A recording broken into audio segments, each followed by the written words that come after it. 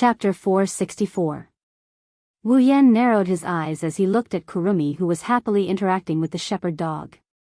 He walked to Kurumi's side and squatted down to pet the dog. Wu Yan's expression suddenly changed. Not good. Wu Yan's sudden words stunned Kurumi, who was playing with the shepherd dog. She looked at Wu Yan with surprise and asked, "What's wrong?" Wu Yan's expression darkened. His eyes flashed with a terrifying light. "There's something wrong with this shepherd dog. Is there a problem?" Kurumi was startled. After she reacted, she hurriedly stood up and patted the shepherd dog in a panic. "What's wrong? What's wrong? Is it sick?" "No." Wu Yan shook his head. "If I'm not wrong, this shepherd dog should have been infected with a virus." "Virus?" Kurumi's expression changed. I'm afraid it's the work of AST." Wu Yan said with a gloomy face, "I've seen this virus before. Although I don't know the name, I've seen AST people use it. The effect is terrible."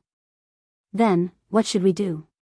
Kurumi frowned and tightened her grip on the shepherd dog in her arms. She was usually crazy, but at this moment, she looked like she couldn't make up her mind. This was because Kurumi liked animals too much.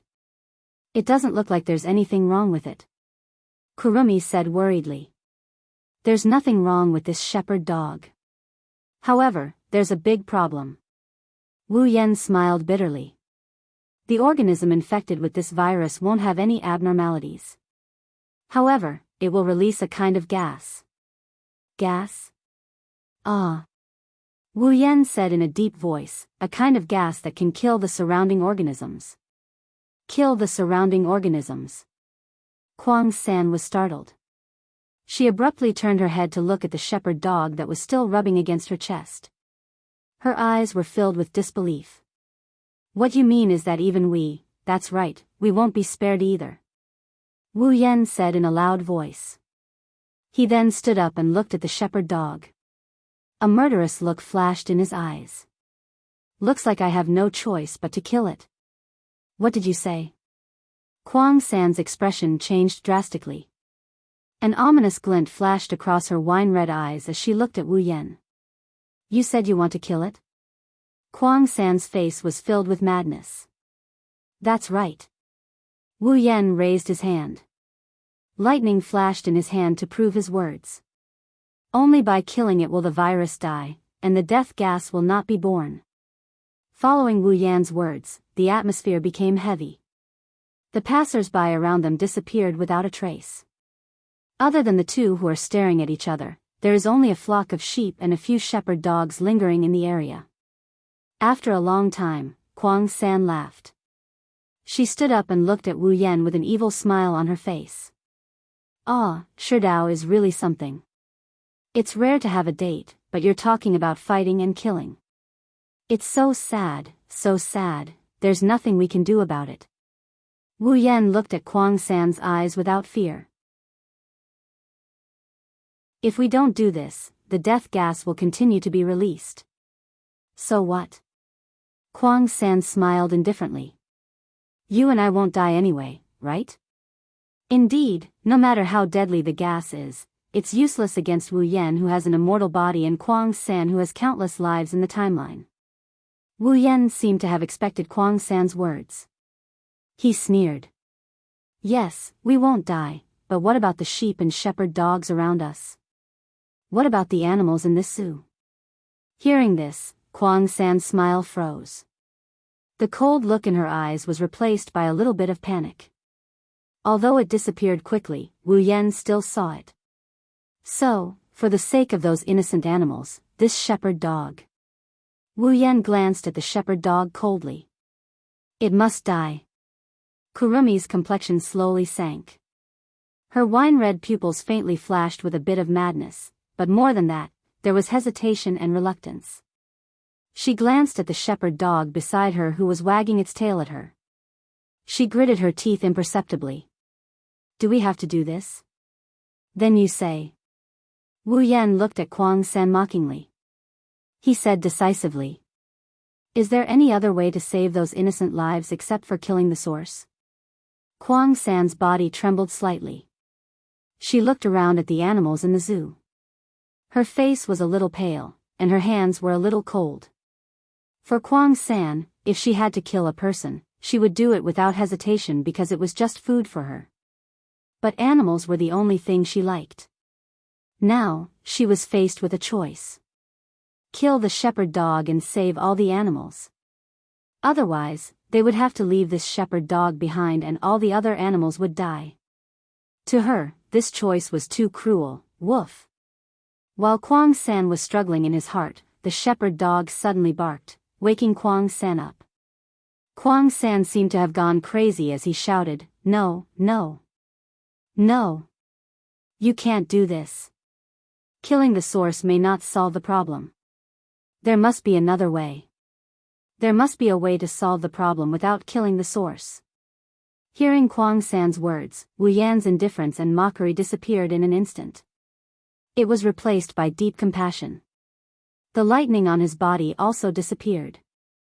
"So, you also know that killing the source may not solve the problem.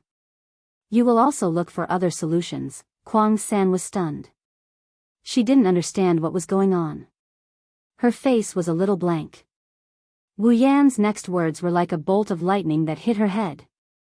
"You know this, so why are you so persistent in changing the past? Why do you want to go back to the past and erase the source? You." Kwang San couldn't help but step back. She looked at Wu Yan with a shocked face. "How do you know?" Looking at Kwang San, Wu Yan sighed. "Kwang San, killing the source may not solve the problem. There must be a way to solve the problem without killing the source. Don't be obsessed with the wrong idea." Kwang San's body trembled. She raised her head and shouted crazily, "What do you understand? You don't understand anything." "No. I understand everything." Wu Yan rudely interrupted Kwang San and said loudly, "If you change the past, will the elves really cease to exist? Can you guarantee that there won't be another first elf in the future? With your brain, it's impossible that you don't understand this. You're just deceiving yourself." "No. That's not it. It's not like this." Kwang San stepped back step by step as if she had collapsed. She shouted at Wu Yan, "Only by killing that first elf can everything go back to the beginning. Everything can start over. Humans and elves shouldn't meet. The arrival of elves will only lead to sorrow. As long as we change everything, change everything." "Yes. That's right." Kwang San raised her head. Her wine-red eyes were full of fanaticism and fascination. She looked at Wu Yan as if she was looking at the most beautiful treasure. She laughed wildly. "So, Sherdao, in order to change everything, I came here to find you. I want to become one with you. You are the best. The best." As Kwang San's voice sounded, the surrounding air seemed to become a little sticky. "Saw." Kwang San reached out her hand to Wu Yan and smiled, "Be with me forever."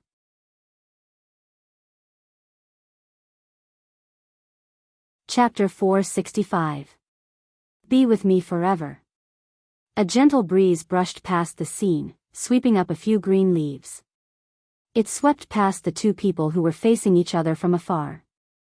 Time seemed to have stopped at this moment. Looking at Kwang San, who was standing in front of him and reaching out her hand, Wu Yan sighed and said seriously, "If you mean be with me forever, then I refuse."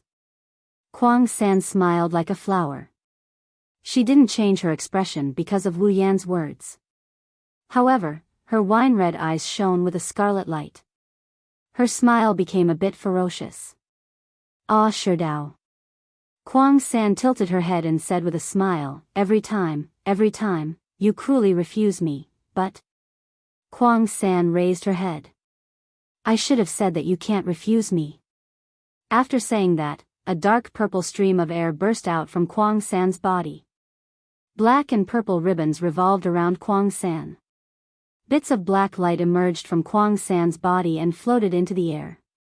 At the same time, an evil and dark aura wrapped around Kwang San's body. Divine spiritual equipment? 3 times, Elohim, following that shout, the dark aura around Kwang San's body dissipated. A gothic dress appeared on her body. Her long black hair was tied into 2 ponytails. Her wine-red right eye flashed with scarlet light.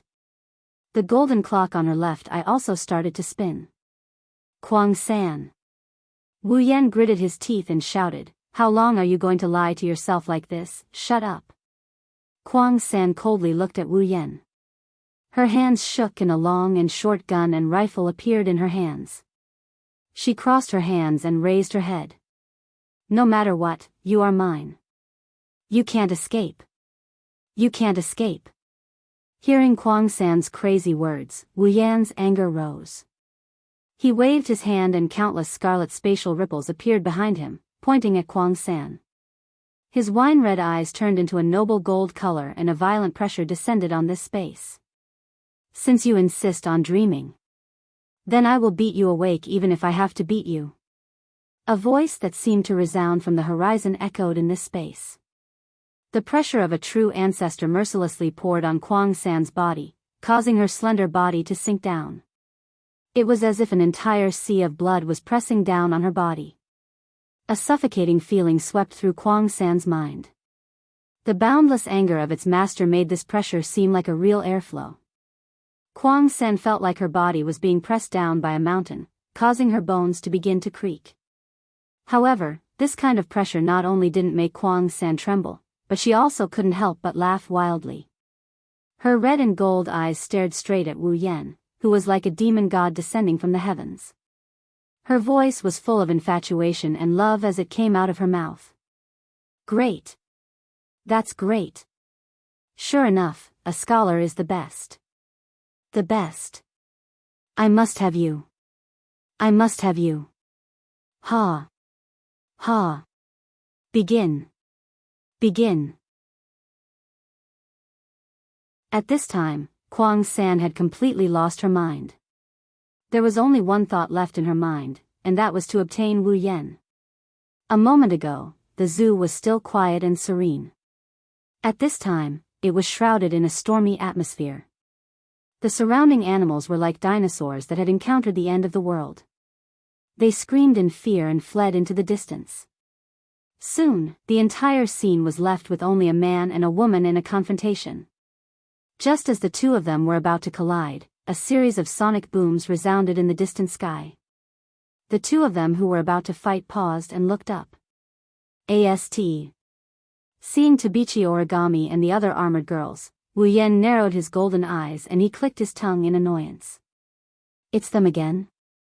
It wasn't just Wu Yan who was unhappy, Kwang San was also very unhappy.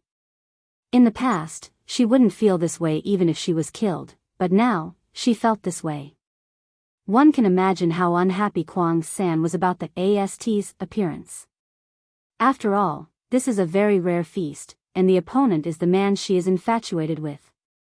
The AST's members didn't seem to know that a battle almost happened in the direction they came from.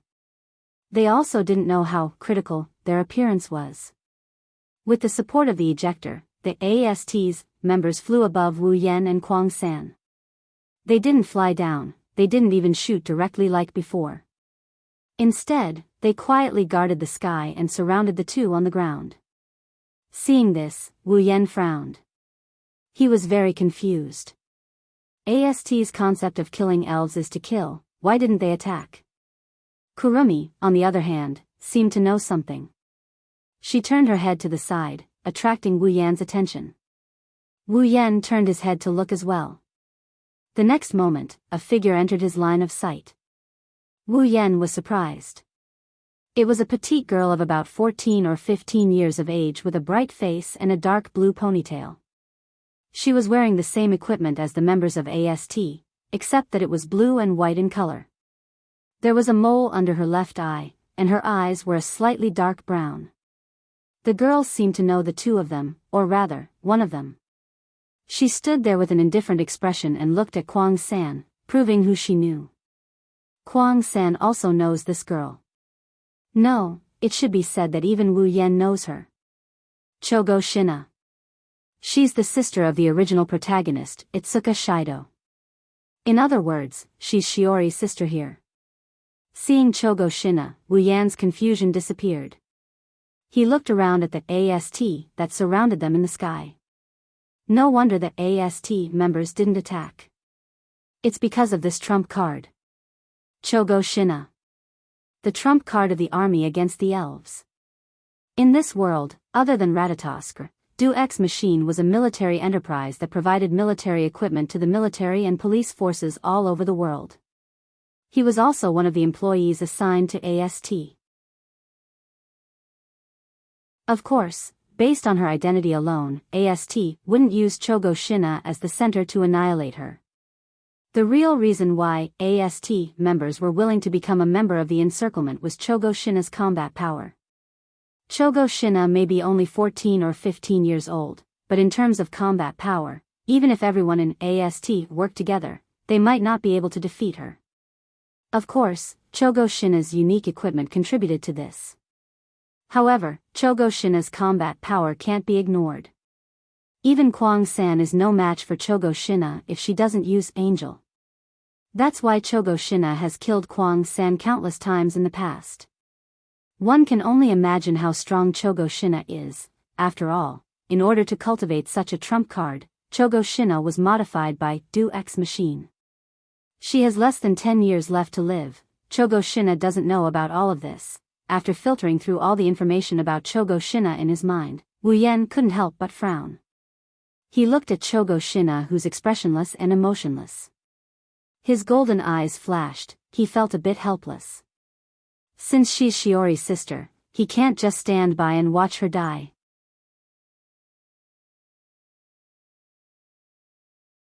Chapter 466. Inside the zoo, Wu Yan and Kurumi stood in the middle of an empty field, facing each other. Not far away from them is Chogo Shina, who is looking at Kurumi. In the sky, a group of AST members raised their cannons and aimed at the two on the ground, forming an encirclement. In the sky, Tabichi Origami scanned the two on the ground before stopping at Wu Yan. She was surprised by what she saw. Why would he appear here? What's wrong, Origami? Origami. The captain of AST turned around when she heard Origami's soft muttering. However, she did not hear Origami's words. Seeing that Origami had no intention of replying, she looked in the direction Origami was looking at. When the captain of AST saw Wu Yan, he couldn't help but frown. That guy, why does he look a bit like the red devil that descended a while ago and never appeared again? After saying that, the captain of AST said something into the radio in his ear, then quickly shook his head. No, there's no trace of psychic waves on him. He shouldn't be the red devil. But why does he look so similar? Origami, you fought with the red devil before. Can you tell if that boy is the red devil that appeared once? The captain of AST asked Origami. Tabichi Origami didn't say anything. She turned her head away and didn't look at Wu Yan anymore. The captain of AST seemed to have understood the situation. Looks like he's not that mysterious there, devil. The captain of AST knows that Koichi Origami is hostile towards elves. If the other party is an elf, she wouldn't try to protect him. She might even attack him. When Koichi Origami didn't pay any attention to Wu Yan, she knew that the other party isn't the red devil she imagined him to be. However, the captain of AST didn't notice that when Origami looked away, there was a complicated expression in her eyes. Hey! Boy over there. The AST captain flew down and yelled at Wu Yan. It's dangerous here.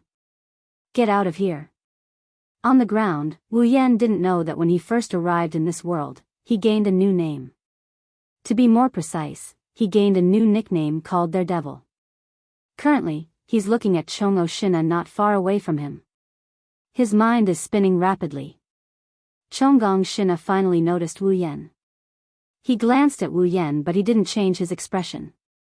He told Kurumi. Your appetite seems to have decreased a bit this time. I thought you would need at least 3 or 4 people to satisfy your appetite. Nightmare. Era. Kurumi glanced at Chogo Shina contemptuously and said, what do you know? Shidao is completely different from food. Oh. Chonggong Zana opened his mouth and said in surprise, "This is the first time I've heard you talk about a human like that. Didn't you always treat humans as food?" "Human?" Kurumi smiled meaningfully and didn't say anything. She glanced at Wu Yan and said regretfully, "Ah. Ah. Ah. It seems my date with Sherdao can't go on. What a pity, what a pity." "Date?" Chonggong Zana frowned and glanced at Wu Yan. Chonggong Zana felt the man in front of him wasn't an ordinary person. Disregarding everything else, if a normal person were to see a sky full of AST and himself, as well as Nightmare, who had revealed his spiritual equipment, even if they weren't scared to death, they would definitely be scared to death. However, the man in front of them, from the moment Nightmare revealed his spiritual equipment to the moment they appeared, let alone being scared, there wasn't even the slightest bit of surprise on his face. From the beginning to the end, he had a calm expression on his face. Coupled with Kurumi's previous words, Chongongjin had a feeling that this man wasn't an ordinary person. At least, he wasn't like those ignorant people who were devoured by Nightmare. It seemed like this man had some understanding of elves and the like. With that in mind, Janamiya Shina's gaze towards Wu Yan wasn't as calm and indifferent as before. He glanced at Wu Yan before turning to Kurumi. "Anyway, since I'm here, whatever you want to do, stop it." Chonggong Zana's exposed light armor opened up 2 openings on his shoulder. At the same time, several small laser beams shot out from the openings towards Kurumi. Kurumi twisted her body and dodged to the side. However, the laser beams were like homing missiles. They made a turn in the air and persevered towards Kurumi. She had no choice but to keep dodging. For a moment, the scene of the laser beams chasing after Kurumi flashed across the scene. Kurumi repeatedly dodged the incoming laser beams and even flew up into the air. However, the AST members surrounded her tightly in the air, making it impossible for her to fly up again. She could only dodge in a small area. But soon, the laser beams became faster and faster. At some point, the laser beams finally caught up with Kurumi. Several laser beams mercilessly pierced through Kurumi's heart. Kurumi's eyes widened. Then, she fell to the ground from the sky, bang. The sound of her body hitting the ground resounded. The violent impact caused Kwang San to spit out a mouthful of blood. The blood dyed her face red. Blood slowly flowed out from her heart and dyed the ground red. In the sky, the AST members saw this scene.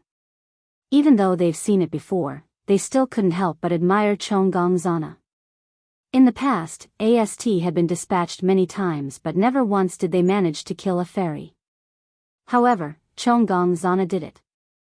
How could they not admire him? What they didn't know was that, strictly speaking, Chonggong Zana didn't actually kill the elf, because Kurumi had countless incarnations of herself in the timeline.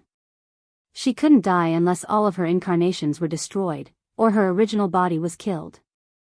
Unfortunately, when the AST people appeared, Kurumi had already been swapped out. In other words, the Kurumi on the ground was just a fake. The real Kurumi was nowhere to be found, Sherdao. On the ground, the dying Kurumi struggled to raise her head. Blood spurted out from her mouth. She reached out her hand to Wu Yan and said reluctantly, You are my thing, in the end, you will become mine. You can't refuse me." After saying that, Kurumi lost all her strength. Her hand that reached out to Wu Yan slowly fell down.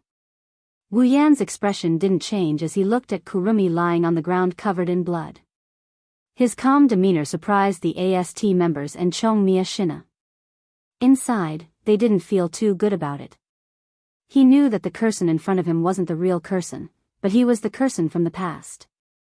In other words, the Kurson who was about to die was the real Kurson who came from the past to the present. She abandoned her past. Wu Yan looked up at the sky in a daze.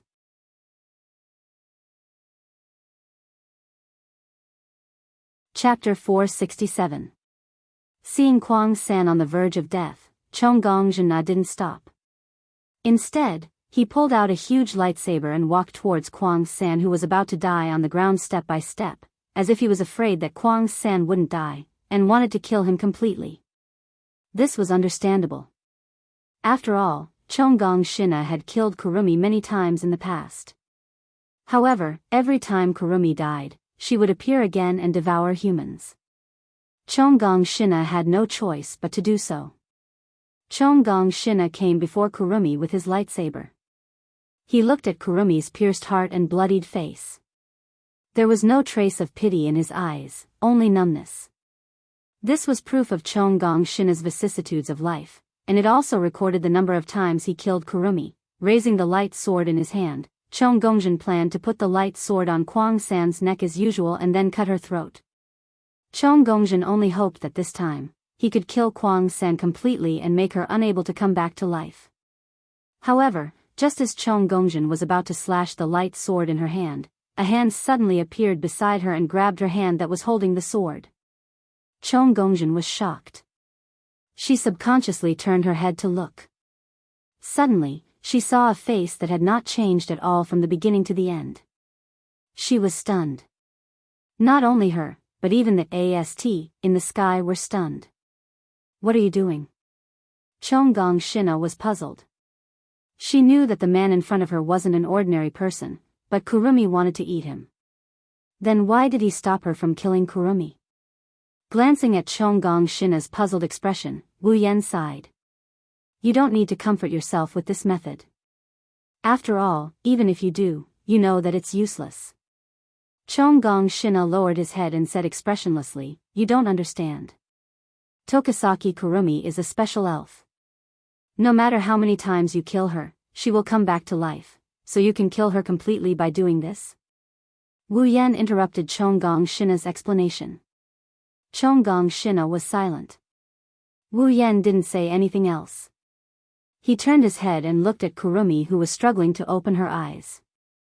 Wu Yan could see that Kurumi was fascinated by him, mocking Chonggong Shina, indifferent to her impending death, and confusion about Wu Yan's behavior. Wu Yan bent down and reached out his hand to wipe the blood on Kurumi's face under everyone's puzzled, confused, and surprised eyes. Abandoning the past is the past, the past, the past, and the future. If you don't have the courage to accept the past, how can you go to the future? Of course, how can you change? Kurumi stared blankly at Wu Yan, who was gently wiping the blood on her face. Her mouth moved as if she wanted to say something. However, her body became cold and she gradually lost her strength, so she couldn't say anything.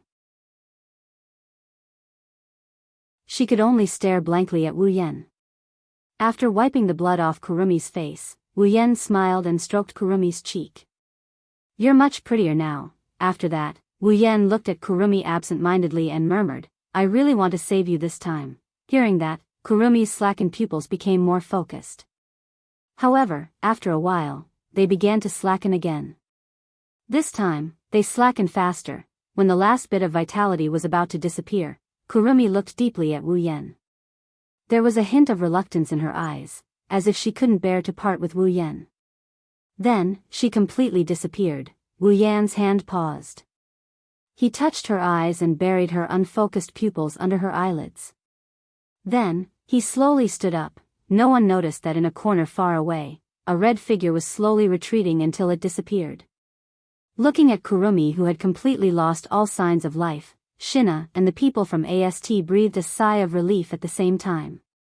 Then, they shifted their attention to the only person who was not related to them. "You." Chongya Shina opened his mouth. He hesitated for a moment and then turned around. "Forget it. You'd better leave this place quickly. Although you don't look like you don't know anything, it's better if you don't tell anyone about what happened today." Wu Yan didn't have time to respond. The other members of AST were stunned. They looked at each other. Is it okay to let her go just like that? However, they didn't object. Just like what Chongya Shina said, it's fine if they don't tell anyone about what happened here. Even if they did, not many people would believe them. Wu Yan scratched his face and shrugged. He smiled and said, "Well, I do want to leave, but you'll have to come with me." Chongya Shina paused and turned around. He asked in confusion, "Why do I have to go with you? Are you threatening me?" Wu Yan rolled his eyes and said, "Why would I do that? What's in it for me?" "Then what do you want?" Chongya Shina was a little unhappy. If it wasn't for Wu Yan's extraordinary performance, Chongya Shina wouldn't have talked so much to a stranger. Of course, Wu Yan's next sentence made Chongya Shina lose his composure. Wu Yan looked at Chongya Shina with a smile and said, "Your sister wants you to go home for dinner." Chongya Shina was stunned, looking at Shirori, who was standing in front of him, who looked 90% similar to him and looked a bit more mature. Chonggong Shina became very excited and even his body began to tremble. Sister. In the end, Chonggong Zana couldn't hold back his excitement. He immediately jumped onto Shiori's body and wrapped his arms around her neck. He laughed happily. Everyone reacted differently when they heard Chonggongjin calling Shiori Wani-sama. Toka and Yobi were shocked. They still haven't recovered from the fact that Shiori has a younger sister. Kotori was a bit annoyed that her older sister got a younger sister out of nowhere. Wu Yan, on the other hand, felt a chill down his spine. If he wasn't 100% sure that this is the date battle world, if he wasn't 100% sure that the person rubbing his face against Shiori's chest is Chongya Shina, he would have thought that Chongya Shina is Kuriko when he heard that sweet, Wani-sama. Shina. Shiori hugged Shina happily. When Wu Yan called and said he found her sister, Shiori almost cut her finger while cutting fruit. After all, Shiori didn't remember having a sister. Of course, Kotori wasn't her biological sister. However, Shiori, who was waiting at home with doubts, believed 90% of Wu Yan's words the moment she saw Shina. Not only because Shina's face was very similar to hers, but also because the faint throbbing in her heart made Shiori believe that the child in front of her was her sister. Her biological sister. Maybe this is the so-called blood connection. Blood is thicker than water. Apart from Kotori, who was a little jealous, everyone couldn't help but smile at the sight of this pair of sisters who shared a 90% resemblance with each other. They had to admit that this scene was really heartwarming.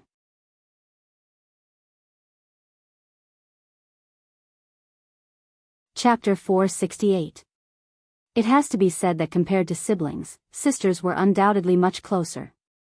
In the original work, although Shinobu and Shido were very close, at most, they would hug each other. But if they were sisters, it was different. Shiori and Shina had been holding each other's hands ever since they recognized each other. If it wasn't for the fact that it's not time yet, the two sisters would have taken a bath together. Looking at the pair of sisters standing together with identical smiles on their faces, Wu Yan couldn't help but sigh. Shiori and Shina really look alike, of course. Shina proudly puffed up her chest. Because I'm Wani-sama's sister. Shiori, who's in Shiori's hand, laughed and waved her little hands. I wonder if you're born from the same mother or an illegitimate child. If they were ordinary sisters, they would definitely retort after hearing Shino's teasing. However, what was surprising was that the two sisters in front of them looked at each other in dismay after looking at each other. There was also a trace of confusion. Seeing such a situation, everyone was stunned. Even Shirona said weakly, could it be that Shirona was right? Shiori was just joking. No, it's not like that. Shiori quickly waved her hand, but she still looked a bit confused. Even Shina was a bit frustrated. The reason why I didn't answer is because I don't have any memories of the past. She doesn't have any memories of the past. Shiori looked at Shina in surprise and held her hand tightly. Shina, I lost my memories too. I didn't even know I had a sister like you. Kotori furrowed her brows. Since you lost your memories, how did you know Wani-sama is your sister? Shiori looked at Kotori strangely. Kotori's expression froze. She realized that she didn't act like a sister in front of Shiori. She immediately showed an innocent and cheerful smile. It's like she said those words without thinking.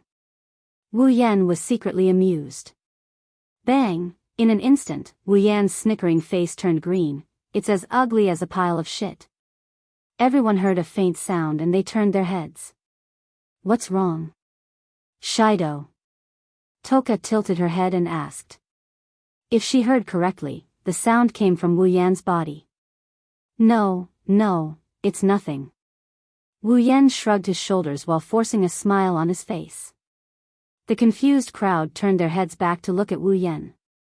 At the same time, from an undetectable corner, a small foot that was stepping on top of Wu Yan's toe moved back, revealing Wu Yan's swollen toe that looked like a pig's trotter. Enduring the excruciating pain, Wu Yan looked at Kotori, who was standing beside him. Kotori flashed him a sweet smile. If it weren't for the black ribbons on her head, Wu Yan would have believed that the leg he just kicked wasn't hers. Who knows, maybe it wasn't her leg. Kotori, you're so ruthless. Even if you're immortal, you shouldn't play around like this. With a true ancestor's powerful recovery ability, this small injury healed quickly. However, Wu Yan gnashed his teeth and looked at Kotori. Her bright smile made his anger rise. Bang! Kotori's expression changed. If Wu Yan's face turned green, Kotori's face turned crimson. Why you? Kotori angrily glared at Wu Yan. Everyone turned to look at Wu Yan and Kotori when they heard the commotion. There's another sound, just now. Toka wrinkled her nose, her crystal purple eyes scanned the two. And this time, it seems to be coming from Kotori. Under everyone's puzzled gaze, Kotori could only suppress the shame in her heart and forced an ugly smile. No. No, Toka, Yoshino, Shiori, and Shinana looked at each other with furrowed brows. They looked at Wu Yan, who was looking up at the sky, and then at Kotori, who was trying to force a smile on her face. Their instincts told them that they missed out on something. It's really strange. Four mumbled softly and lowered her head. Everyone could only helplessly turn their heads again. Although they felt that something had happened, they couldn't do anything about it since the person involved didn't want to talk about it. They could only bury their doubts in their hearts. Moreover, the most important thing now was the matter between Shina and Shiori. When everyone looked away, Kotori's smile fell. She touched her breasts and felt the burning sensation. She looked up to look for Wu Yan, but this time, Wu Yan was already beside Yoshino and carried her away. Damn it! Kotori cursed Wu Yan in her heart. If Shiori and the others weren't here, Kotori wouldn't have suffered such a loss. She could only comfort her breasts. At the same time, Shina handed a necklace with a picture on it to everyone. Inside the necklace, there's a picture of Shina and Shiori when they were young. Although I don't have any memories of the past, I will never mistake you for someone else. You and I are definitely biological sisters. We have the same father and mother. Jen said with a firm look. Everyone could hear the conviction in her voice. That's right, although I don't remember Gina, but Gina gave me a very familiar and intimate feeling, so I believe that Gina is my little sister. Shiori hugged Gina and said, making Gina feel very touched. It's a pity that I can't find out about my parents. Shirji said disappointedly. She thought that her sister was with her parents. She didn't expect her sister to be the same as her. She wasn't with her parents. Speaking up to hear, Shiori suddenly thought of something and smiled at Shina. Right, Shina, where do you live now? Is there someone raising you? If so, Wani-sama has to pay a visit. Shina was stunned. Her face began to panic. She didn't know what to do. Should she tell her sister that she didn't have anyone to raise her and that she spent all these years training and fighting? Of course, that's impossible. That, Shiori. At this time, Wu Yan opened his mouth. Shina lives far away. I happened to meet her today and accidentally saw her necklace. That's why I brought her back. If you want to pay a visit now, it's a bit late. Maybe another day. Yes, Wani-sama, let's talk about it another day. Shina quickly nodded. Although she didn't know what to do when another day comes, she had to deal with this first. I see. Shiori thought for a moment and then nodded unwillingly. That's good. I'll pay a visit to Shina's family another day. Shina breathed a sigh of relief. But soon, she was distressed. What should she do when Wani-sama comes to her house? She can't bring Wani-sama to the company or AST. Wu Yan saw Jinna's frustration, but he didn't say anything about it. He had his own plans. He can't let Jinna go back to her house. Otherwise, Jin-na might be modified into something that's neither human nor ghost. It's better to let her stay here. Of course, he can also let her stay at home. But, Wu Yan has an even better place for her to go. He can give Jin-na.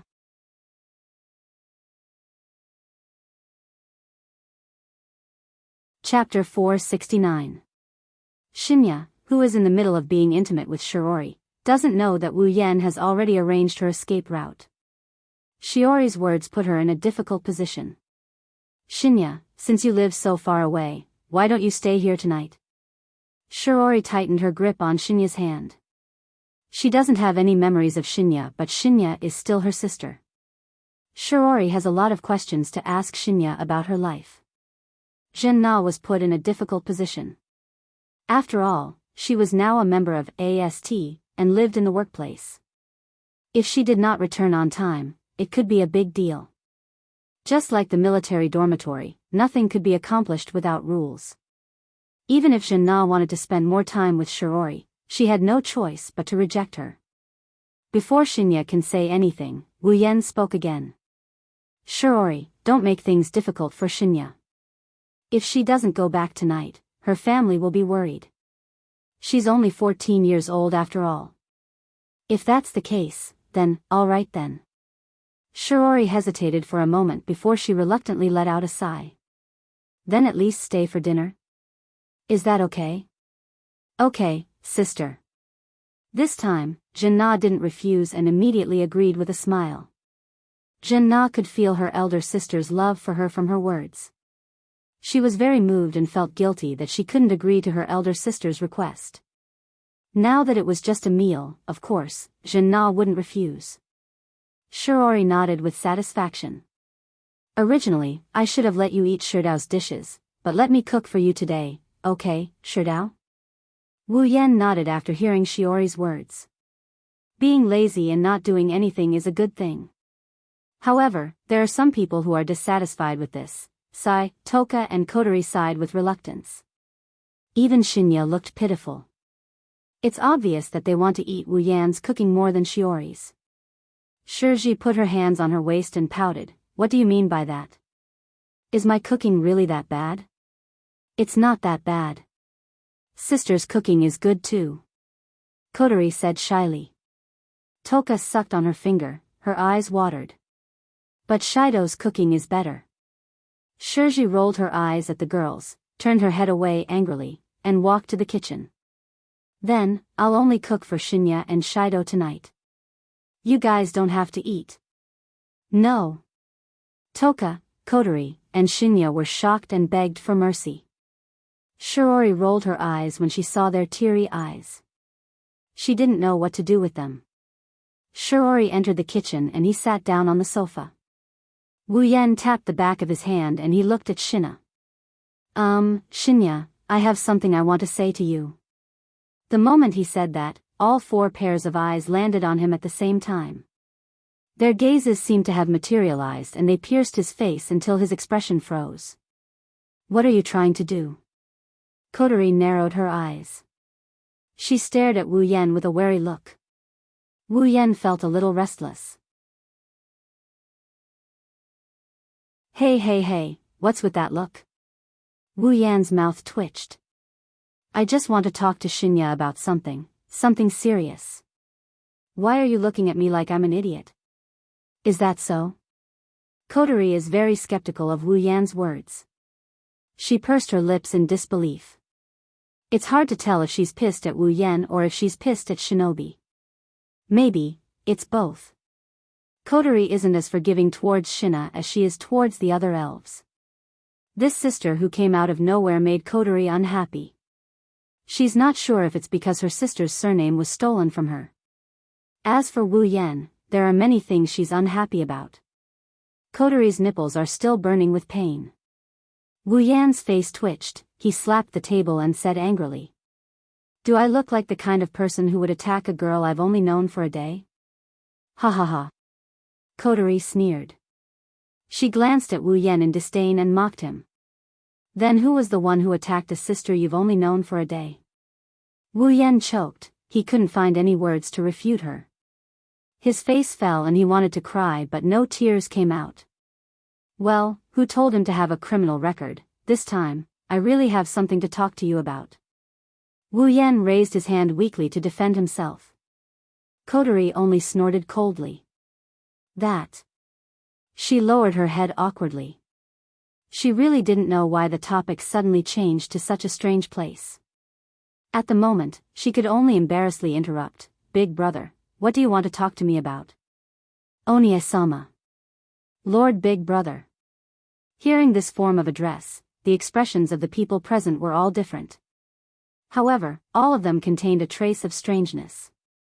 Looking at Jin-na, who seemed to have no idea what he had said and had a natural expression, everyone looked at each other. Wu Yan coughed and put on a serious face. "Anyways, this title isn't bad, it feels good, Shinya." Wu Yan looked at Shinya seriously and said, "If I'm not mistaken, you've been living in Deus Ex Machine ever since you lost your memory, right?" Jin-na suddenly raised his head and said in surprise, How did you know?" "Deus Ex Machine?" Kotori was also shocked. That military enterprise that provides equipment to military and police forces all over the world other than Ratatosk, the Deus Ex Machine Company? Kotori's words made Shinya even more shocked. "How did you know about it?" "Shinya." Wu Yan stood up and walked up to Shinya. He said seriously, "If possible, I hope you can leave Deus Ex Machine." "What?" Shinya looked at Wu Yan and he shook his head without hesitation. "That's impossible." Kotori couldn't help but frown.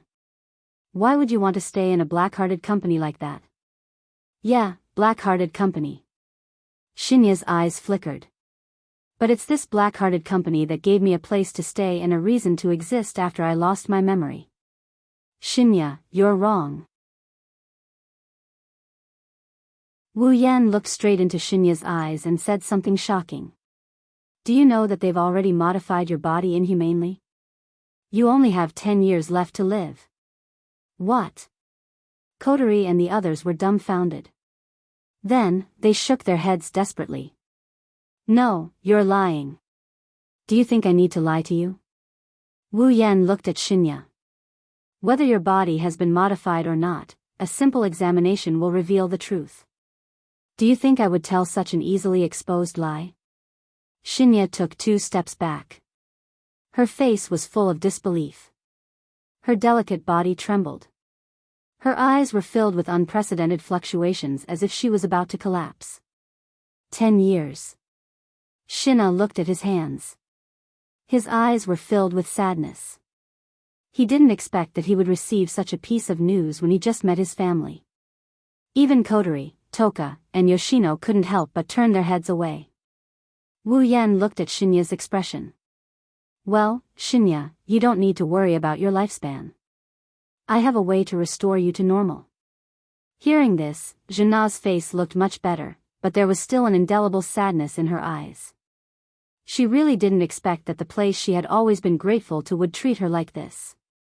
Exhaling, Wu Yan placed his hand on Shinya's shoulder. "Shinya, join Ratatosk." "Ratatosk." Shinya was stunned once again.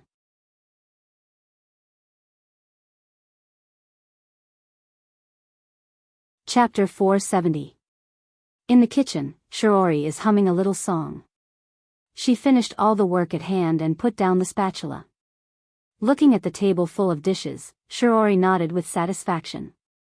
She took off her apron and walked out of the kitchen. "It's time to eat." Shiori came to the hall and said to everyone with a smile. In front of her, Wu Yan, Kotori, Toka, Yoshino, and Shinya are chatting happily. Shiori can't help but smile. "Yes. Onie-sama."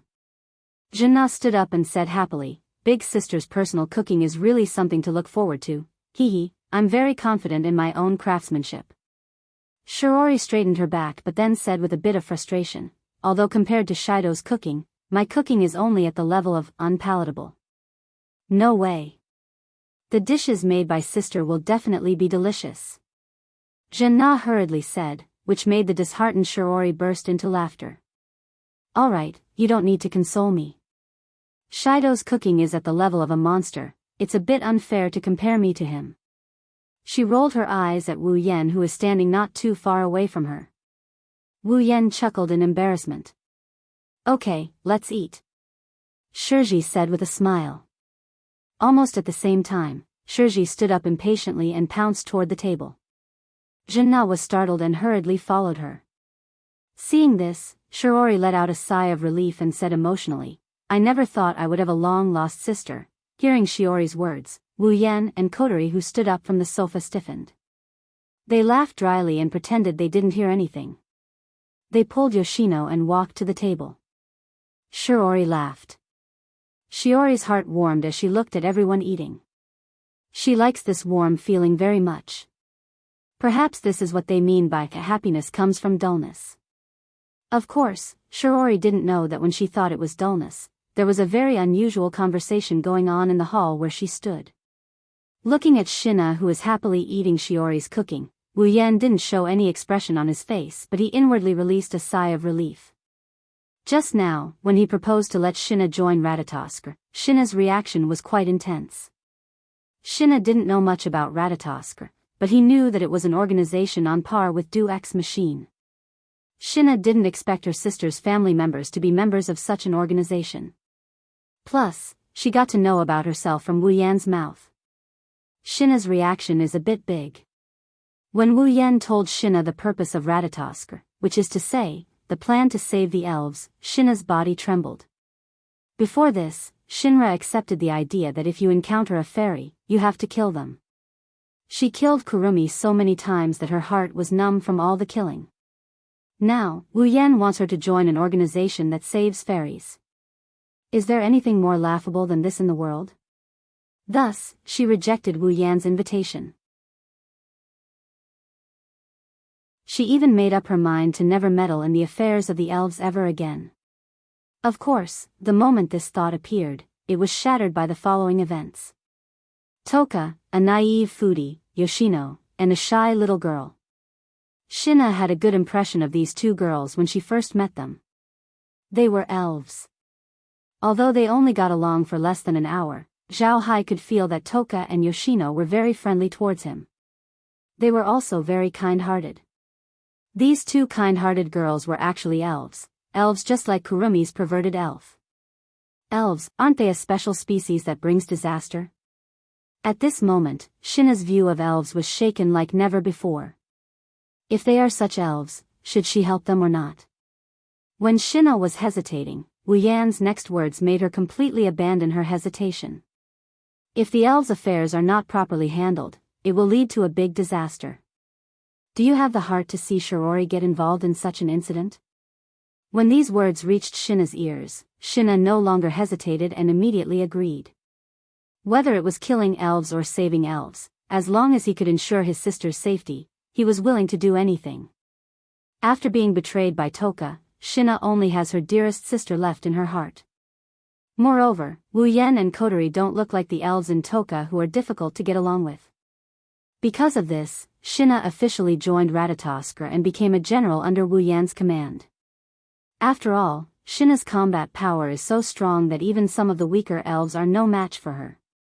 In terms of combat power alone, not counting the elves, she's definitely at the top of Ratatosk.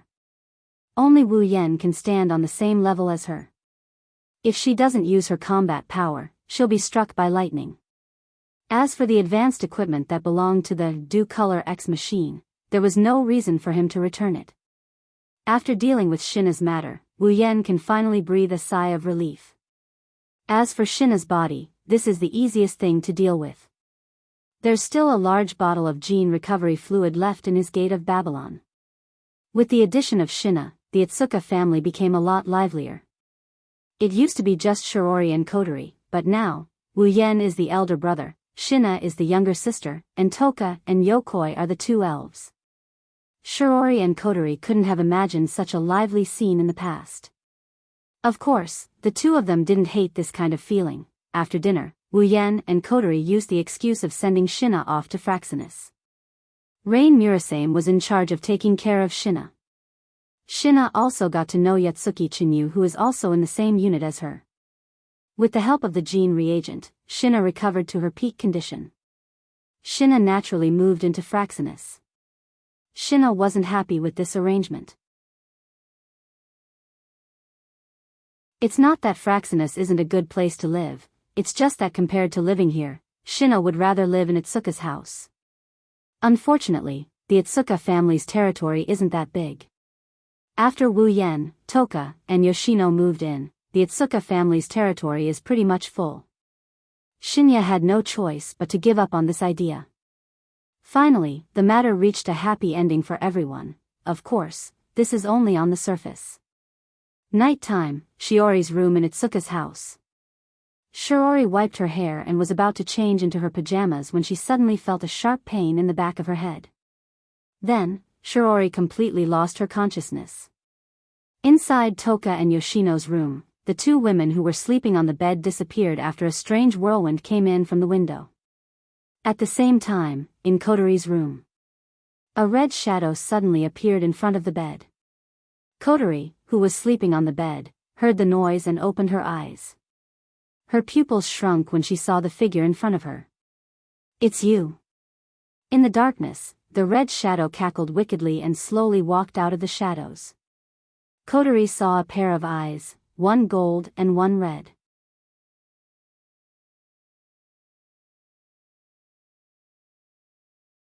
Chapter 471. The next morning, just as dawn broke, in Wu Yan's room, Wu Yan opened his eyes and woke up from his sleep. This was simply an incredible thing. Almost everyone who was familiar with Wu Yan knew that Wu Yan's attachment to his bed was almost no less than 3 meals. In the past, if he was not woken up, he would wake up naturally. Otherwise, if there was nothing, Wu Yan would absolutely not get up so early. However, today was different. Sitting up from the bed, Wu Yan glanced at the sky outside the window. It was only a little bright. He touched his chest and frowned deeply. Usually at this time, Wu Yan's sleepiness was even stronger than a pig. If he did not sleep enough, he would only be woken up. However, the current Wu Yan did not have a trace of sleepiness at all, not even a little bit. Just now, Wu Yan, who was still immersed in his sleep, was awakened by a dull feeling for no reason. After waking up, a bad premonition arose in his heart. It was as if he had missed something important. A hint of worry flashed in his wine-red pupils. Wu Yan's face also showed an unresolvable worry. Wu Yan could feel that his abnormal behavior today was definitely not without reason. There must be something. With this thought, the dull feeling in Wu Yan's heart became even stronger. Immediately, Wu Yan directly got up from the bed and walked towards the door. However, just as the door was opened by him, the scene that appeared in front of him made Wu Yan's pair of pupils shrink fiercely. He saw that a layer of dark purple shadow was covering the position of his room door, and it also extended to the floor and the ceiling. It was like a layer of film, wrapping his room inside. His heart slowly sank. Wu Yan's face turned ugly. In this situation, coupled with his intuition, even a fool would know that something must have happened. Bang!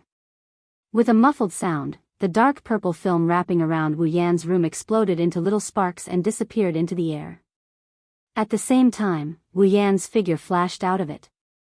The moment the membrane disappeared, Wu Yan's expression changed. He can feel that there isn't a single trace of life in Itsuka's house. In other words, he's the only one left in Itsuka's house. The bad premonition in his heart completely rushed to Wu Yan's heart. Wu Yan's face turned ugly to the extreme. He suddenly leaped out and arrived at Kotori's room.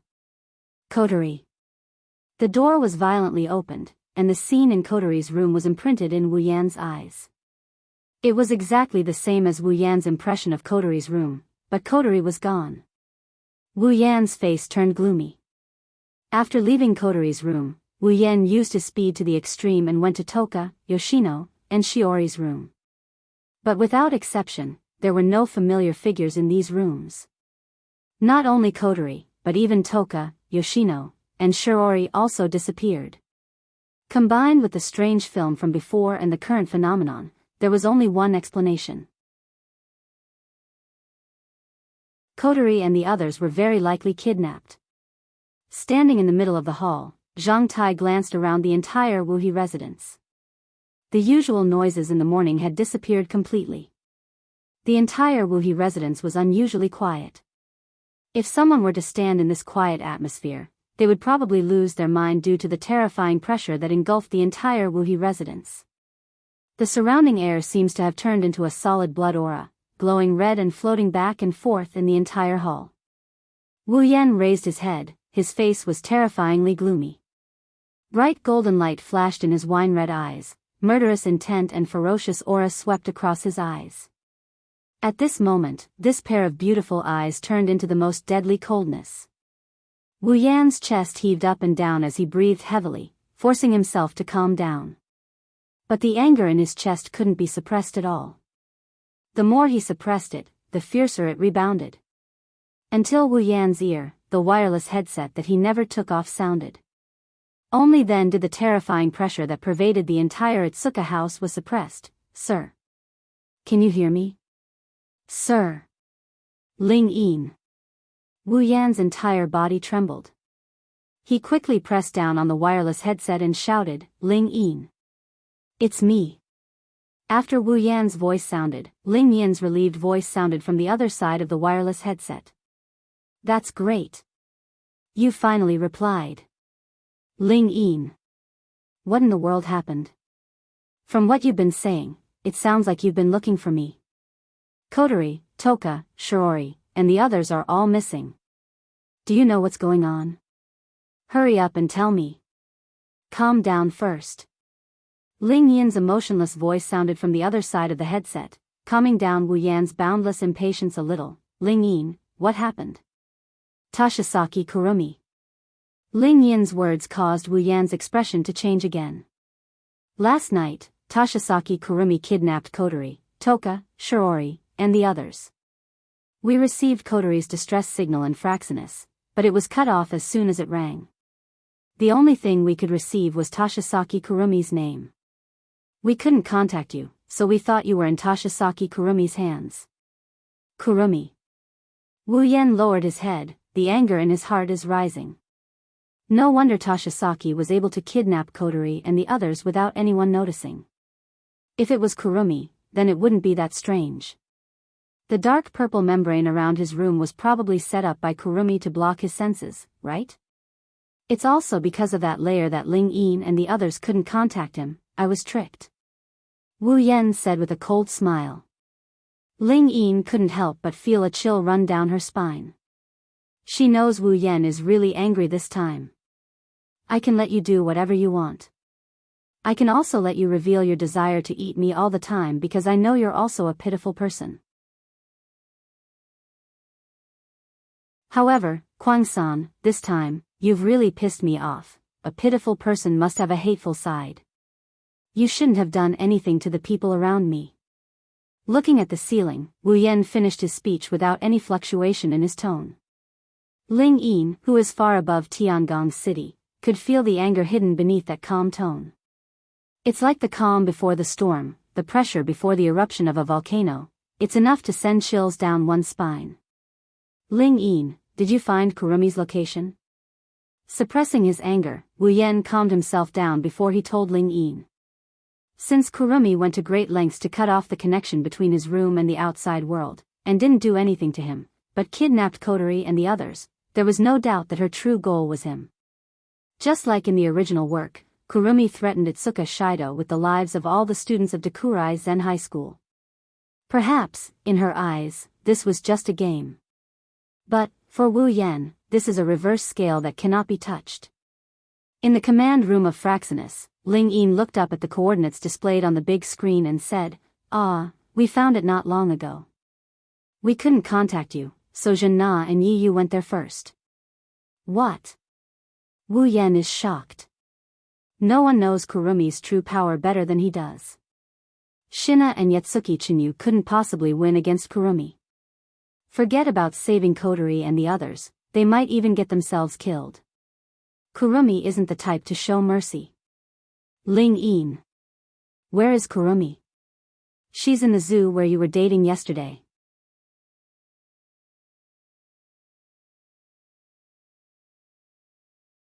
Chapter 472. Heavenly Palace City, In a zoo, today, for some reason, the people in the zoo had all disappeared. Even the animals had disappeared. The entire zoo was deathly silent. Kurumi is standing in an open space in the zoo. She's wearing a black princess dress. She's looking at the ground with an evil smile. Kotori, Toka, Shiori, and Toka are being grabbed by a pale red arm. They can't move at all. You've really put in a lot of effort, Tokasaki Kurumi. Kotori raised her head and looked at Kurumi. Her expression didn't change at all, as if she wasn't the one being held hostage. She didn't seem to care about her own safety. Her tone was filled with mockery. Despicable. Kurumi. Toka is struggling. She's trying to get rid of the arm that's grabbing her. But the arm that's supposed to be weak is like a vice. It's holding her down. She can't get away. Next to the two, Yoshino shrunk his body in fear and hid behind Toka and Kotori. As for Shiori, she's still unconscious. Kurumi's smile is evil as she watched Toka struggle. It's useless, you've lost your power, you can't get rid of me no matter what. It's better for you to lie down and save your energy. What's your goal?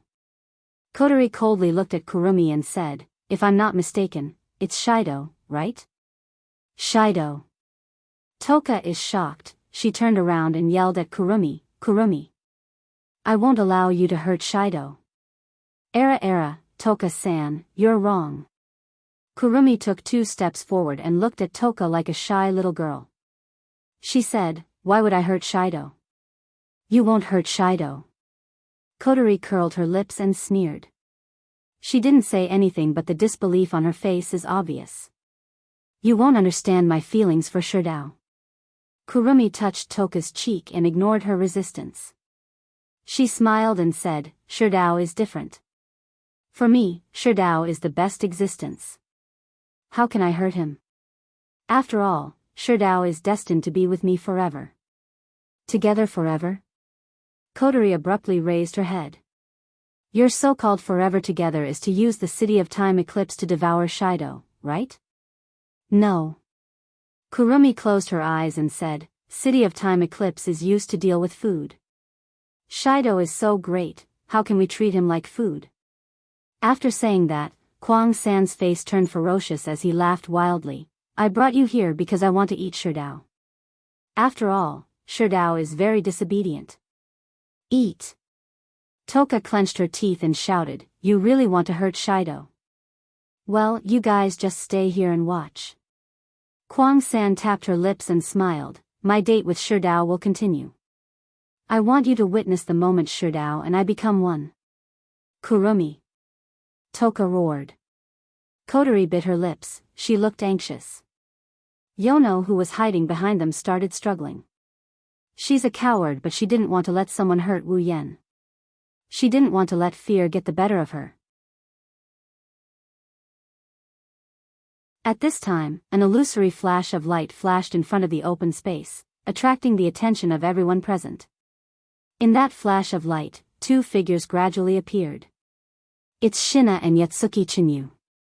Wani-sama. Looking at Shiori lying on the ground without any signs of movement, she anxiously shouted and rushed over. Yatsuki Chinyu also saw Kotori. Just as he wanted to go over, both of them were blocked by a figure at the same time. You're still as annoying as before. Kurumi looked at Shina and said indifferently.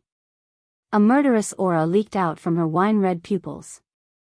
For Kurumi, if Shina still wanted to destroy the banquet like before, then she wouldn't die obediently again.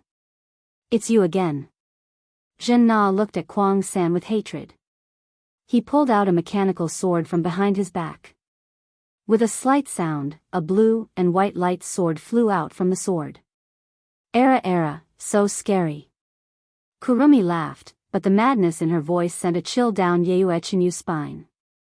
Yue-Chinyu could clearly feel that every time he wanted to move towards Kotori and the others, a sense of dread would appear in his heart. Yatsuki Chinyu knew that Kurumi didn't ignore him at all. If he went to save the commander, he would suffer the most fatal blow. Therefore, Yatsuki Chinyu could only take 2 steps back, raised his sniper rifle, and aimed at Kurumi. If he doesn't defeat Kurumi first, he won't be able to save the others. This point, not only Yatsuki Chinyu, but also Shina. Seeing the two's actions, Kwang San laughed.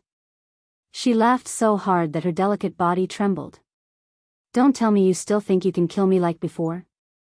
Shina didn't say anything, she tightened her grip on her sword. It's different now, when she was still a member of AST, she would never show mercy to Kurumi. But now, she's a member of Ratatosk, she's not going to kill the elves like before, she's going to save them.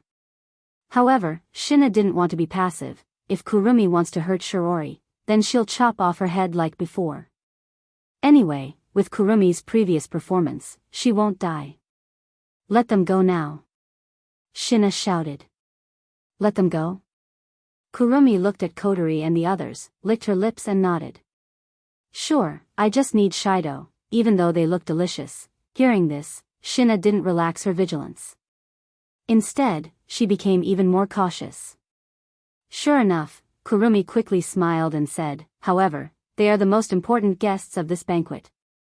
How can they leave their seats before the banquet is over? Shina and Yatsuki Chinyu's face sank. That's not up to you. Kurumi's shoulders drooped as she once again laughed wildly. Really, every time you come to disturb me, it's really rude, really rude. But that's good too. Kwang San smiled. Then, a scarlet blood light flashed in her wine-red eyes, causing her beautiful face to become extremely lustful. Before the real feast begins, let me have a prelude to the feast with you. After saying that, Kwang San took a step back. Her body slightly swayed as she made a circle on the spot. Along with her movement, a weird purple-black chi flow suddenly rose from under her feet and wrapped around her body, causing her noble princess dress to flutter. At the same time, Kurumi closed her eyes.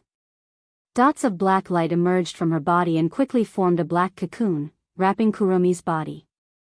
A gloomy aura drifted out from the cocoon and reverberated in the open space, causing Kotori and the others' faces to turn slightly pale.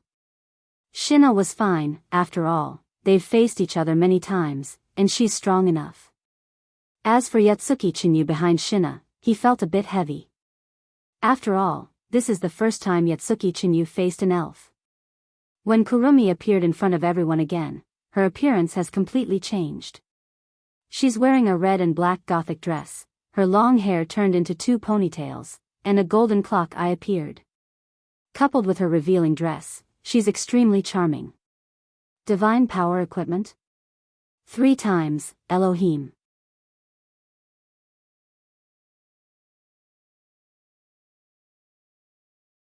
Chapter 474.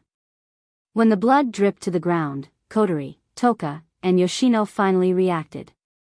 They looked at Kurumi with a complicated expression.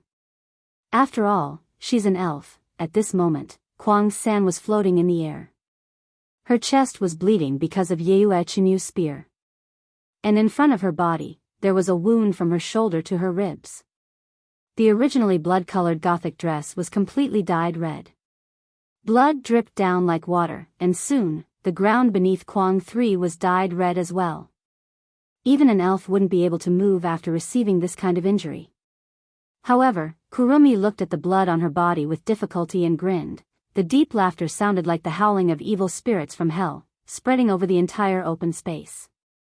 The strange laughter, which was low but extremely harsh, passed into the ears of Jinna, who was still in a chopping posture, causing her to frown. Kwang San stretched out her hand and touched her body. Scarlet blood stained her hand. She raised it in front of her eyes and looked at it. However, Kwang San's expression didn't change at all. Instead, it was as if she had seen something amazing. She smiled excitedly. Good job, you guys. Kurumi ignored her bleeding wound and grinned at Shina and Yue Chinyu. She didn't care about it. I didn't expect that after I summoned Zafkiel, you could still beat me up like this. Not bad at all. Hearing Kurumi's words, Jinna and Yue Chinyu's hearts tightened at the same time. They involuntarily clenched their weapons and vigilantly looked at Kurumi, who was fatally injured. They could feel that at this moment, Kurumi seemed to be different, but Kurumi raised her head, her wine-red eyes flashed with a terrifying light, then she raised her rifle and shot at Shinna, sending him flying again.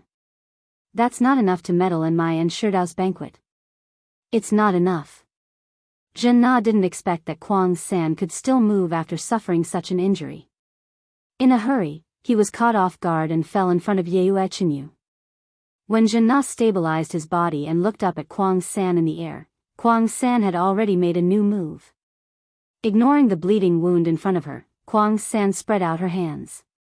Along with her movement, the illusory wheel on the huge clock behind her also sped up. Bullet of 4-inch on the huge clock, the number 4 suddenly lit up, black and red airflow rolled out and flowed into the pistol in Kurumi's hand.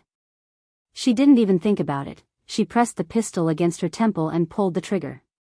With a gunshot, the bleeding wound on Kurumi's body began to heal at a speed visible to the naked eye. Even the bullet wound on her chest slowly disappeared with the gunshot. In the end, Kurumi's body, even her broken gothic dress, became intact.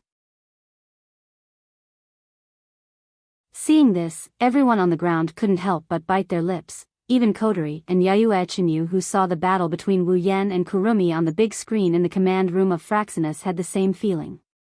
At this moment, everyone on the scene had the same feeling, that is, this is going to be tricky. Bullet of 1, the familiar sound echoed. Shinya and Yayue Chenyu, who have already seen the bullet of 1, already had a change in expression. Shinya yelled and crouched down, the armor on his body emitted a green light, and then a green crystal barrier like a hornet's nest covered Shinya's body. Almost at the same time, a black bullet hit the green barrier, causing a ripple. Kurumi appeared next to Shinya and shot again, shattering the crystal barrier. The barrier was shattered, but Shinya didn't retreat. Instead, his lightsaber pierced through the sky and pierced towards Kurumi. Clang! A short pistol was pressed against the front end of the light sword, blocking the attack of the light sword. The crisp sound of weapons clashing rang out, and a huge force was transmitted from the weapons of both sides to each other, causing both sides to separate. Hee hee. Kurumi giggled, and the number 7 on the huge clock behind her lit up. Black and red airflow flowed into her rifle, and Kurumi raised it towards the retreating Shinya. Bullet of 7, Za-in, the black bullet hit Shinya, making her heart tremble. She didn't forget the consequence of being hit by the bullet of 7-in. If not for Yayue Chenyu's help, she would have been defeated long ago. Therefore, after making sure that she couldn't dodge the bullet, she directly waved her lightsaber and chopped the bullet of 7-in. However, when the black bullet broke, another black bullet passed through the lightsaber in Shinya's hand and hit her body. Shinya didn't even have time to react, the transparent black barrier shrouded her and froze her movement. Oh no! Yayue Chenyu was shocked. He didn't care about anything else and aimed his sniper rifle at Kwang San. However, just as Yayue Chenyu was about to pull the trigger, a voice came from behind. It shocked him. Where are you looking? Evil laughter came from behind Yayue Chenyu, and in the next second, a gunshot sounded, and Yayue Chenyu felt a sharp pain in his back. This. Yayue Chenyu knelt on the ground, there was a bloody hole on his back, blood has stained his clothes. Yayue Chenyu turned his head, he saw Kurumi's familiar dark red figure, and a clear mocking smile. Yayue Chenyu's forehead was covered in cold sweat, his hand on the ground, gasping for breath. He looked at Kurumi in front of him and Shinya, he bitterly smiled, Lei Feng? At the same time, several gunshots sounded from Shinya's side, and then Shinya fell to the ground after Yayue Chenyu. Shinya and Yayue Chenyu, who had the absolute advantage, in the blink of an eye, collapsed to the ground. It's over. The two Kwangsons said in unison. They even raised their rifles and pointed them at the space between the two people's eyebrows. Shinya. Yayue. Ta Shang's voice trembled, she desperately struggled. Damn it. Kotori cut off the red glow on her body and glanced at her arm. She then glanced at the sealing bracelet in her hand. If it was possible, Kotori would like to release her power. That way, Kotori is confident she can defeat Kurumi. But reality was cruel. Kotori in this world wasn't the original Kotori. She could retrieve her power whenever she wanted. Without the permission of the other pair of sealing bracelets, Kotori would never be able to retrieve her power for the rest of her life. The problem is, the pair of sealing bracelets doesn't exist, at least for now, if Ta Shang and the others. Kotori looked at Ta Shang and Yoshino. They are powerless, they can't break the seal either. It's reasonable, Wu Yan hasn't arrived yet, he wouldn't dare to break the seal before he knows the situation of Ta Shang and the others. If something went wrong, Kwang San might be scared after the seal was broken. Kwang San might even make the first move to gain the upper hand. Those glowing red arms weren't just capable of grabbing people. Are we just going to watch? Kotori's face is gloomy. She turned to look at Shinya and Yayue-chan who are struggling to get up. Kotori shouted, "Oni-chan." Boom! The moment Kotori shouted, an orange beam fell from the sky. It hit Kurumi in front of Yayue-chan.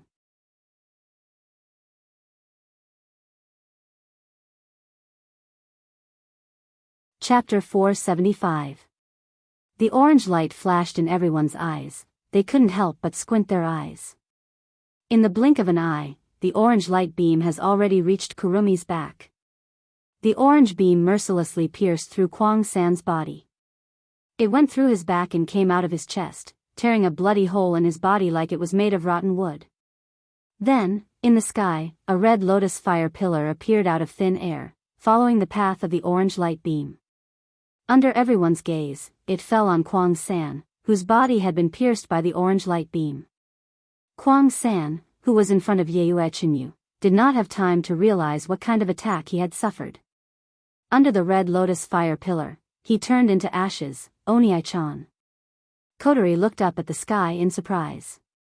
She didn't recognize the orange light beam because she never saw it before, but the red lotus fire, in her memory, only one person can use it. Hearing Kotori's cry, Toka, Yoshino, Yatsuki, and Shina also showed a surprised expression. Even Kurumi looked up with joy, looking at the direction of the light beam and the fire pillar falling down. In everyone's eyes, a figure was floating in the sky. He stood in the void and walked down step by step as if he was walking on flat ground. His full appearance was exposed to everyone's eyes. His black clothes fluttered with the wind. Under the gentle breeze, a whistling sound reverberated. His hand held a light sword that was filled with a scorching hot and ancient aura. He slowly walked down from the sky in this manner. His figure slowly revealed itself. A face that was as calm as an ancient well, but contained an unusual pressure, also appeared in front of everyone's eyes. Shido, brother Shido. Toka and Yoshino couldn't help but call out, their voices were full of joy, as if the appearance of this person can solve all problems. Captain. Shina, Yatsuki, and Shina also endured the pain all over their body, looked up at the figure in the sky. Have to say, Wu Yan's appearance is really reassuring. Kurumi let out a soft cry, looked at Wu Yan, and smiled sweetly. Shidao, you're finally here. In mid-air, Wu Yan's wine-red eyes swept across the ground. He didn't even look at Kurumi. Instead, he looked at Kotori, Toka, Shiori, and Toka. After making sure that the four women were safe, Wu Yan felt relieved. Then, he looked at Shina and Yatsuki-chan. Wu Yan frowned when he saw the bullet holes on their bodies. He sighed. In the end, even though he got the news and used the teleportation device in Fraxinus, he was still a step too late. Wu Yan didn't know that Kotori and the others were kidnapped when Shina and Yuzuki-chan moved out of the room. When Wu Yan came out of the room, Shina and Yuzuki-chan had already arrived at the scene and confronted Kurumi. So, no matter how fast Wu Yan was, he couldn't catch up with the two. Fortunately, he arrived just before the two were about to be killed. Otherwise, Shina and Yuzuki-chan would have died. Finally, Wu Yan looked at Kurumi. Looking at the dark red figure in the gothic dress, Wu Yan's wine-red eyes inevitably flashed red. A monstrous pressure fell from the sky and shrouded the whole place. Kurumi. Wu Yan looked at Kurumi and said without any fluctuation in his tone. This time, you went too far.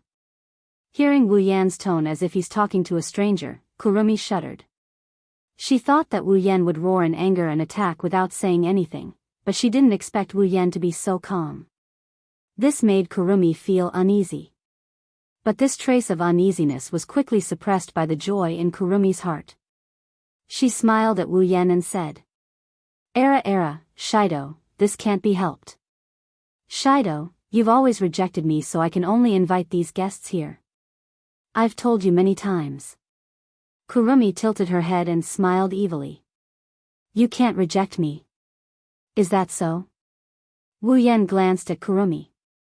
Then, he looked at Shina, Kotori, and the others who are not far away from him. Let them go. Kurumi frowned. Wu Yan's indifferent tone made her very uncomfortable. The smile on her face disappeared and she glanced at Shina on the ground. Well, since Shido is here, the prelude to the feast is over. They're useless now. After saying that, a few pale red arms suddenly appeared on the ground, grabbed Shina's body, tied him up, and pulled him towards Kotori, and laid him down on the ground with them. Your next task is to witness me and Shido fusing as one. Kurumi couldn't help but laugh. Perhaps she thought of the moment when she fused with Wu Yan. Wu Yan's expression turned cold. He shot Kurumi an electric glare. What? You want to use them to threaten me? Era, no. Kurumi tapped her chin with the pistol in her hand and said with a smile, This is a feast for me and Shido. How can we let other people interfere in it? Then why don't you let them go? Wu Yan said coldly. Of course, it's to prevent you from rejecting me again. Kurumi closed her eyes and opened her hands. Only if there are a few witnesses, Shido won't reject me. Otherwise, if you want to leave, I can't do anything about it. Wu Yan looked at Kurumi coldly, then he looked at Toka and Yoshino. His eyes flickered and he moved his right hand. Era, Shido, you're really ruthless. We agreed that this feast can only have us. Kurumi giggled. When she said that, the arms that bound Toka and Yoshino tightened. Toka and Yoshino screamed in pain, which made Wu Yan stop. I know about Shido's matter, Toka's matter. Kurumi's evil laughter rang out. It's very easy for those arms to penetrate the bodies of elves who aren't wearing spiritual equipment. Once the seal on student Toka and that little elf is broken, the spiritual waves will spread out. Those arms won't show any mercy, they won't show any mercy. Wu Yan's face darkened. He gave up on the idea of releasing Toka and Yoshino. He looked at Kurumi. You've gone too far. Wu Yan said the same thing again, but this time, Wu Yan wasn't as calm as before. His tone was calm, but everyone can hear the anger in it.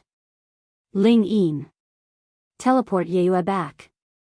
Following Wu Yan's words, Yatsuki Chinyu disappeared from where he stood and teleported back to Fraxinus. He's the only one who isn't being held hostage and can safely teleport back to Fraxinus. Kurumi. Wu Yan walked towards Kurumi.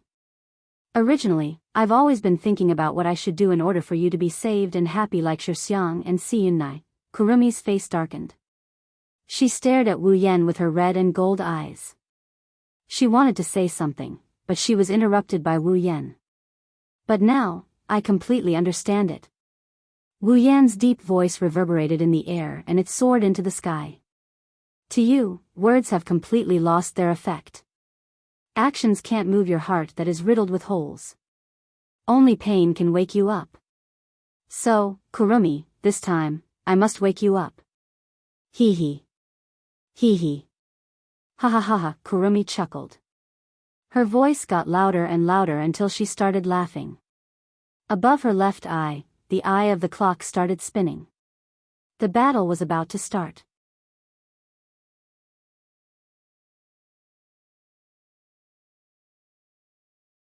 Chapter 476.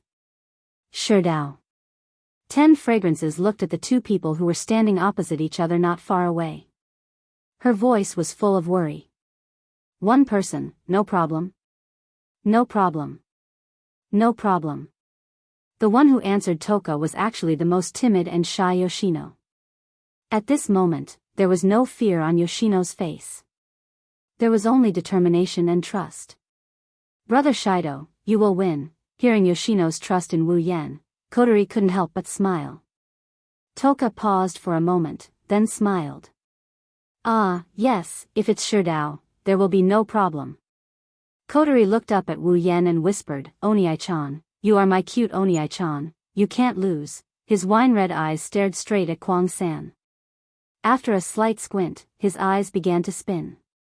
The wine-red color in his eyes faded away and was replaced by a noble golden color.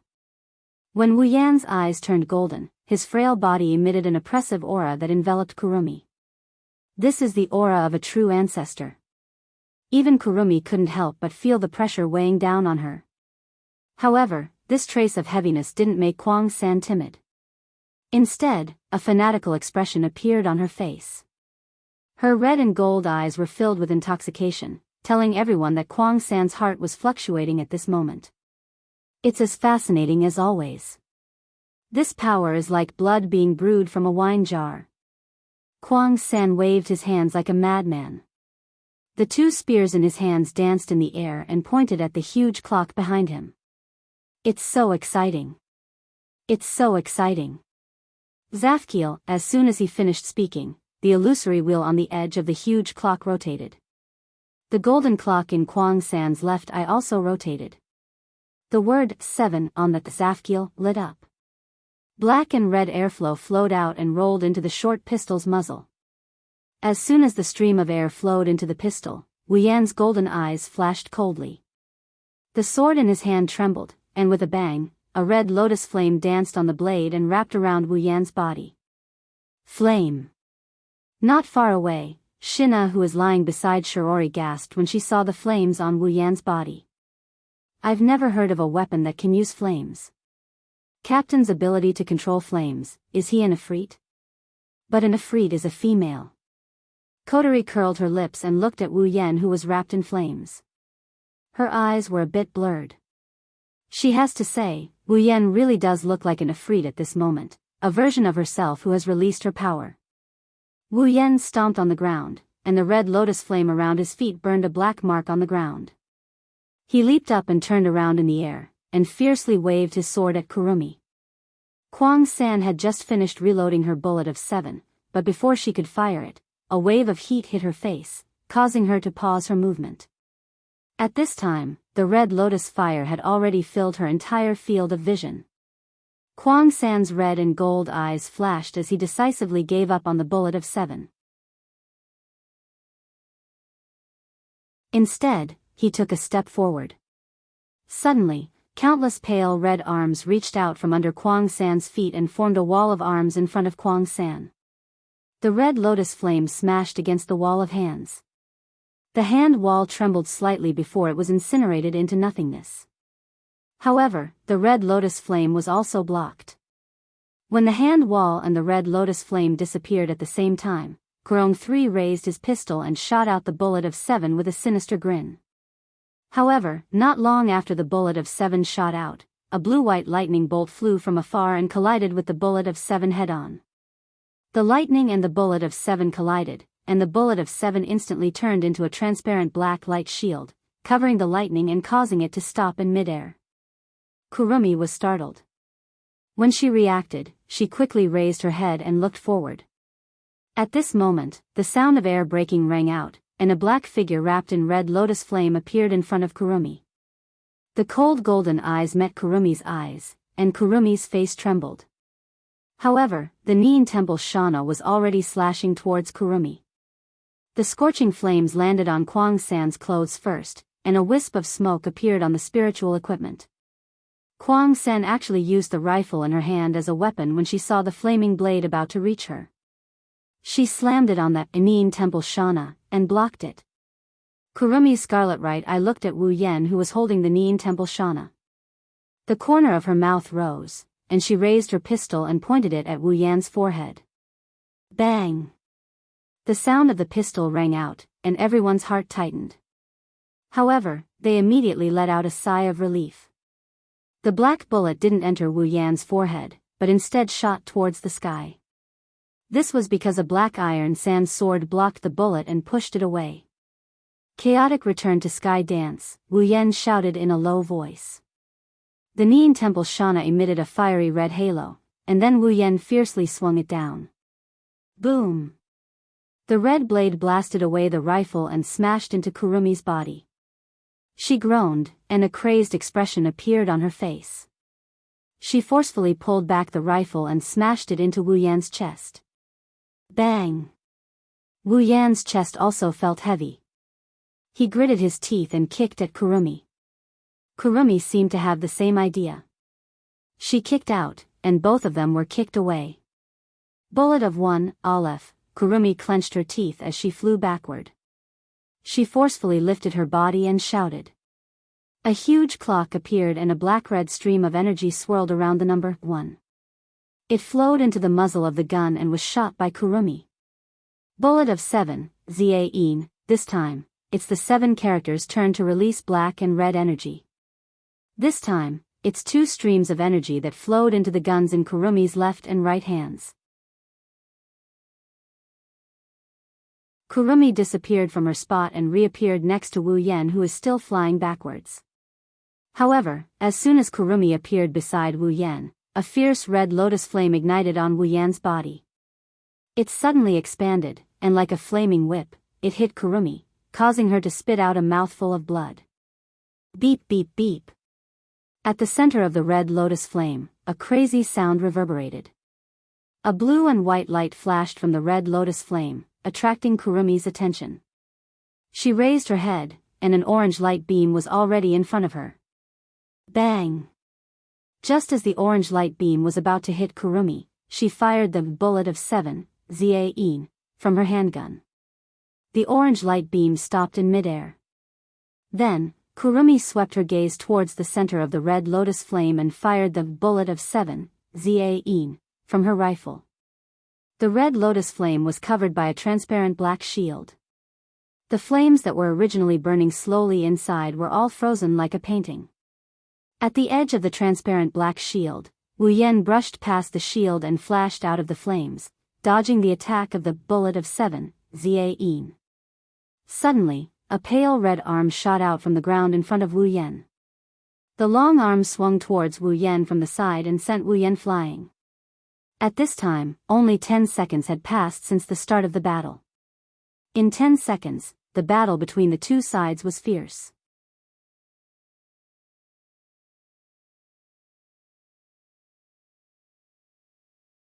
Chapter 477. In the open space, the bullet of 7 that stopped the super railgun and the red lotus flame gradually lost its effect. The transparent black shield slowly dispersed, releasing the super railgun and the red lotus flame.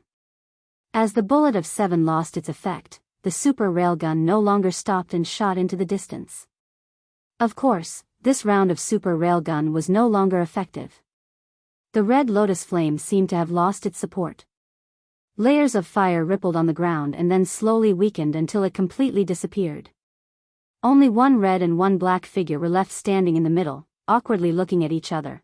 Kotori, Toka, and Yoshino couldn't help but breathe a sigh of relief. Then they looked at Kurumi, who was also in a sorry state but unharmed state, and frowned. She's really hard to deal with, that Tokasaki Kurumi. Kotori moved her body and felt that the restraints didn't loosen at all.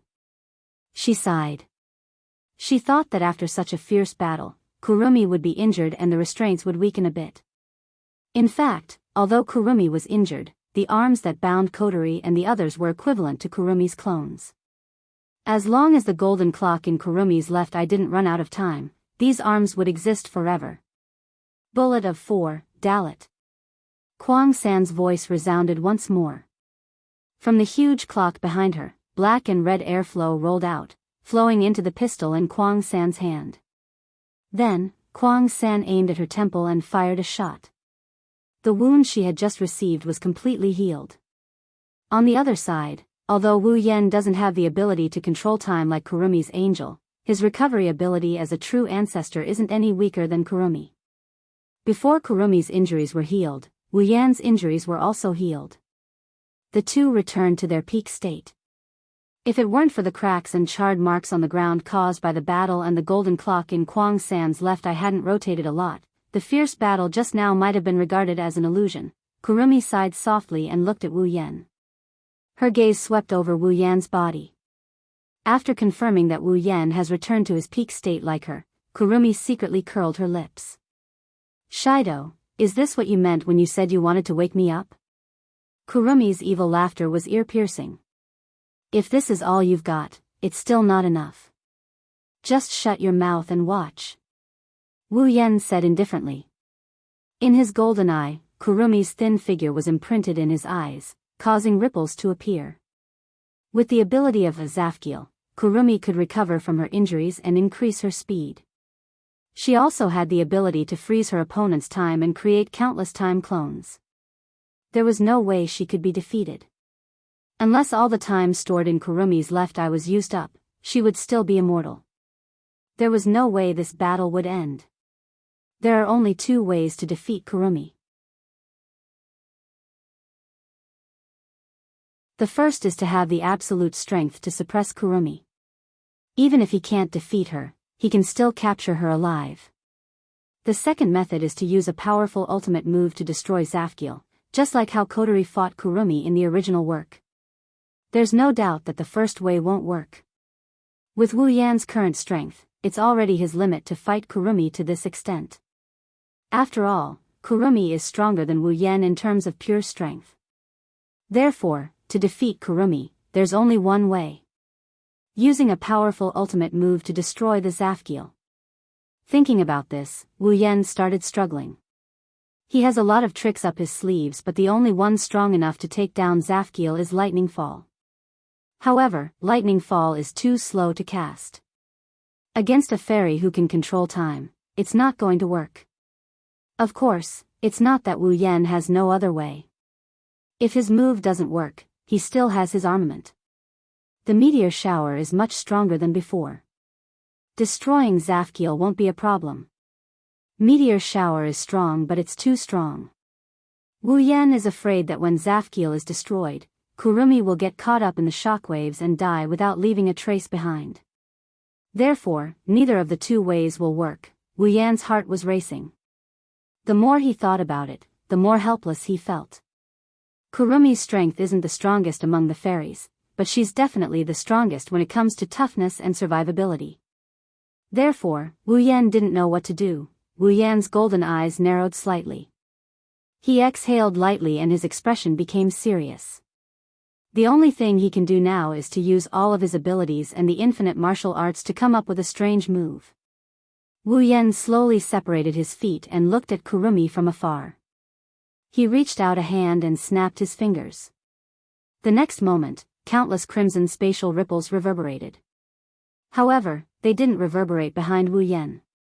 Instead, they reverberated around Kurumi. The crimson spatial ripples directly surrounded Kurumi. Her pupils shrank. At the same time, iron sand swords shot out from the spatial ripples and pierced through the sky towards Kurumi. Aleph, the iron sand swords shot towards Kurumi from all directions. She quickly used the Aleph and escaped with an unparalleled speed. She dodged the iron sand swords and the iron sand swords violently hit the place where she was standing, turning that area into powder. Not far away, Kwang San's figure appeared. Seeing the place where he stood a moment ago turn into ruins, Kwang San's expression couldn't help but change. But shortly after, a large number of scarlet spatial ripples flashed once again. This time, they didn't surround Kwang San. Instead, they fluctuated on the ground. Countless iron sand swords flew out from the ground and soared into the sky. Ah! The iron sand sword cut through Kwang San's body, leaving countless wounds on her soft white skin. This was the result of Kwang San dodging in time. If she didn't do anything, she would have been pierced by the iron sand sword. Kurumi endured the pain in her body and raised her pistols. She was about to use the Dalit to heal her injuries when a crimson light flashed in her line of sight. Kurumi's expression changed drastically. The crimson spatial ripples fluctuated behind Wu Yan. But what came out of the spatial ripples weren't iron sand swords, but the most basic iron sand. The iron sand surged in the spatial ripples and formed black cannon muzzles that stretched out from the spatial ripples. Standing in front of the countless iron sand cannon muzzles, Wu Yan's body suddenly flashed with a strong electric light.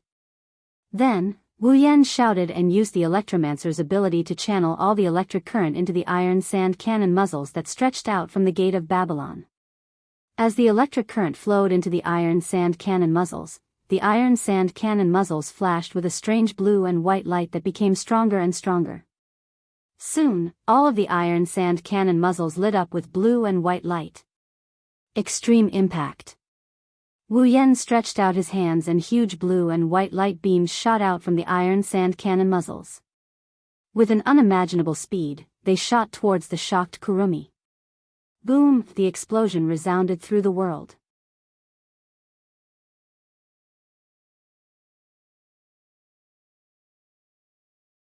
Chapter 478. Under the bombardment of the gigantic beam of light that blotted out the sky and earth, the entire open space was reduced to dust. The surrounding rocky ground was also reduced to rubble, carried away by the huge impact, flying into the distance. Between heaven and earth, blue and white had already become the only colors. The earth-shattering boom resounded through Tianfei, and even the white clouds in the sky were blown away. Kotori, Toka, Yoshino, and Shina, who were closest to the beam, were already shedding tears due to the dazzling blue-white light. The four girls quickly closed their eyes. The shockwaves from the beam also swept over, causing them to cry out in shock. If it weren't for those pale red glowing arms restraining them, with their weak weight, they would have been blown away long ago. However, the light was too dazzling, and they could close their eyes. Their weight was lighter, and their pale arms could be fixed. However, when the earth-shattering sound rang out, the four girls had no hands to cover their ears. Immediately, under the attack of the loud sound, the four girls' ears were bombarded with buzzing sounds, and even their heads were a little dizzy. After an unknown amount of time, the explosion slowly faded away. The blue and white light also dimmed. The shockwaves slowly weakened. After a while, everything returned to silence. Kotori was the first to recover. She groaned in pain and shook her dizzy head. Then, she opened her eyes and looked ahead. The empty space had disappeared. The ground was filled with cracks, and the rock plate was exposed to the air. It looked like a barren land that had lost its water source. No one would have thought that this place would be empty before this. At the center of the light beam, there was only a deep pit that Kotori could not see in its entirety. "Did we win?" Kotori murmured. Then, she thought of something and her expression changed. She quickly looked to the side. When a familiar figure appeared in her sight, Kotori sighed in relief.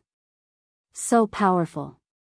Toka, Shiatomo, and Jin-na finally recovered from the impact. Seeing the cracks and pitch-black pits all over the ground, the three women were dumbfounded. They were stunned on the spot. On the other side of the crater, Wu Yan stood there. Sparks of electricity crackled around his body as he panted heavily. Behind him, the space rippled with crimson ripples. Just like Wu Yan, the black iron sand cannons were flashing with electricity. Inside the cannons, blue and white light flashed. Wu Yan was both happy and tired when he saw the effect of extreme impact. Of course, he's happy because of the power of the move he created on the spot. But it's normal for him to be tired. He used Electromancer, Gate of Babylon, and Infinite Arms Refinement. How could he not be tired? After taking a deep breath to calm his chest, Wu Yan straightened his body. He looked at the dusty pit and wondered how Kurumi is doing. However, this was a good opportunity for him to do so. Wu Yan turned to look at Kotori and the others. He jumped up and landed in front of Kotori, Toka, Yoshino, and Shina. Shido. She wanted to get up, but she couldn't move at all. She could only hang her head down dejectedly. It wasn't just 10 fragrances. Even Sima and Jin couldn't move. Wu Yan and Kotori's expression changed. No matter how independent these arms are, if the owner is defeated, they won't disappear, but they won't be completely weakened. This only proves that Kurumi is fine. Bang! Almost as soon as this thought appeared in his mind, Wu Yan heard the sound of something breaking through the air. Wu Yan's expression turned ugly. He didn't need to guess to know that Kurumi hasn't been defeated yet. Wu Yan turned around and saw a black bullet. Wu Yan wanted to dodge, but he stopped and took the hit. The bullet broke through Wu Yan's body and entered Wu Yan's shoulder. Blood flowed out of the wound. Wu Yan saw blood for the first time in this battle. Shido. Kotori was shocked. She saw the blood flowing out of Wu Yan's shoulder. Her eyes flashed with pain. She knew that Wu Yan could have dodged the bullet, but she was behind him. If he dodged, she would have been the one to take the bullet. That's why Wu Yan took the hit. I'm fine. Wu Yan answered without turning his head. He rubbed the wound on his shoulder and the wound on his shoulder disappeared. All that was left was the blood staining his clothes, a clear indication that he was injured here before. He raised his head and looked at the deep pit. Kwang San was slowly walking out of it with a giant clock behind her. She was holding a spear with both hands. Her red and gold eyes were shining with a strange light. As expected of Shido, the man I like. Kurumi's face was calm. She walked in front of Wu Yan and coldly said, if I didn't summon all my avatars to block the attack, I wouldn't even be able to lift my gun. Wu Yan turned around when he heard Kurumi. Oh. That means, that hit was enough to defeat you, right? Do you have the confidence to take another hit from me? This time, I don't have any avatars to block the attack for you. Shido, do you think using the same trick against me would work? Kurumi laughed in a creepy manner. Wu Yan couldn't help but feel helpless against her. Indeed, the reason why he was able to force Kwang San to that point was mainly due to his surprise attack. After all, Kwang San didn't understand his ability, but he understood Kwang San's ability very well. Therefore, he was able to force Kwang San, who was stronger than him, into a disadvantageous position. But now that his attack was seen through, Kurumi probably knew his ability. It would be difficult for him to gain the upper hand in the next battle. Oh, by the way. Kurumi raised her pistols and she told Wu Yan. I summoned all my clones to block the attack for me. However, there is still one more clones left. Wu Yan's pupils shook. His body tensed up. Bullet of 7, Zayin. At this time, a series of gunshots rang above his head, accompanied by the sound of bullets flying through the air. These were all bullet of 7, Zayin. A large number of black bullets fell from the sky towards Wu Yan. Wu Yan waved his hand and a crimson spatial ripple reverberated above his head. Faintly, some black light could be seen surging inside.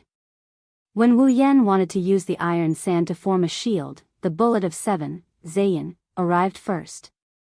Before the iron sand could form, the black bullets directly hit the crimson spatial ripple and disappeared. Seeing this, Kurumi and Wu Yan were stunned at the same time. Then, Wu Yan became excited. He did not expect that the Gate of Babylon could be used like this. Suddenly, in the crimson spatial ripple shot by the bullet of 7, Zayin, a strange light began to flicker, attracting Wu Yan's attention. What's going on? Wu Yan looked at the crimson spatial ripple with a strange luster. For a moment, he did not know what to do. Up until now, he had never seen the Gate of Babylon react like this. Under Wu Yan's gaze, the strange luster fluctuated above the crimson spatial ripple. Along with the crimson spatial ripple, the luster directly passed through the crimson spatial ripple and swayed in the void. A dazzling light suddenly flashed.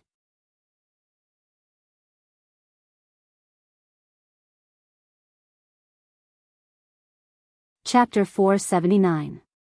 The crimson spatial ripples of the Gate of Babylon flashed with a dazzling light. The Gate of Babylon in the void was like a glowing lake with ripples, illuminating the entire space as if it was daytime. Everyone involuntarily closed their eyes. Wu Yan, who was closest to the Gate of Babylon, raised his arm in front of himself. The sudden change made him forget how to react for a moment. When he realized that there might be danger and wanted to turn back to protect Kotori and the others, a roar sounded in his mind, making his mind go blank. The world suddenly became quiet. Hum.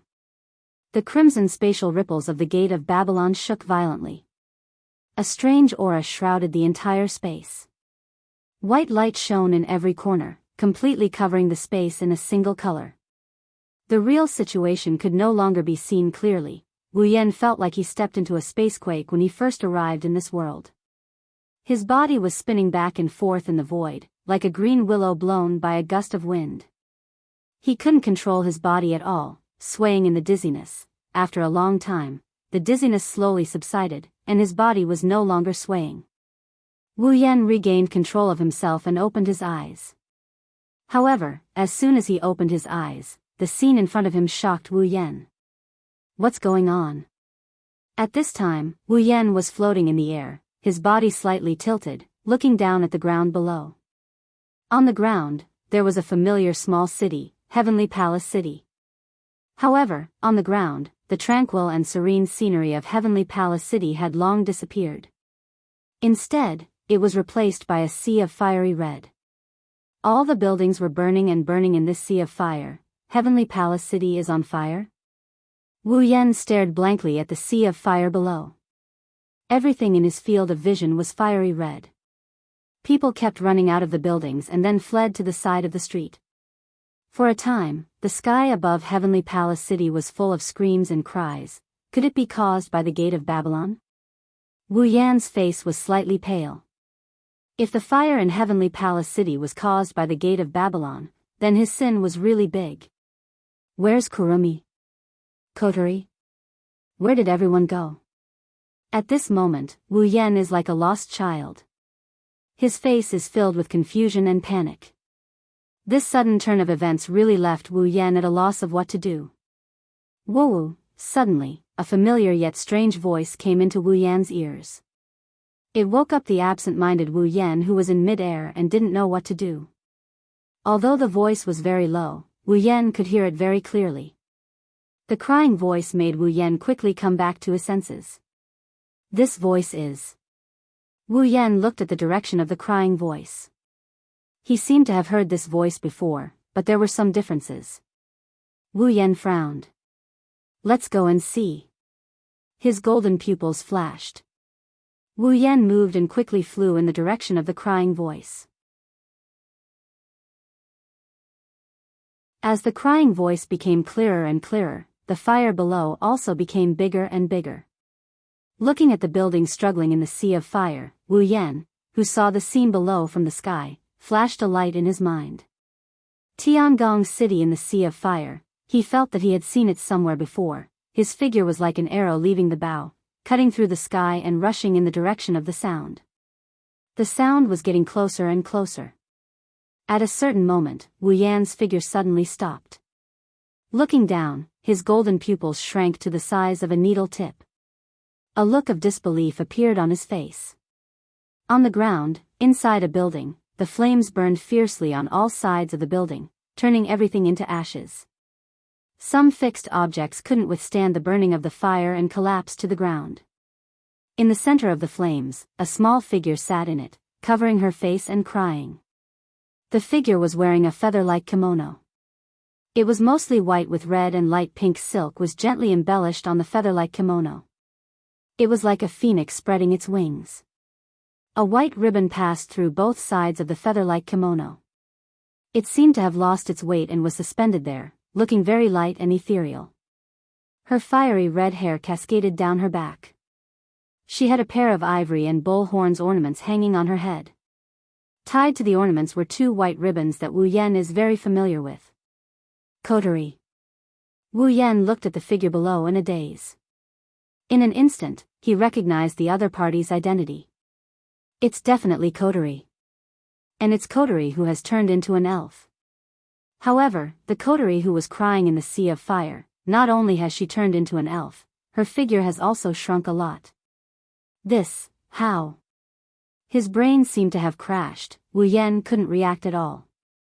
He really didn't expect that after a burst of light and a rotation of the sky and earth, everything would change so much. Tiangong City became a sea of fire, Kotori entered the elf state, and her figure shrunk a lot. It's like she's rejuvenated. She's rejuvenated. When this term flashed through his mind, the idea that flashed through his mind once more. Wu Yan, who was at a loss for what to do, his expression gradually turned serious. In the Sea of Fire in Tiangong City, the elf coterie is crying in the center of the fire. Isn't this the scene in the original work, 5 years ago, when coterie turned into an elf and her power went out of control, causing the fire in Tiangong City? Did I travel back in time to 5 years ago, when coterie became an elf? Recalling the strange phenomenon that appeared in the Gate of Babylon, the strange experience he had before, and the fact that he had seen it before in the original work, Wu Yan became more and more certain of his guess. Is it because of the collision between my Gate of Babylon and Kurumi's Bullet of 7? That's the truth. As we all know, Kurumi's angel has the ability to control time, while the Gate of Babylon is a space-type item. Not long ago, Kurumi used Bullet of 7 in an attempt to freeze Wu Yan's time and defeat him. At that time, Wu Yan couldn't evade the attack because coterie and the others were behind him. He had no choice but to use Gate of Babylon to defend himself with the iron sand. However, Kwang 3's attack was a surprise attack. The Gate of Babylon was activated in a hurry, and before the iron sand could form, it was attacked by the Bullet of 7. When the Bullet of 7 collided with the space-type Gate of Babylon, the space-type Gate of Babylon collided with the space-type Gate of Babylon. The friction between the space-type Gate of Babylon and the space-type Gate of Babylon caused the strange phenomenon that appeared. Originally, the collision between the Bullet of 7 and the Gate of Babylon would only cause a small phenomenon due to the nature of the space-type Gate of Babylon. However, Wu Yan's Gate of Babylon also had the space-type Gate of Babylon. When the space-type Gate of Babylon collided with the space-type Gate of Babylon, the strange ripple swept across the Gate of Babylon and touched the space-type Gate of Babylon. The space-type Gate of Babylon fluctuated, causing the strange phenomenon to materialize. Time and space power materialized and the space-time force rushed out of the Gate of Babylon and hit Wu Yan, sending him back to 5 years ago.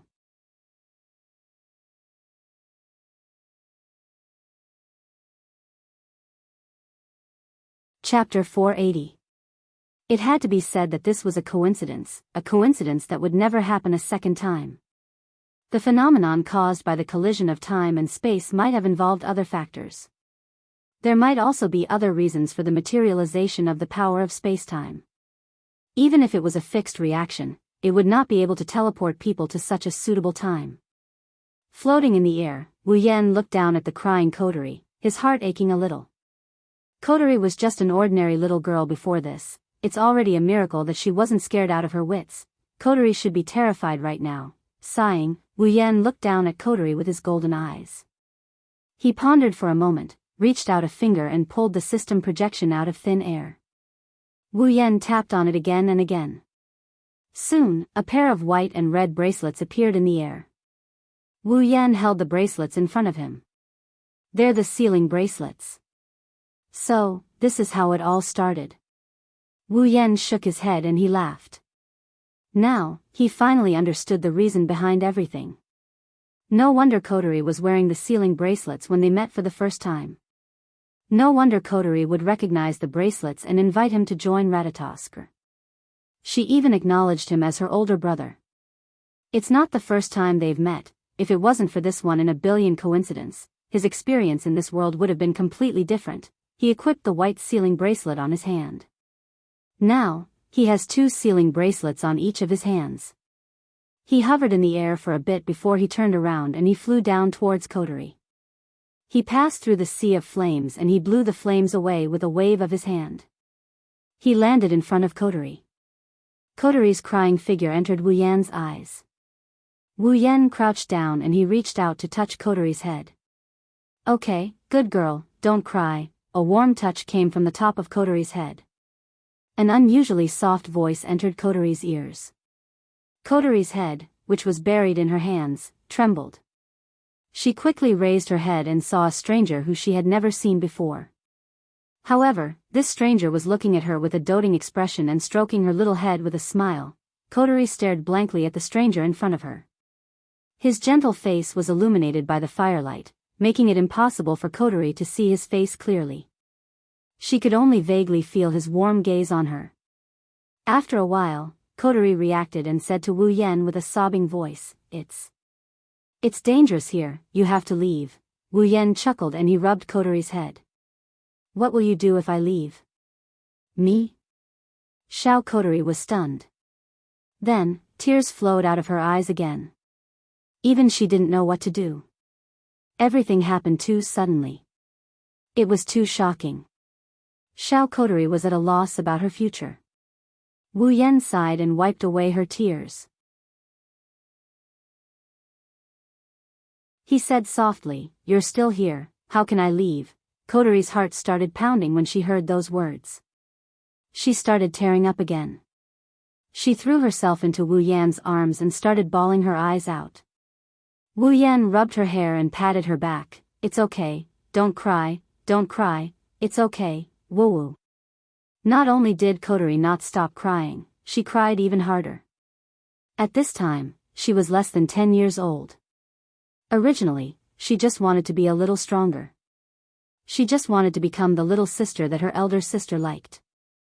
Who would have thought that such a thing would happen? The moment that voice appeared, Kotori changed everything. Not only did her body change, even her existence changed. All of this happened to a girl less than 10 years old. It's easy to imagine how scared she was. Under such circumstances, Wu Yan's gentleness touched her heart all the time. She just wanted to cry out loud in this man's arms and express her feelings. In the sea of fire, the two embraced each other as if they didn't see anything. The flames automatically avoided that area and burned to other places, leaving them with peace. After a long time, Kotori's crying weakened. Her body was still sobbing and her face was full of tear stains, making people feel sorry for her. When she stopped crying, Wu Yan let her leave his arms and took out the sealing bracelet. "Kotori, put it on." Kotori blinked her red and swollen eyes and took the sealing bracelet. She looked confused as if she didn't know what it was used for. Seeing this, Wu Yan told her about the effects and restrictions of the sealing bracelet. Then he said, "So, put it on and you'll be an ordinary person again, really?" Kotori cried out in surprise. She looked at the sealing bracelet in her hand and hugged it like it was a treasure. At this time, a powerful suction force fell from the sky and smashed onto Wu Yan. His body trembled violently and he almost lost his balance. When he reacted, Wu Yan quickly stabilized his body, but the suction force sucked him up and pulled him up. "What's going on?"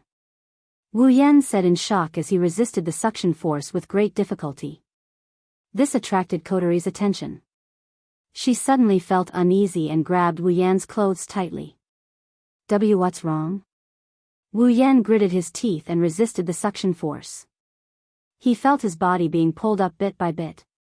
Wu Yan seemed to understand something and said to Kotori, "Kotori, remember to put on the sealing bracelet." "I'm leaving." "What?"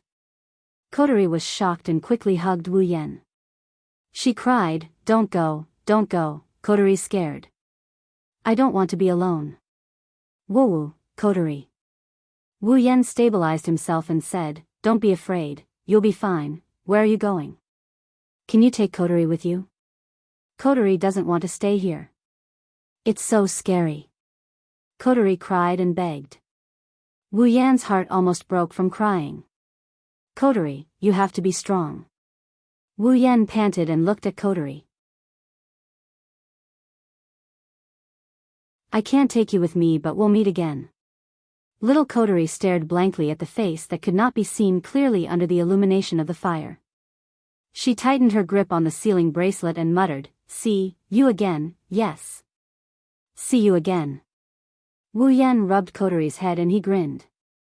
"When the time comes, I'll take you wherever you want to go, Kotori." "Really?" Kotori grabbed Wu Yan's clothes and whispered. "Yes, of course." Wu Yan chuckled. "That's why, Kotori, you have to be strong. Don't cry. It'll be over soon, be strong." Kotori held the sealing bracelet tightly and looked up. She said with determination, "Yes. Kotori will be strong." Wu Yan chuckled. Unable to resist the suction force any longer, he let go of Kotori and got pulled into the sky. "Wait, Who are you? Wu Yan opened his mouth when he heard Kotori's shout.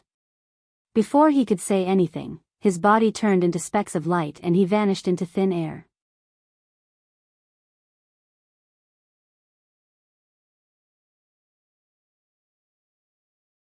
Chapter 481. In the open space, the white light that illuminated the entire area seemed to have completed a certain task. It slowly dimmed down and released the area that it had covered. It flowed away like a tide. It wasn't until the white light completely disappeared that the situation in the open space was exposed to the sunlight again. Inside, Kotori, Toka, Shirori, and Shirori were still lying on the ground, being grabbed by the pale red hand. Kurumi was holding her spear in front of her, her eyes were tightly closed. Everything was exactly the same as before the white light covered the open space. Only Wu Yan is half kneeling on the ground, gasping for breath. His golden eyes are a bit absent-minded, his face is a bit pale, it seems like he experienced something. I'm back? Taking a deep breath, Wu Yan calmed his heaving chest and looked around. The familiar scenery appeared again, the familiar figures appeared again. Everything is the same as before, as if nothing happened. Wu Yan touched his wrist, he felt a sealing bracelet on it. Wu Yan sighed in relief, he confirmed that what he experienced wasn't an illusion. Era, Shido, why didn't you attack just now? Kurumi put down her hand and smiled at Wu Yan. Don't tell me Shido was blinded by his own technique? It's not like you at all. Wu Yan looked at Kurumi, he didn't know whether to laugh or cry. Kurumi thought that the white light was his own technique? Standing up from the ground, Wu Yan looked at Kurumi with his golden eyes. Well, you can say that. Kurumi paused, she looked at Wu Yan's smiling face and frowned. This is the first time Wu Yan smiled since he appeared. It seems like Shido is in a good mood. He was angry because I invited those people to the feast, right? Kurumi's mouth curved into an evil smile. Is Shido no longer angry at me? Well, you can say that. The same words and the same expression made the smile on Kurumi's face slowly disappear. She frowned, but then she relaxed again. Her intuition told her that something was wrong. Wu Yan glanced at Kurumi with a smile, then he looked back at Kotori who was lying on the ground and the sealing bracelet in her hand. His eyes were full of joy and tenderness.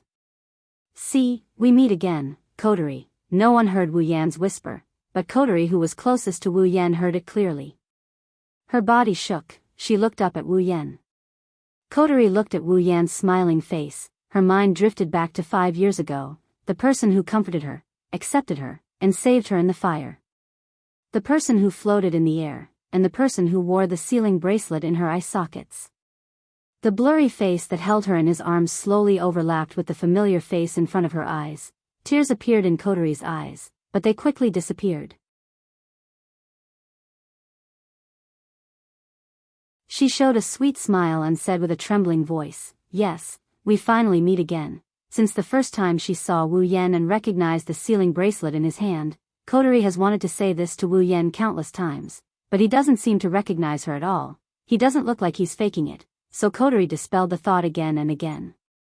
Her intuition told her that the person who brought her light in the fire of despair must have a reason for not recognizing her. That's how she comforted herself. Now, even though he didn't know what had happened, the words that he had hidden for 5 years had finally reached the ears of its rightful owner. And he had also received the words that he had been waiting for 5 years. Kotori felt it was all worth it. Wu Yan saw Kotori's reaction, he shook his head with a smile. He glanced at the black ribbon on Kotori's head and chuckled, you've become very strong. Kotori nodded indifferently, she didn't seem to care about Wu Yan's praise. Of course, from her red eyes flashing with joy, she didn't really care. Everyone looked at Wu Yan and Kotori who were having a weird conversation with each other. Kurumi and the others were confused by what they are doing. Wu Yan didn't intend to explain, he turned to Kurumi. Kwang-san, this farce should end now. Kurumi flinched, she looked at Wu Yan in surprise. She smiled. Era, Shido, are you trying to run away? Don't forget, the guests haven't left yet. Kurumi didn't think Wu Yan was making a declaration of victory, Everyone knows it's not that easy to defeat her. She thought Wu Yan wanted to leave the battlefield. But the truth is the opposite. Wu Yan is making a declaration of victory.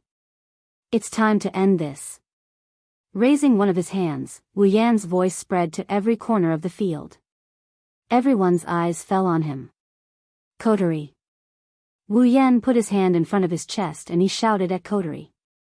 Coterie flinched for a moment before she thought of something else. She grinned in delight. Seal. Release.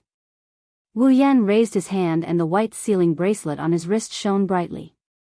The red runes around the white sealing bracelet slowly faded away until they disappeared. At the same time, Coterie, who was lying on the ground behind Wu Yan, shuddered violently. The red sealing bracelet on her wrist glowed with a bright light. An indescribable power emerged from the deepest part of Coterie's body. As if freed, it circled around Coterie's body before flowing into the sealing ring. As the power left Coterie's body, a familiar ripple emerged from Coterie's body. Psychic waves. Kurumi looked at Coterie in shock. She didn't expect the little girl she thought was just a normal human to be an elf. What's more important is that Wu Yan undid the seal on the opponent's fairy power. Shido, you. Kurumi looked at Wu Yan in shock. You allowed her to regain her elf power? Wu Yan ignored Kurumi and looked at Coterie behind him. Coterie lowered her head, her red ponytails fluttered. She released a scorching aura. Finally, I can get rid of these annoying hands. Coterie said softly. She raised her head, a red light flashed in her red eyes. Humph. Kwang San suppressed the shock in his heart and snorted coldly. Shido, I didn't expect you to break the rules of the banquet. Since that's the case, I'll make her pay. As soon as Kurumi finished her sentence, the pale red arms wrapped around Coterie seemed to have realized that Coterie was gradually regaining her strength. Then, under everyone's gaze, all the arms stabbed down viciously into Coterie, who was about to regain her spirit power. Several clear tearing sounds were heard, the glowing red arms pierced into Coterie's body in the blink of an eye, causing a wave of blood. Coterie. Toka, Yoshino, and Shina screamed.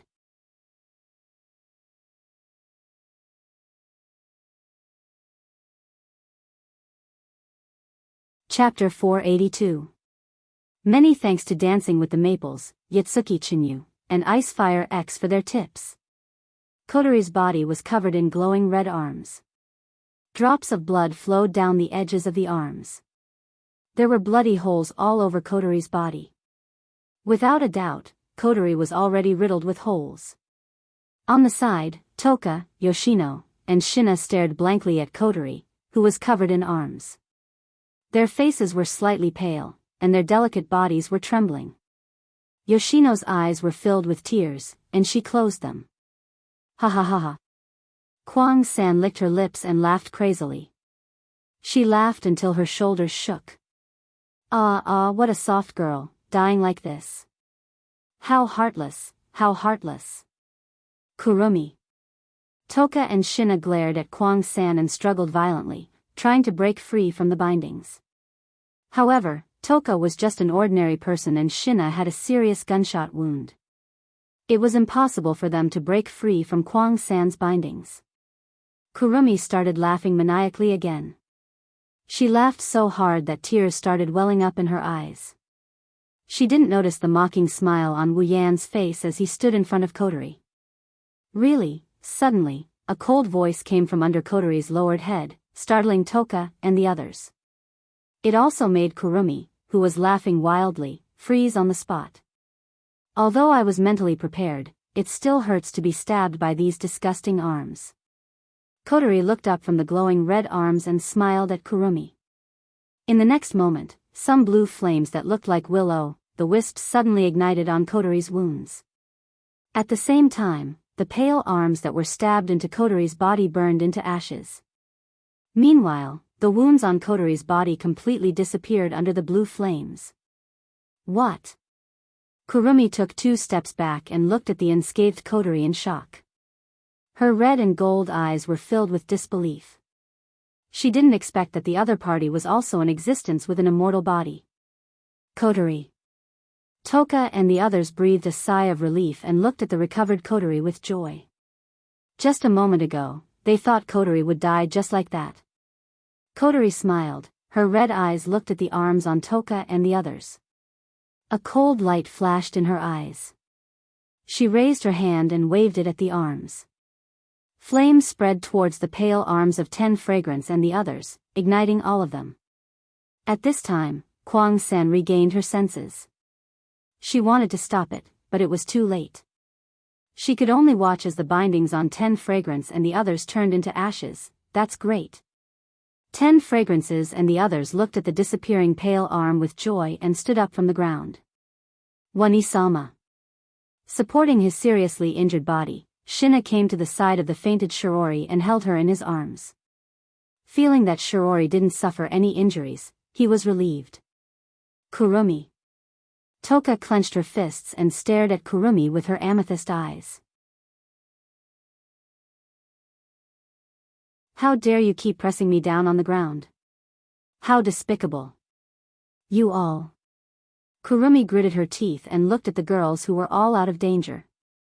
She became angry. Not only was she angry that the captives were freed, but she was also angry at her own carelessness. If she wasn't distracted, how could they be free from the shackles? Kurumi knew that this feast is coming to an end. No matter if Wu Yan and the others leave or continue fighting, she won't be the final winner. The situation is reversed, Kurumi. Wu Yan glanced at Kurumi and raised his hands. The other 2 sealing bracelets on his wrist lit up. Seal. Release.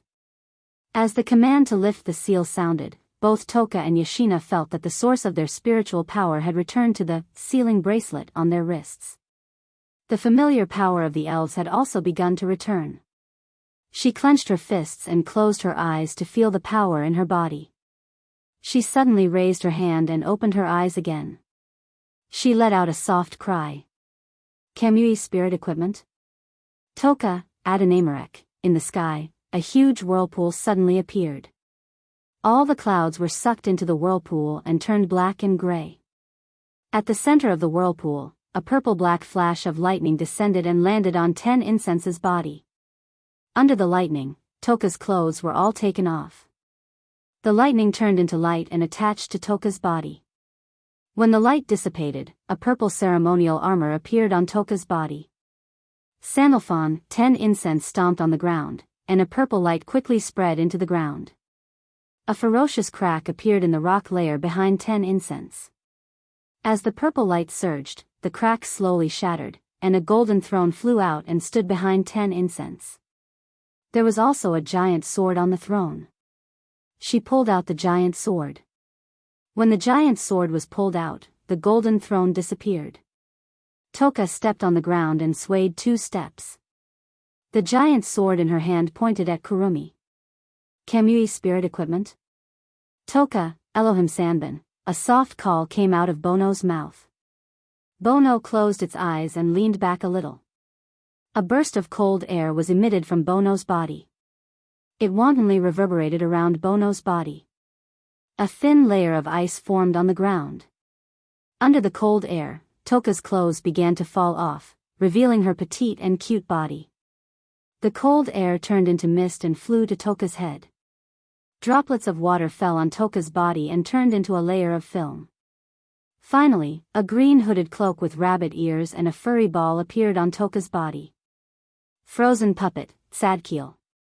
The 4th bunny stretched out a hand, raised it high above its head, and then smashed it on the ground. Following the 4th bunny's action, an intense cold light flashed from the ground. The cold light emerged from the ground, and a huge rabbit-shaped puppet appeared in front of the 4th bunny. For nimbly jumped onto the back of the rabbit-shaped puppet and inserted both hands into it. The eyes of the rabbit-shaped puppet suddenly lit up. It looked at Kurumi and breathed out cold air. Kamui spirit equipment? Toka, Elohim Jabor, boom. A raging fire burned Kotori and wrapped around her body. Her clothes were instantly burned by the fire. She spread her arms like a phoenix spreading its wings, and the fire turned into a feathery kimono. A silk ribbon floated on top of the kimono with sparks burning on the edges. A pair of horns were embedded on both sides of Kotori's head, and a pair of black ribbons wrapped around them. It looked very powerful. Scorching devil, camel, Kotori raised her arm, and the flames on her body spread from her body to her hand. Then, they burned and expanded. After a while, when the flames dissipated, a huge black and red battle axe appeared in her hand. She swung it with both hands, and the two edges of the battle axe were burning with fierce flames. Toka, Yoshino, and Kotori all turned into fairies. They also showed their spirit equipment and angel at the same time.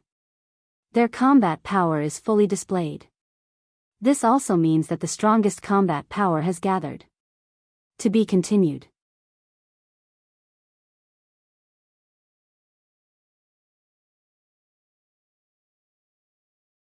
Chapter 483. Purple light, blue light, and red light shone from Toka, Yoshino, and Kotori, illuminating the entire battlefield. At this moment, even the air seemed to be dyed with colors. Under the effect of Kotori and the other's spiritual force, the air swept in all directions. The air roared and blew away all the dust on the ground. For a moment, the earth trembled slightly. Princess. Hermit. Fire devil. Jin-na was completely dumbfounded. He stared at the three girls with their spirit outfits. Even though he already knew that they were elves, he still couldn't react after seeing them in spirit form. After all, the three elves were summoning their spiritual equipment and angels at the same time. Furthermore, they were standing on the same side. Who would be able to witness such a scene? Plus, their opponent is another elf. A battle between four elves and a powerhouse who isn't any weaker than an elf. Such a scene could be said to be unprecedented. In front of everyone, Kurumi's face turned ugly as she looked at the three elven girls. She couldn't help but take a step back. In her heart, she was already thinking of retreating. No matter how crazy Kurumi is, she didn't think she could take on three elves at full power.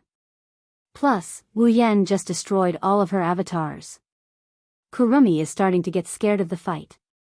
Even the main body had such a reaction, let alone the last remaining berserker. She was in mid-air, looking down at the four people facing off against the main body. Her face was full of shock, and she subconsciously wanted to get as far away from the center of the battlefield as possible. Of course, she has to get permission from the others. Trying to run? A voice rang out behind Kurumi in the sky. The timid Kurumi trembled and quickly turned around. Soon, she saw Kotori with a scornful smile on her face. Her entire body was wrapped in flames. She was holding a huge battle axe in her hand. That gift. Kotori's expression darkened when she recalled how Wu Yan took Kurumi's attack to protect her. She raised her battle axe and she brought it down on Kurumi's horrified face. Now, I'll return it to you. Boom. Kotori's voice faded and the huge flaming axe smashed into Kurumi's body. Surging flames scattered on Kurumi's body. Kurumi didn't even have time to scream before she turned into ashes. At this point, Kurumi's final attack was obliterated by Kotori's attack. Looking at the scene of Lei Feng being killed in the sky, Kwang San's face was extremely gloomy. Her delicate body trembled slightly, and her wine-red eyes flashed with a bloody light. This was a sign of extreme anger. So powerful. At the same time, Jin-na, who had caught sight of this scene, murmured in a daze. She did not expect that in the blink of an eye, the commanding officer, who she had thought to be harmless, would kill her in such a straightforward manner. Shinna used to be the strongest in AST. She knew she wouldn't have a good ending if she were to face her. Not only Shinna, Toka and Yoshino, who have never seen Kotori's strength before, are also shocked. Only Wu Yan's eyes flashed. Kotori Atsuka, level 78. Kotori's level is no lower than Ikaros and Toka. Kotori's body is covered in flames. She's expressionless as if she just did something insignificant. She turned into a streak of fire and landed beside Wu Yan's group like a meteor. Kotori raised her head and looked at Kurumi. She raised her axe and smiled. "Begin, the battle between us." Hearing this, everyone laughed and raised their weapons at Kwang San. In the next moment, under Kwang San's slightly pale and fearful expression, everyone began to move. 10 Incense raised her giant sword and took the lead. She leaped into the air and spun around. Then, she held her sword with both hands and slashed down at Kwang San, who was not far away. A sharp sword light exploded like an arrow. It shot out from the huge sword in 10 Fragrance's hand with a burst of ear-piercing whistling sound as it fell on the ground. The ground cracked inch by inch. The terrifying sword wave cut through the rock stratum and attacked Kwang San. Before the sword wave reached her, the remaining power blew on Kwang San's body. Her face changed as she realized the power of the sword wave. She didn't think much and screamed loudly. "Zafkiel." Aleph, a huge clock with an illusionary will appeared behind Kwang San's back. Almost instantly, the golden clock in Kwang San's left eye started to spin crazily. A black-red chi flow rolled out, turning into a black light bullet in the handgun, shooting into Kwang San's body and accelerating his own time. Within a blink of an eye, he disappeared from where he was, dodging the incoming sword wave and reappearing not far away. However, the moment Kwang San appeared, his expression changed once more. A blue-white stream of air shot over like a ray of light. The stream of air was even larger than Kwang San's height. It brought a chill that made Kwang San's hair stand on end. In an instant, it arrived in front of Kwang San. Kwang San clenched his teeth and used all of his strength to dodge to the side. The blue and white airflow flashed past Kwang San and hit the ground behind him. The ground immediately turned into ice, releasing cold air. Kwang San didn't doubt that if this cold air hit him, he would be sealed in ice. This horrifying cold current was naturally the handiwork of the fourth Bono.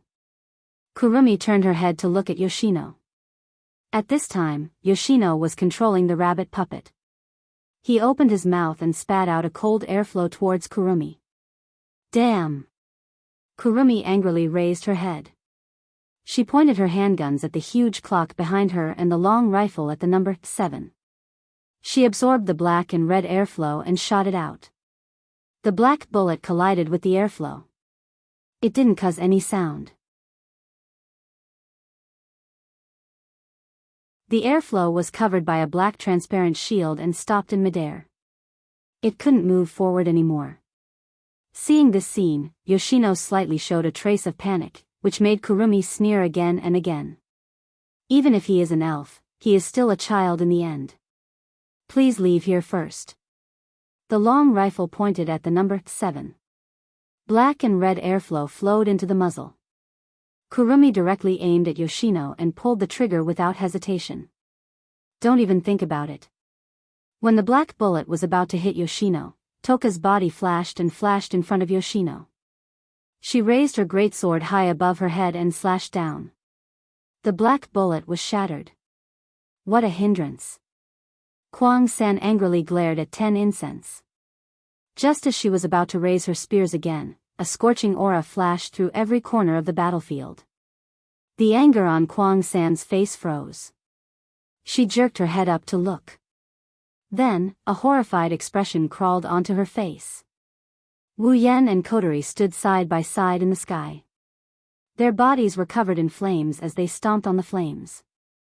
Kotori raised her axe and the blade of the axe retracted into itself, turning it into a heavy cannon. At the same time, crimson spatial ripples appeared behind Wu Yan. A large amount of iron sand swarmed out and wrapped around the blazing red lotus. Soon, an iron sand cannon was formed. In the next second, the two who were wrapped in flames raised their heavy cannons at the same time and pointed them at Kurumi.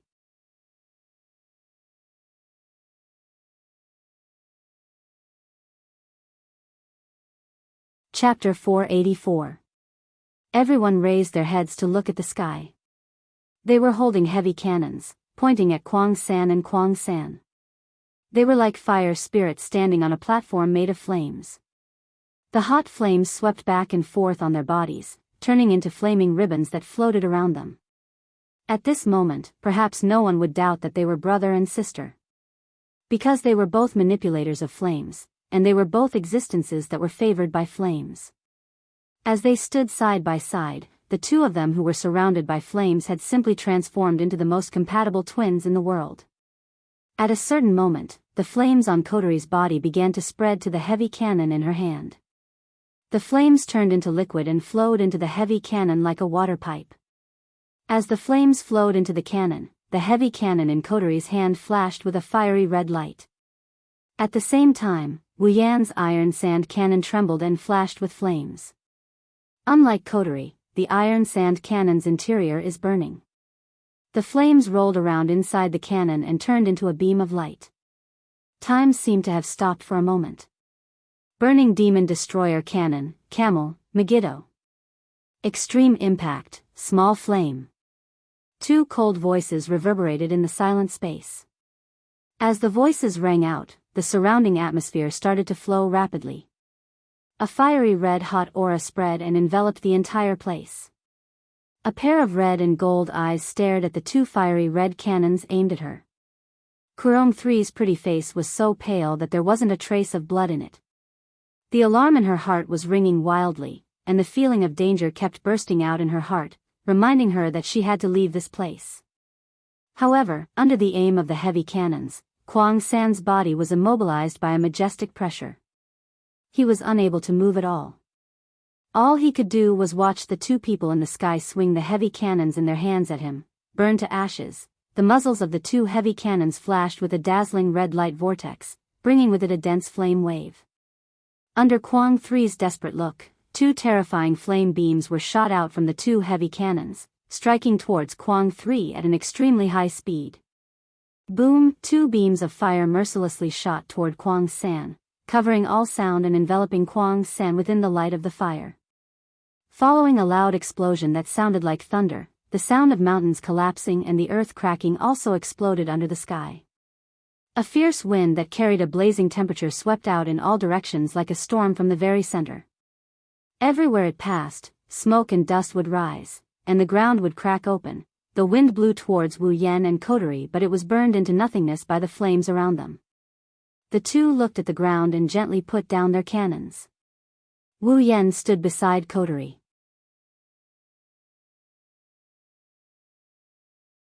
The moment he put down his iron sand cannon, a crack appeared on it.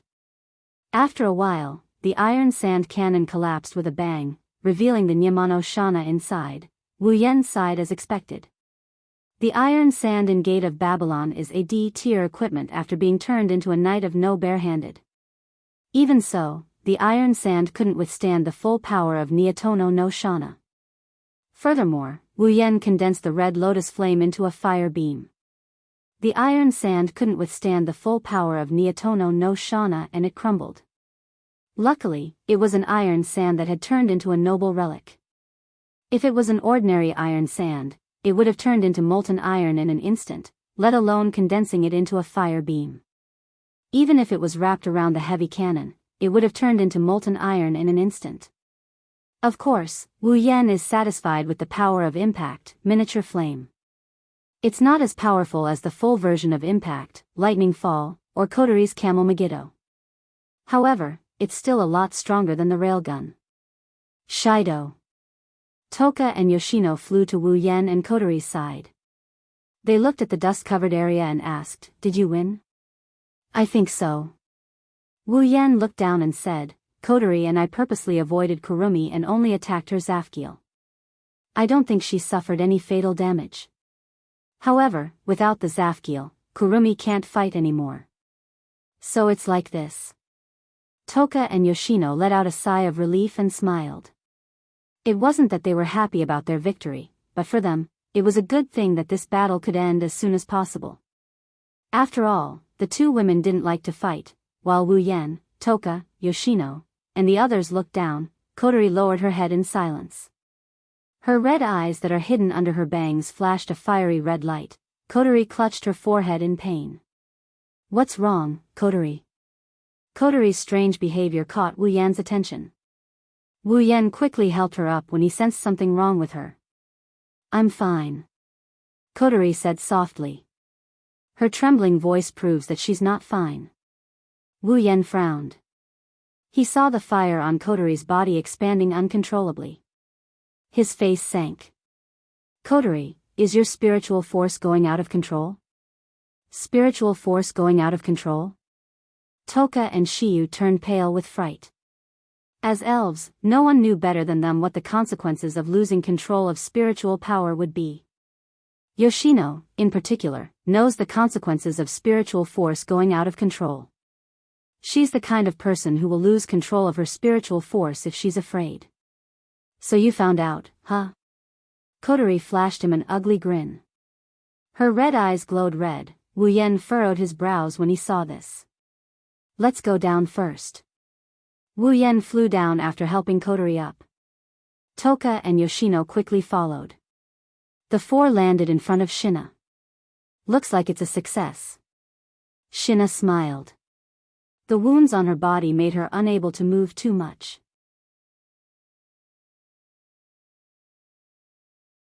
She could only hold Shirori and sit on the ground, unable to get up. At this time, Shina also noticed Kotori's abnormality. What's wrong? Nothing, I just overused my power. It's just a small problem. Wu Yan said with a smile. Indeed, for Wu Yan who can seal Kotori's power at any time, this is just a small problem. Wu Yan let go of Kotori and Toka supported her. He turned towards Kurumi's direction. The dust settled down and Wu Yan could see the scene inside the building. Under the attack of the two fire beams, the ground was filled with cracks. Broken rocks were everywhere. The battered and exhausted rock plate was exposed to the air. In the center, there was a black hole. Kwang San was covered with wounds. She was lying in the hole. Her red and black gothic dress had been charred black. Wu Yan sighed and walked towards Kurumi. He looked down at her in silence. Kwang San's body moved slightly, but a sharp pain immediately climbed into her head, causing her to stop her meaningless movements. A sense of powerlessness from the bottom of her heart spread throughout her body. It was as if all her strength had been sucked out, causing her to lie motionlessly in the empty space. A pair of red and a pair of golden eyes were filled with confusion. She was looking at the sky with a deathly stillness. A sad aura was emitted from her body. At this moment, Kwang San looked pitiful.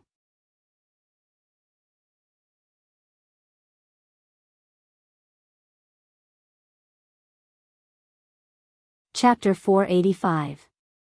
Lying in the scorched hole, Kwang San opened her eyes with different colors. She looked at the sky, the clouds, and the birds flying by. At this moment, Kwang San was only at a loss. I lost. A pair of pupils slowly fluctuated. Although there was a smile on her face, there wasn't the slightest trace of a smile. Instead, it revealed a deathly stillness, proving Kwang San's current state of mind. Looking at the distant sky, Kwang San wanted to reach out her hand to grab something. However, she had already lost all her strength. She could only stifle this thought in her heart. Kwang San couldn't help but laugh. Although her laughter was light, it wasn't hard to hear the sadness in it. It's over. Kwang San murmured softly. Although her heart was filled with unwillingness and sadness, she also felt relieved as if a heavy burden had been lifted off her shoulders. Kwang San didn't know what she was thinking at this time.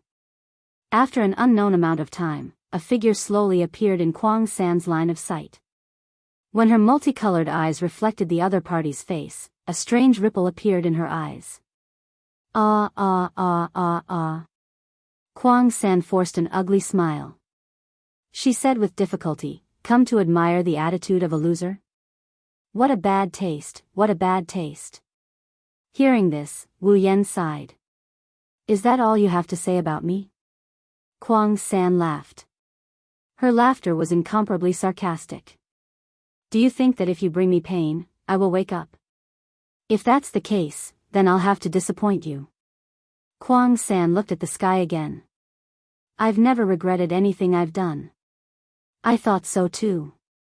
After all, although you look crazy, you're surprisingly persistent. Wu Yan shook his head with a wry smile and looked down at Kwang San. Do you want to listen to a story? A story? Kwang San stared at Wu Yan's wine-red eyes. Kwang San stared straight at Wu Yan's wine-red eyes and said nothing. Wu Yan smiled and raised his head. He looked at the sky and softly told Kwang San the story in a slightly absent-minded tone. A long time ago, I don't know how many years ago, there was a girl. Her name was Artoria.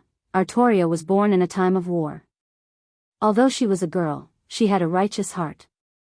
She longed to be a knight who could help the weak and help the people and the country. At that time, a very famous archmage, Merlin, once prophesied that one day, Artoria would pull out a sword specially used to select a king, the sword in the stone, and become the new king of Britain. By chance, Artoria was given the opportunity to come into contact with the sword in the stone. She was also given the opportunity to pull out the sword in the stone.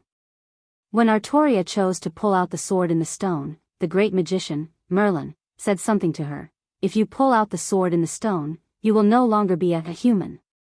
When Artoria heard it, she did not hesitate to pull out the sword in the stone.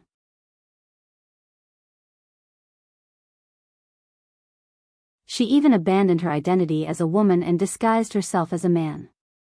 She became a king and led the people of her country. On that day, Artoria lost two identities. One was a woman and the other was a human. Thus, she gained another identity, which was a king. From that moment on, Artoria no longer cared about her feelings. She only cared about her country and her people.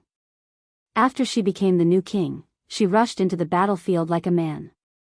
In 10 years, she won 12 wars in a row and brought the kingdom of Britain to its peak. Even if she shed her blood on the battlefield, she did it for her country.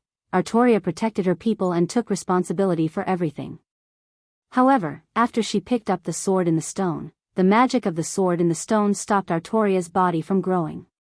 She maintained the appearance of a young girl. This caused the people to worry and distrust her. They even said that King Arthur didn't understand people's hearts. Finally, one day, many factors led to one cause. A battle began. In this battle, the people who stood in front of Artoria were her former subjects. In the end, the king died, and so did the subjects. Kurumi couldn't help but frown. She glanced at Wu Yan coldly. So, this is your story? The story of the protagonist's death? Wu Yan glanced at Kurumi and ignored her. He continued, before Artoria died, she made a contract with the world and became a heroic spirit. She was going to participate in a war where she could get the Holy Grail as long as she won. After Artoria got the Holy Grail, she wanted to go back to the moment when she pulled out the sword in the stone. She wanted to stop herself from becoming a king, so that she could choose a new king to protect her country. Kurumi's body trembled violently. Her eyes, which were filled with confusion and death, suddenly turned to Wu Yan. There was an unconcealable fluctuation in her eyes. Seeing the indescribable fluctuation in Kurumi's eyes, Wu Yan smiled bitterly and said, in order to fulfill her duty as a king, she gave up a lot of things. She fought for her country. Since she had such a will, even if she was destroyed in the end, why should she start over again?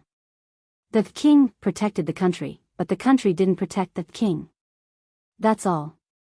The end result was tragic, but there was no regret in the process. So, why should she strive for perfection? There is no such thing as perfection in the world. In order to get one thing, she gave up a lot of things. Is it really necessary?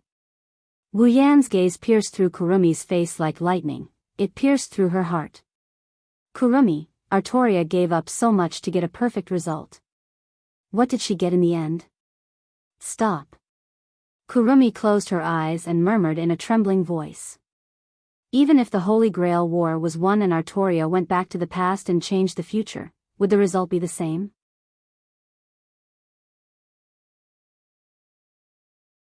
Stop. It was the same words, the same expression, but there was a trace of pleading in her voice. She gave up so many things. What about you? What did you give up to get a perfect result? Stop, stop.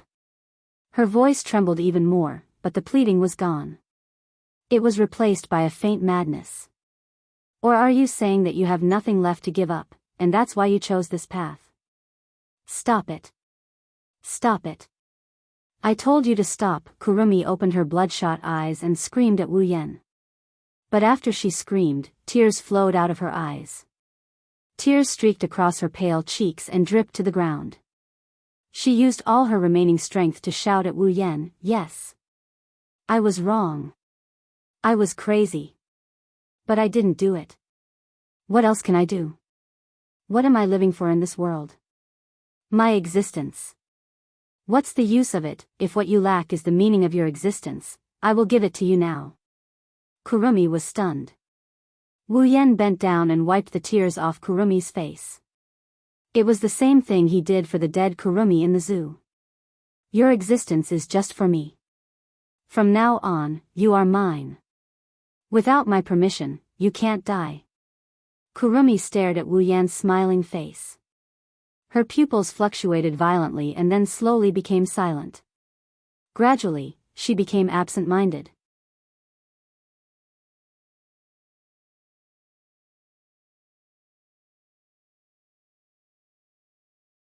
Chapter 486.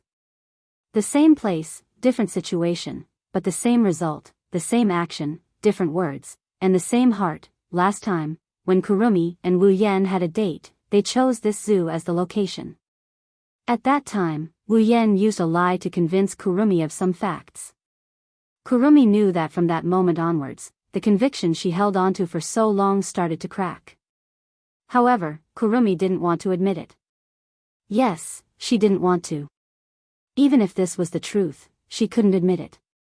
Because admitting it was the same as admitting that everything she did in the past was meaningless. Ever since coming to this world, Kurumi was the same as Toka and Yoshino. She was ambushed by humans and slowly survived. However, she wasn't as lucky as the other two.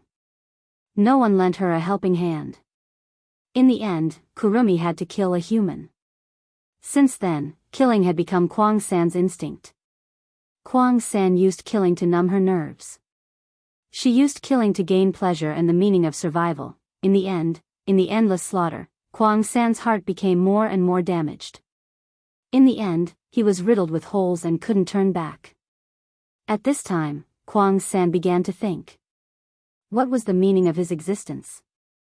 In the end, Kurumi came to a conclusion. Her existence was meaningless because she didn't have a future. Since there was no future, she could only deny the past. Thus, Kurumi began to pursue the path of the past. However, the most ironic thing was that this path of pursuing the past was still achieved by killing people. Kurumi wanted to laugh. She did laugh, but it was enough to make people sad. Now, the path of pursuing the past was completely denied by Wu Yan. Kurumi couldn't help but go crazy. Since she had no future and no past, what was the meaning of her existence? Your existence is only for me. From now on, you are mine. Without my permission, you can't die. My existence is only for you. Kurumi absent-mindedly watched Wu Yan, who was gently wiping the tears off her cheeks. Her thoughts drifted back to that day when her doppelganger was killed by Chongang Shina. She hid in a corner and observed what happened after that. The man in front of her was also like this, wiping away the blood on her face when she was about to die. At that time, he said, abandoning the past is always an escape. Only by facing the past and accepting it can you face the future. If you don't even have the courage to accept your past, then how can you walk towards the future? How could he change the past? Kwang San would never forget that time when the man in front of her looked at her past and whispered, "I really want to save you this time. Is it possible for me to be saved?" Kurumi subconsciously said this sentence, which made Wu Yan, who was wiping her tears, pause. Sighing, Wu Yan showed a sly smile, stroked Kurumi's cheek and said with a smile, "You can't refuse me." Kurumi's eyes flickered intensely. After a while, she smiled.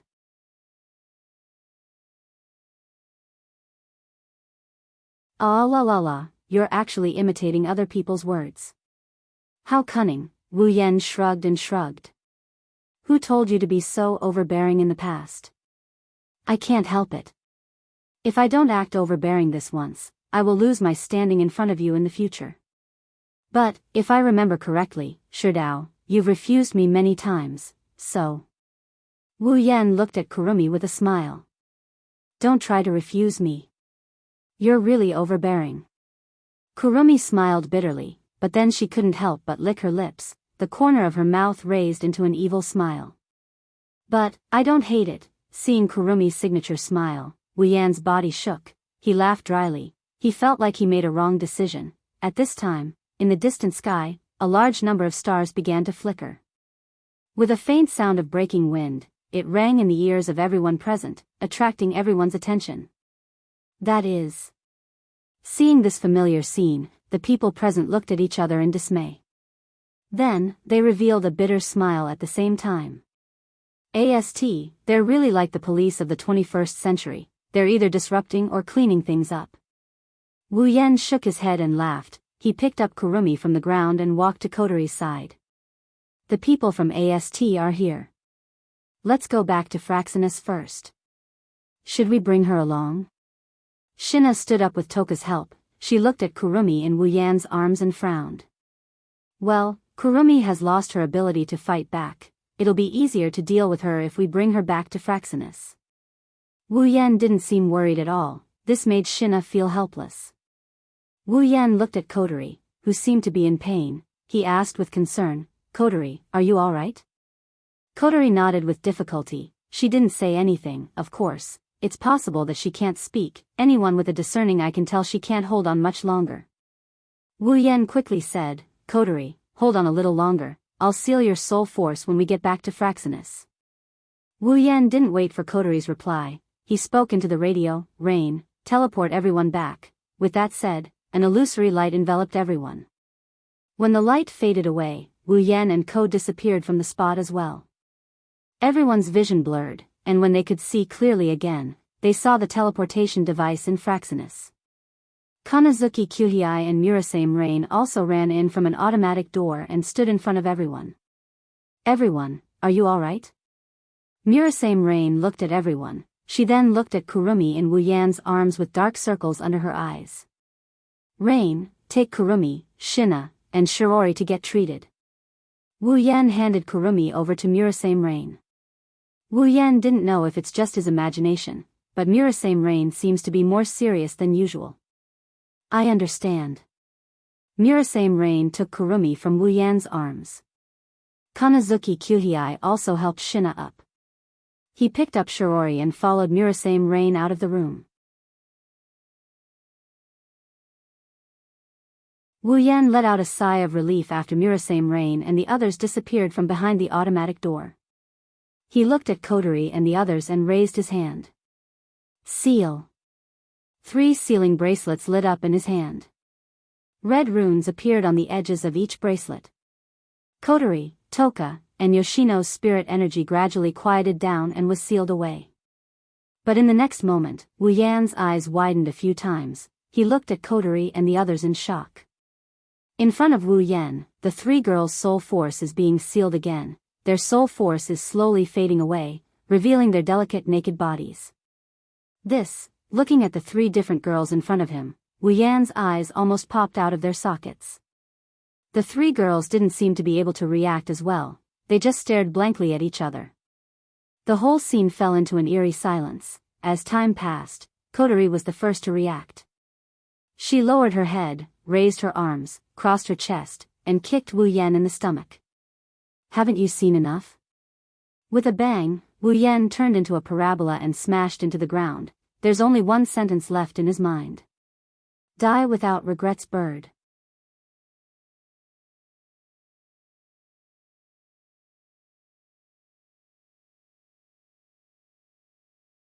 Chapter 487. In her hazy state, she slowly regained her consciousness. Reason crept into her mind and thoughts came to her heart. Kwang San quietly opened her eyes. Her eyelids trembled for a while before opening. Looking at the strange ceiling, Kwang San's head couldn't turn around. In a daze, her memories began to come back. Kwang San realized that she had been captured. Perhaps this was the so-called tit for tat. After all, she had just captured someone. Are you awake? While Kwang San was in a daze, a familiar voice came from her bedside. Kwang San was startled. She calmed down and turned to look at the source of the voice. Naturally, it was Wu Yan who brought her back. At this time, Wu Yan was sitting on Kwang San's bedside with his legs crossed. He was holding an apple in his hand and peeling it with a serious face. The red skin of the apple was pulled into a long strip. Kwang San could see that someone was trying to peel the apple into an endless strip. Kwang San couldn't help but laugh. She looked at the serious face of the man who was brimming with childishness. She couldn't believe that before this man had almost crushed her with his aura because she had kidnapped someone close to him. How is it? Do you feel uncomfortable anywhere? Wu Yan didn't turn his head and asked. He focused on the apple in his hand. Just a little bit more and he would be able to peel the entire apple, but this made Kwang San feel dissatisfied. She pouted and said, Ah. It turns out that for a scholar, an apple is more important than someone else. You're so heartless, so heartless. Wu Yan turned his head around. His hand couldn't help but tremble when he turned his head. A long strip of apple skin was neatly sliced open before it fell to the ground with a clatter. Only a tiny bit of skin remained on the apple. Wu Yan's face stiffened. He angrily glared at Kwang San, peeled off the last bit of skin from the apple, and threw it on a plate at the side. How could it be said? It was very childish, so much so that the sickly girl couldn't help but laugh. Wu Yan rolled his eyes at Kwang San. He then looked at Kwang San and nodded. Looks like your wounds have healed. As expected of an elf, your recovery ability is really strong. Era, Sherdao, can I take it that you're making fun of me? Kwang San narrowed her eyes and looked straight at Wu Yan's wine-red pupils.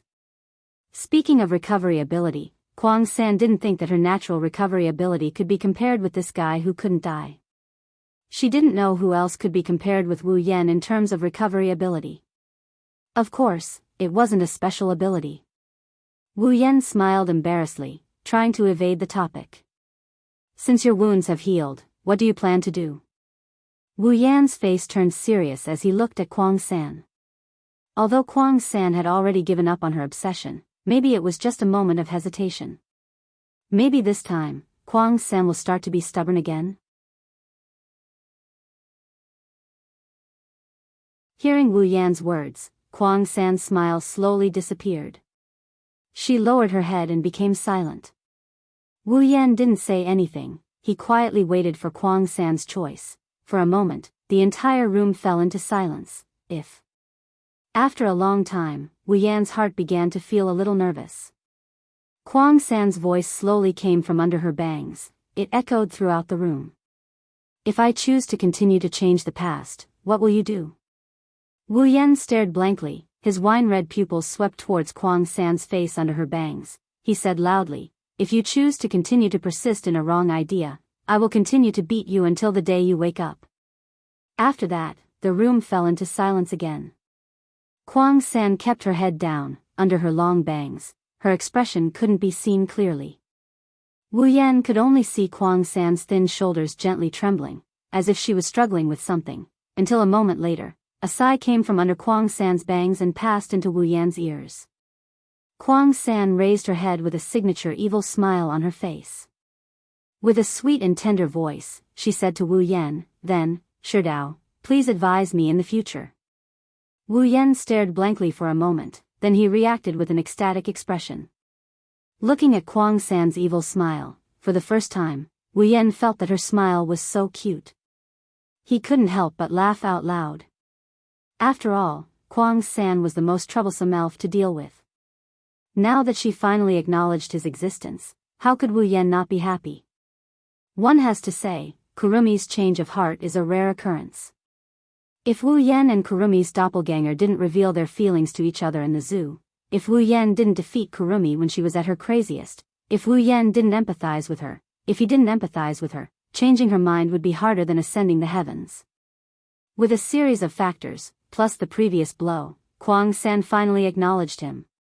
From a certain point of view, Wu Yan's previous idea was correct. For Kwang San, words had completely lost their effect, and actions couldn't move her heart. Only pain could make her heart waver a little. At that time, the right words would be useful. It can only be said that this was a rather tortuous experience for both Wu Yan and Kwang San. Wu Yan exchanged another pair of sealing bracelets from the system's item list. He handed the red bracelet to Kwang San. Since you know about 10 fragrance and the others, you should know the use of this bracelet, right? Kwang San took the sealing bracelet and stared at it. She seemed to be in a daze. She seemed to be reminiscing about something, and she seemed to be in a daze. As long as I wear this sealing bracelet, everything about me will completely change. There will no longer be numbing killing, no longer have the obsession to prove my existence, no longer have the ignorance of abandoning the past, no longer have the confusion of the future path. Thinking of this, Kwang San couldn't help but feel a little tired and uncomfortable, but more than that, she felt relieved. At least, she no longer had no sense of direction. Finally, Kwang San moved and put the red sealing bracelet on her hand. The next moment, the sealing bracelet automatically adjusted to a suitable size. The red bracelet matched Kwang San's blood-colored gothic dress very well, as if it was part of Kwang San's spiritual equipment. Following Wu Yan's joyful seal, the bracelet on Kwang San's hand emitted a light. Then, an inexplicable clear stream came out of the bracelet and flowed into Kwang San's body. The clear stream flowed everywhere in Kwang San's body. Wherever it passed, Kwang San's spiritual energy would follow the clear stream and rush towards the next source of spiritual energy. After an unknown amount of time, all of Kwang San's spiritual energy followed the clear stream. After bringing out all the elven energy, the clear stream stopped flowing. Then it drew an arc and surrounded all the elven energy like a cage, imprisoning all the elven energy. Kwang San could feel that after the spiritual energy was imprisoned, the clear stream shook violently and sank into the deepest part of her body with the imprisoned spiritual energy. Then, a circle of red lines appeared on Wu Yan's sealing bracelet. At the same time, the gothic dress on Kwang San's body slowly disappeared under Kwang San's astonished expression, revealing her smooth and delicate body.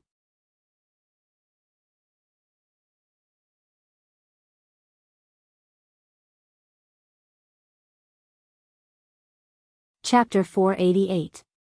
2 ponytails of different lengths were released from Kurumi's head at the same time her gothic dress disappeared. Her long black hair flowed down her back like a waterfall, making her look a bit more delicate. Her bangs swept past the corner of her eyes, hiding the golden clock on her left eye. Her remaining wine-red eye involuntarily glanced at her own body. Her eyes were filled with astonishment as if she couldn't adapt to the sudden change in the situation. Not long after, her revealing gothic dress turned into red sparks and disappeared from the room. Kurumi's perfect figure, her white body was revealed to Wu Yan. Wu Yan's mouth slowly widened until it formed an O shape. Wu Yan looked at Kurumi's naked body and her round breasts. When Wu Yan saw the red sparks, he felt his nose itch. He couldn't stay calm anymore. He had just witnessed Kotori and the other elves being stripped of their clothes. How could he have forgotten that the elves' power was sealed, and their spiritual equipment would disappear along with it? On the other side, Kurumi finally reacted to the accident of her body being exposed. The shock on her face turned into evil. She stared at Wu Yan with her wine-red pupils. As if she could see through his thoughts, Kurumi laughed. Era, Sherdao, did you forget or did you do it on purpose? You're the only one who knows. Wu Yan abruptly regained his senses. He looked at Kurumi, who was still grinning at him.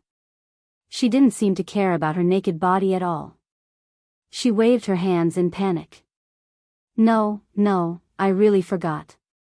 Wu Yan hurriedly explained. His eyes kept glancing at Kurumi, making his explanation unconvincing. I see. Kurumi narrowed her eyes and smiled seductively. She didn't even try to cover her body.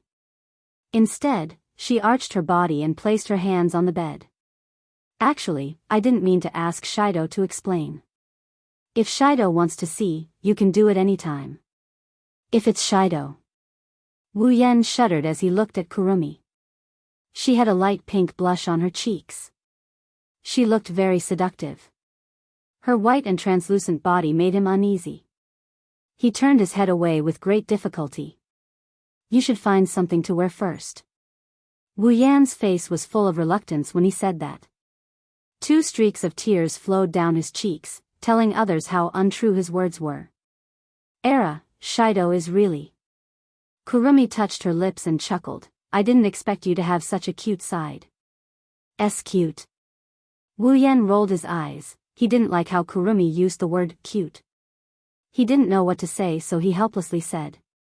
Alright, stop teasing me, hurry up and find something to wear. Kurumi looked at Wu Yan, who was sweating profusely. She revealed an evil smile and slowly crawled out of the bed toward Wu Yan. Wu Yan's body stiffened when he saw this scene. Before he could react, Kurumi had already crawled to his side. She stretched out her hands and turned Wu Yan's body to face her.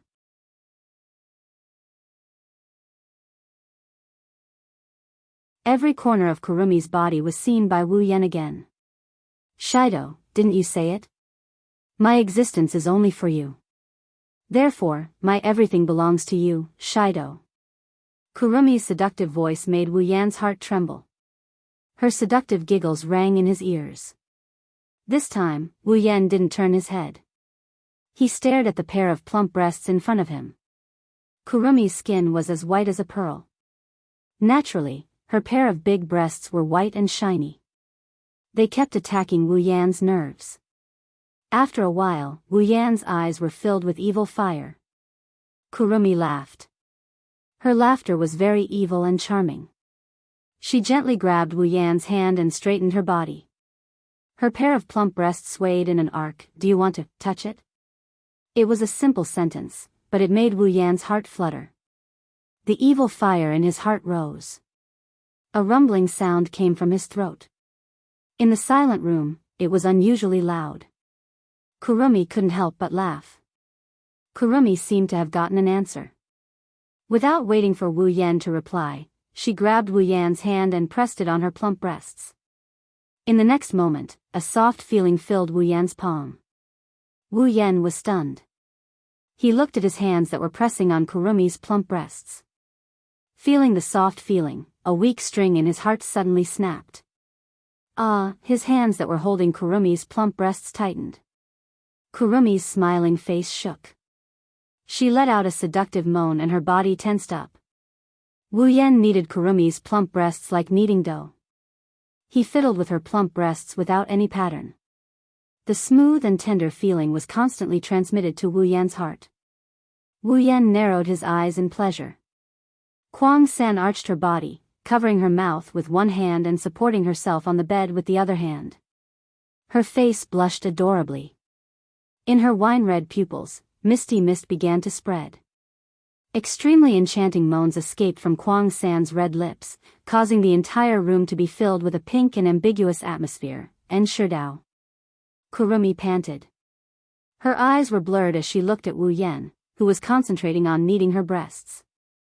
Her moans were like extremely high alcohol content. When Wu Yan heard her moans, he began to feel a little drunk. While kneading, the two looked at each other. In their eyes, there was only each other's face. Their expressions gradually became lost. After an unknown amount of time, the two faces began to move closer to each other. When the soft sensation reached their hearts from their lips, they realized what they were doing. By the time they realized what they were doing, their two tongues had already started to entangle with each other in Kurumi's mouth. At the same time, Wu Yan's hands didn't stop at all. He continued to knead with increasing strength. Kurumi's body began to glow red. Her lips were covered by Wu Yan. A muffled moan could be heard from Wu Yan's mouth.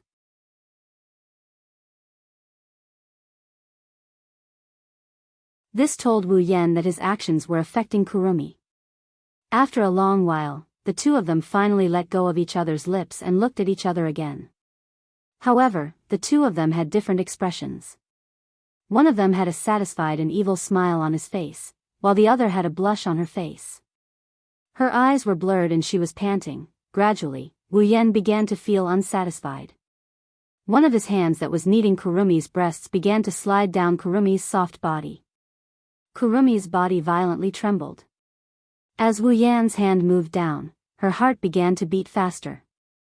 Until a moment later, when her lower body was held in his hand, a deadly electric current rushed into her heart. She let out a long sigh. Her moans kept coming out of her mouth. They were getting louder and more urgent. Not long after, Kurumi was moaning in satisfaction. Her chest heaved up and down. Seeing this, Wu Yan's hands stopped moving. His expression changed. He wanted to cry but had no tears. That's it? What should I do? Perhaps Kurumi saw Wu Yan's depression. She got up from the bed while gasping for breath. She came to Wu Yan's side and squatted down. Seeing this, Wu Yan was stunned. Could it be? In the next moment, as Kurumi lowered her head, Wu Yan sucked in a breath of cold air and closed his eyes. His face was filled with satisfaction.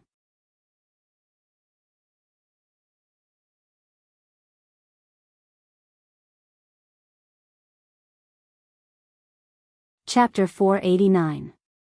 A strong sense of excitement rushed into Wu Yan's mind. Wu Yan's face was full of satisfaction. He couldn't help but sigh. His heart was slightly excited. This was the first time someone was willing to do something like this for Wu Yan. In the past, no matter if it was the shy Kaisha-sama, the arrogant Railgun, the bold Jusama, or the obedient Ikaros, none of them were willing to do such a thing for Wu Yan. There were countless times when Wu Yan had bad intentions, but he didn't dare to take the risk of being sliced by force. Unexpectedly, Kurumi, who had only known Wu Yan for a few days and met less than 10 times, took the initiative to accept his first time. How could Wu Yan not be excited? It can be seen that Kurumi had never done something like this before. Her movements were very jerky. There were a few times when she almost bit down. Her sharp teeth scraped against his skin. While Wu Yan was enjoying it, he was also scared to the extreme. However, after a few more attempts, Kurumi seems to have grasped a few tricks. She's able to control her strength very well. This allowed Wu Yan to relax and he started enjoying himself. After an unknown amount of time, Wu Yan exhaled. Kurumi also let out a whimper. Then, the sound of her throat rolling continuously rang. Hearing this, Wu Yan's evil fire that had just subsided suddenly surged again. He began to pant heavily. His wine-red pupils emitted a wisp of fire. He abruptly stretched out his hands and picked up Kurumi, who was squatting under him. Ignoring her slightly flickering and panicked expression, he pulled her into his arms, hugged her waist, and then fiercely pressed her down. After an almost inaudible sound, Kurumi's face paled. She raised her snow-white neck and showed a painful expression. However, in this pain, there was also a strong sense of excitement and joy. She was indeed a sickly girl. She found joy in pain. She felt pain and joy at the same time. She was simply born to be a submissive. Although in terms of personality, Kurumi was more like a top, of course, Wu Yan didn't dare to move now. Otherwise, even if Kurumi was happy, he wouldn't be able to get through it. Anyway, he had already settled in. What happened next was just a matter of time. The two hugged each other like this, quietly overlapping each other. After a long time, perhaps the pain had passed. Kurumi raised her head and looked at Wu Yan in a daze. She gasped and said, "Shudao is really bad. He didn't get my consent. Didn't you say that everything is mine?" Wu Yan smiled slyly, making Kurumi a bit angry. But soon, Kurumi smiled and leaned against Wu Yan. She gently hugged Wu Yan. The soft flesh of her chest kept rubbing against Wu Yan. This made Wu Yan's lust rise a lot. She slowly straightened her body.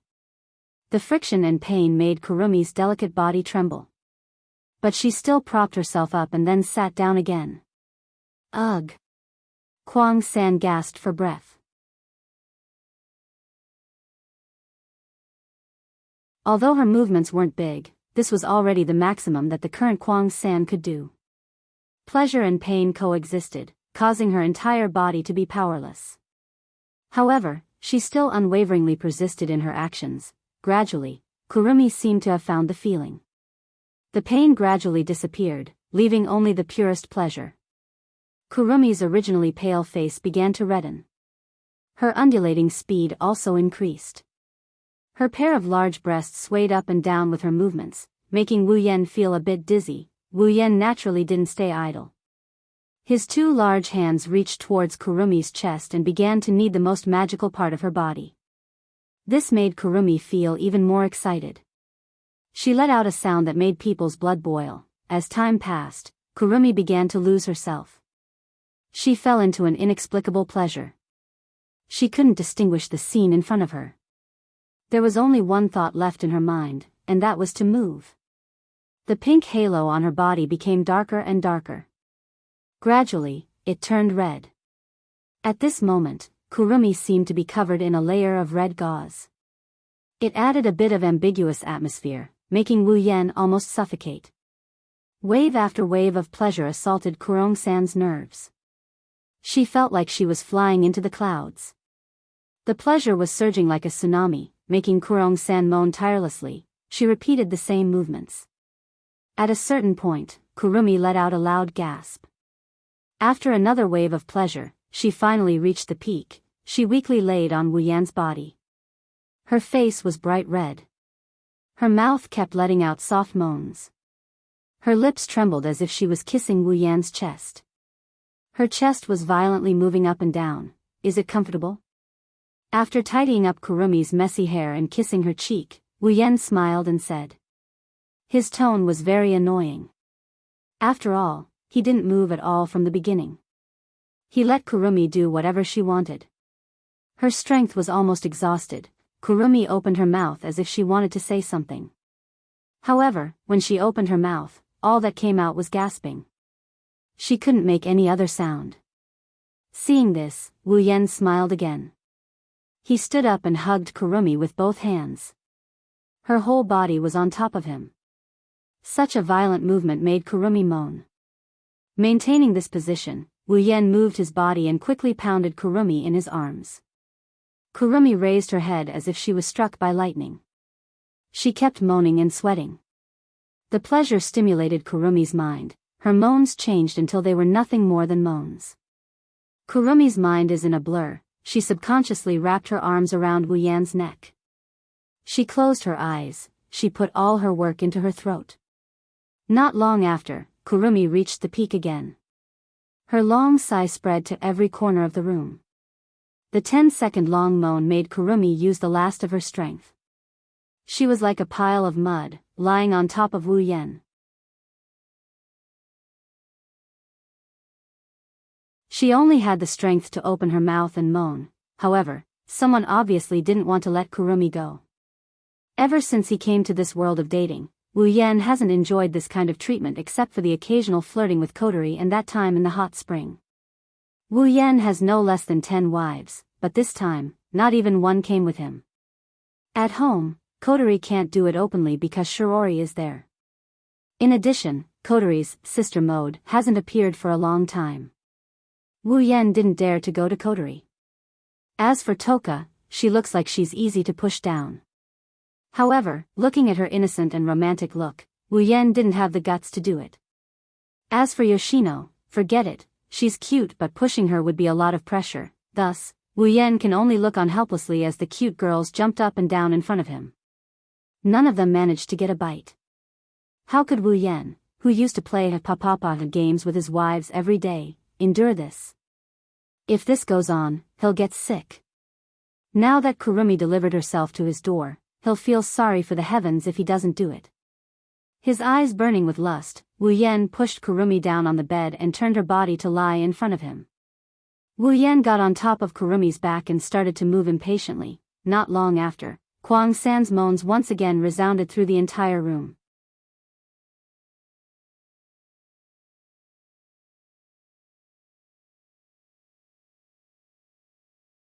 Chapter 490.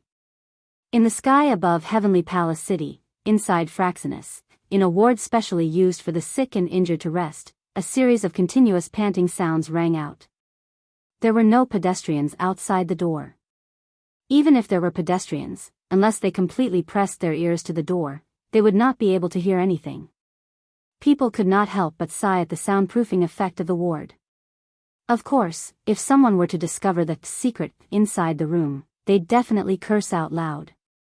After all, if you ask who's inside the room, the first thing that comes to mind is the injured and the injured. Isn't he afraid of being despised for having sex with the injured or the injured in the room? It's really unbelievable.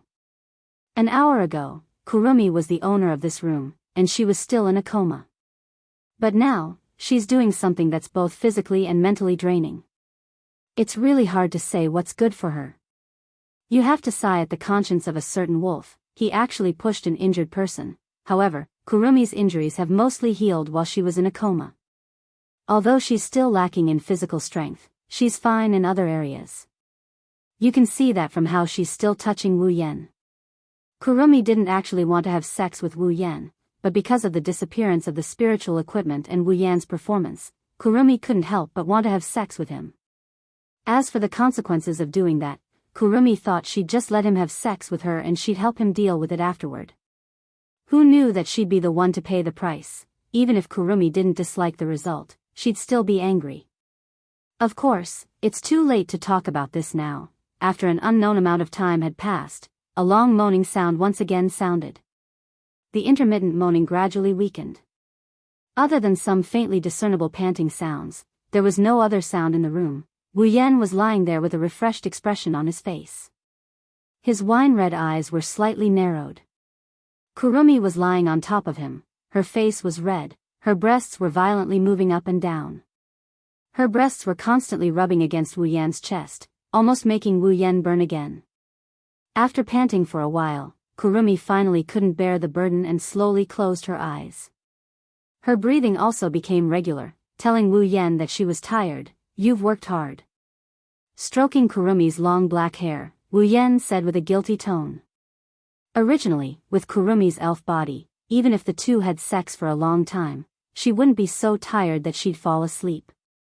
Unfortunately, Kurumi's injuries had just healed, and her strength was sealed, so her recovery was greatly reduced. Wu Yan, on the other hand, had been holding back for a long time, so he wanted to have a good time. Naturally, the weaker one would be lying on the ground.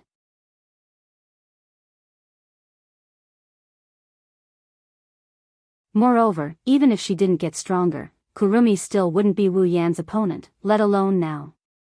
But it must be said that even if it was the first time, Kurumi still showed amazing talent. Her injuries had just healed, but she was still able to accompany Wu Yan to this point. She was indeed the most unrestrained elf among all the elves. Hugging the sleeping Kurumi, Wu Yan caressed her soft and smooth back. Inadvertently, he touched the sealing bracelet on Kurumi's wrist. Suddenly, he remembered that Kurumi seemed to be the last target of his second dungeon mission. The 4 elves required for the second dungeon mission had already put on the sealing bracelet. Then, the second dungeon mission should be completed already, right? Since the second dungeon mission was completed, the third dungeon mission should also be activated, right? Reaching out his hand, he opened the system projection and pulled up the mission column. Sure enough, the second dungeon mission had already been completed.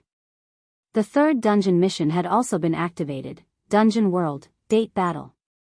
Dungeon Mission, Collect. Mission 1, materialize the spatial earthquake phenomenon that occurred all over the world and collect it. Current progress, October 10th, completed, quest reward, 50,000 equipment points, item points, ability points, summoning points. Mission 2, use the Ring of Sealing to seal the elven powers of storyline characters Yuso Toho, Yoshino, Tokisaki Kurumi, and Itsuka Kotori. Completed, quest reward, any 2 pieces of equipment below level B will be upgraded by 1 level, excluding level B and Gate of Babylon. Mission 3, use the ability of The Night Never Dies by bare hands to turn Latitosker's airship, Fraxinus, into a relic and store it in the Gate of Babylon. Quest reward, level up by 1. When the content of the third mission appeared in front of Wu Yan's eyes, Wu Yan's finger, which was pointing at the system's projection, trembled and almost poked into Kurisu's mouth. His wine-red pupils widened as he repeatedly cursed in his heart. Using the ability of Knights Never Die by bare hands to turn Latitosker's airship, Fraxinus, into a relic? You want to keep it in the Gate of Babylon? Coterie will chop me into pieces. Wu Yan's lips trembled in anger as he looked at the third mission again. After making sure he wasn't mistaken, Wu Yan couldn't bear to look at it anymore. Fraxinus was the base of Latitosker. Not only did it possess the most advanced technology in Latitosker, it also had a specialized Elven analysis system. If Fraxinus disappeared one day, Latitosker would basically be disbanded. Yet, under such circumstances, she still wanted him to turn Fraxinus into a relic? Wasn't that the same as making an enemy out of Latitosker? Even if Coterie agreed to it, the other members of Latitosker would never agree to it, let alone Coterie.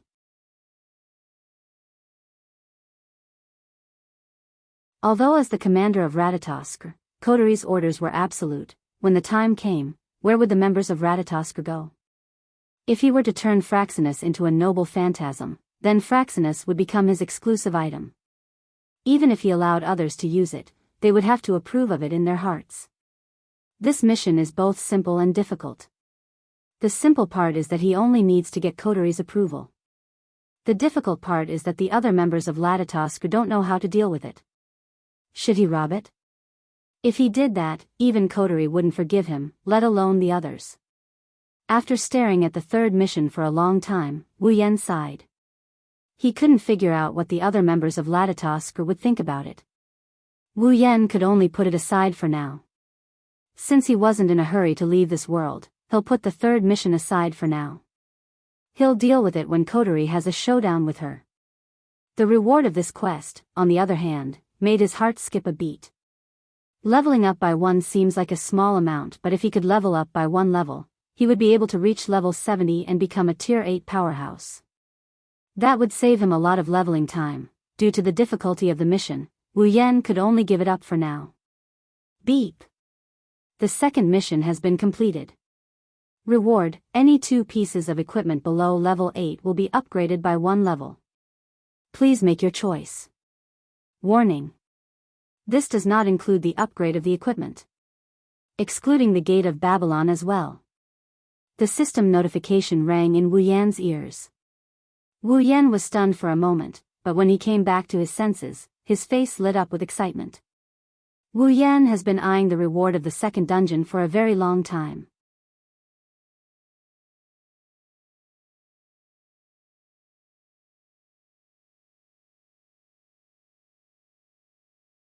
Chapter 491. Wu Yan already had a plan for the second dungeon mission reward, which was to upgrade any 2 pieces of equipment below B grade by 1 level. If he succeeded, not only would he receive rewards, but he would also be able to upgrade his abilities. To be precise, he would be able to upgrade the power of the Gate of Babylon. Ever since he obtained the Gate of Babylon, Wu Yan would convert some iron sand into a noble phantasm and put it into the Gate of Babylon every day, trying to upgrade the Gate of Babylon. As for the result, he could tell by looking at his character status that his Gate of Babylon was still at level C. This also showed how difficult it was to upgrade the Gate of Babylon. If he were to use equipment to upgrade the Gate of Babylon, it would take a long time. When the reward of Quest 2 appeared, an idea popped up in his mind. What if he used the reward of Quest 2 to upgrade the Iron Sands level? Would that work? The level of the Gate of Babylon was supported by the iron sand that was converted into a grade D equipment. If the Gate of Babylon were to lose the iron sand that was piled up like a mountain, the Gate of Babylon would revert back to its original form, a grade D equipment. Perhaps because of this, even though Wu Yan kept adding iron sand into the Gate of Babylon, he could not upgrade the Gate of Babylon to B grade. If he were to use other equipment to upgrade the Gate of Babylon, Wu Yan would definitely go bankrupt, and it would only be a matter of time. Wu Yan had spent a lot of effort to upgrade the Gate of Babylon. After all, it was such a special equipment, it would be a waste to let it grow on its own.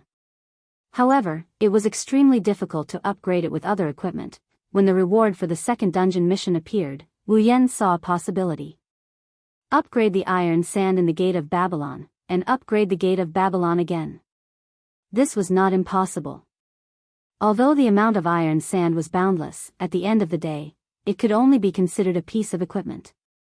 The system could not possibly change a grain of iron sand from D grade to C grade, right? If he could upgrade the iron sand from a D grade common armament to a C grade rare armament, Wu Yan did not believe that he could not upgrade the Gate of Babylon. If this method worked, not only would the Gate of Babylon be upgraded, but the iron sand would also become a C grade rare armament. Wu Yan would have a terrifying amount of rare armaments. By then, the C-grade iron sand sword and the B-grade Gate of Babylon would be so powerful that if Wu Yan were to fight Jafar again, he would be able to kill him with the Gate of Babylon. Even if he were to fight Kurumi again, Wu Yan was confident that he would be able to gain the upper hand without resorting to any tricks. Wu Yan wanted to laugh out loud at the thought of having a gold armament treasure of Babylon with a pile of rare armaments. If he was not afraid of waking Kurumi up, Wu Yan would definitely do so. After all, even the glittering gold and fate was only a rare armament in the Gate of Babylon. Only noble artifacts like EA and Heaven's Lock could be considered as gold armaments. If this idea works, Wu Yan's Gate of Babylon would be able to match up to Jin Ling's Gate of Babylon. Even if he can't match up to Jin Ling's Gate of Babylon in terms of gold armaments, his meteor shower is definitely not weaker than EA's Gate of Babylon. They might even be on the same level. Beep. Dungeon Quest 2 completed. Reward: any 2B grade and below equipment will be upgraded by 1 level. Please make your choice. Warning. Not including B grade equipment upgrade. Not including the Gate of Babylon. Perhaps it was because Wu Yan did not make his choice. The system beeped again, bringing Wu Yan back to reality. Wu Yan took a deep breath and looked at the sleeping Kurumi. System. Upgrade the level of the iron sand. After that, Wu Yan was a little nervous. He purposely used the vague concept of the iron sand to see if it would work. The next moment, the system beeped again, directly into Wu Yan's mind. Hearing the system beep, Wu Yan was stunned for a moment, then he was overjoyed. Ding! The level of the iron sand has been upgraded. The current level is C grade. As soon as the system beeped, the iron sand that were lying quietly in the Gate of Babylon suddenly lit up with a dazzling light. At the same time, blood-red vein-like patterns appeared on their bodies. That was the phenomenon of the night never died by bare hands. Under the dazzling light, the blood-red veins started to vibrate slowly like a heart. An inexplicable force worked within the iron sand. Under the effect of this inexplicable force, the iron sand that was as big as a mountain and as big as a sea started to transform. Nothing could be seen from the outside, but inside, the quality of the iron sand was constantly increasing under the cleansing of an inexplicable power. Moreover, it had reached a certain critical point, and in the end, it even broke through this critical point with lightning speed. When the critical point was broken through, the blood-red veins on the iron sand flashed fiercely, then gradually dimmed until it completely disappeared. As the light disappeared, the blood-red veins on the iron sand sank into the iron sand. If one looked closely, they would notice that the color of the veins on the iron sand had deepened a lot. When the iron sand was upgraded to C grade and became a rare armament, another system beeped. Ding! The level of the Gate of Babylon has been upgraded. The current level is B grade.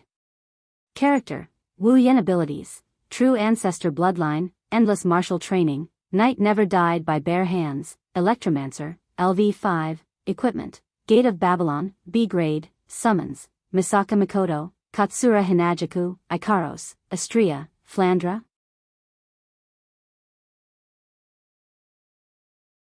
Scarlet: Shokuhu Misaki, Kinohada Sayai, Frenda, Takitsubu Riku, Misaka Sisters, 20,000, Equipment Points, 170000 Item Points, 50,000 Ability Points, 170000 Summoning Points, 230000 Level, 69. Finally, its level B, Gate of Babylon. Wu Yan let out a sigh of relief when he heard the system beep.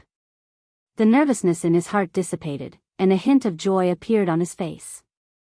He was worried that his trick wouldn't work and the iron sand's level wouldn't be upgraded. Fortunately, the final result was undoubtedly gratifying. Not only did he obtain a pile of rare armaments, but his Gate of Babylon had also become a gold armament. With a gold armament level Gate of Babylon and the piles of rare armaments inside, Wu Yan believes that the Gate of Babylon will become a killing machine in the future. His strength has increased by a lot. Of course, that's not the only thing that got upgraded. System, upgrade Nippon no Shana's level. Muttering in his heart, this time he's not going to be nervous. Ni no Shana's level hasn't reached B yet, and unlike Tetsu, it's not a cheap trick to raise its level, it's a piece of cake. Ding! Nippon no Shana's level has been upgraded. Current level is B grade. The same thing that happened to the iron sand happened to Nippon no Shana again. However, due to the large amount of iron sand, the phenomenon caused by Nippon no Shana's level was smaller. After a while, Nippon no Shana's level was upgraded to B grade, a gold armament. With B grade Nippon no Shana, Wu Yan's strength increased again.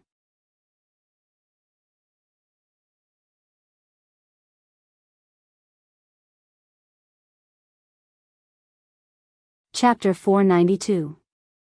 The upgrade of Gate of Babylon and Shana made Wu Yan, who was in a good mood after having a good time with Kurumi, even better. Even though his level and abilities didn't increase, the upgrade of his equipment was directly related to his strength. Forget about Gate of Babylon, even Niandan no Shana was a sharp blade in his hands before it was upgraded. After all, the equipment itself has the ability to control flames. Niandan no Shana is a rare armament, but it's already a gold armament. In addition to the meteor shower, Wu Yan alone has 3 gold armaments. If the powerhouses of the Spalier world knew about this, they would be so jealous that they would jump off a building. Gold armaments are equipment that only Tier 9 powerhouses can equip. Even in the Spalier World Academy, only Princess Sylph was able to get her hands on a gold armament when she was only Tier 8. Now, a guy who hasn't even reached Tier 8 has 3, and each of them are at the pinnacle of gold armaments. The group of people who would be affected by this fact would most likely be the 9th level old monsters. After all, no one had ever heard of a 9th level ranker who possessed 2 or more gold armaments at the same time. With 3 gold armaments, Wu Yan is already strong enough to challenge those of a higher tier. If he goes up against Jaffer now, Jaffer won't even have the chance to enter Berserk state. This is also why rare armaments are common in the Spalier World Academy while gold armaments are only owned by one person. Even though there's only a difference of 1 level, the former is suitable for Tier 7 and 8 while the latter is suitable for Tier 9. They can't be compared at all. That's why Wu Yan couldn't help but be in a bad mood when he thought about the fact that he has 3 gold armaments. Of course, this good mood disappeared when he saw the various points on his character panel, especially the 50,000 item points. After exchanging for 4 pairs of sealing bracelets, Wu Yan's item points are nearing the bottom again. Wu Yan sighed and comforted himself. It's fine. 800,000 item points for 4 cute girls. It's worth it no matter how you look at it, right? That's true. At the mention of sealing bracelets, Wu Yan couldn't help but look at his hands.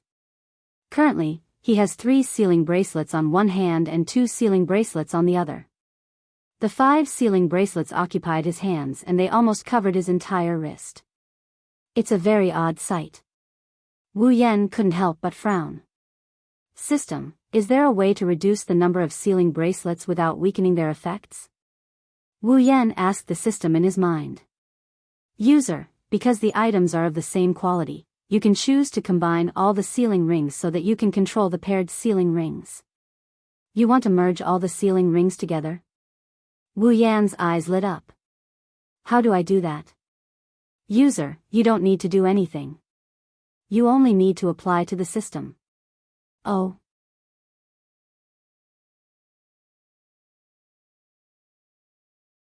Then, system, apply to combine the sealing bracelets. Beep. User has applied to combine the sealing bracelets. 50,000 item points will be required. Do you wish to pay?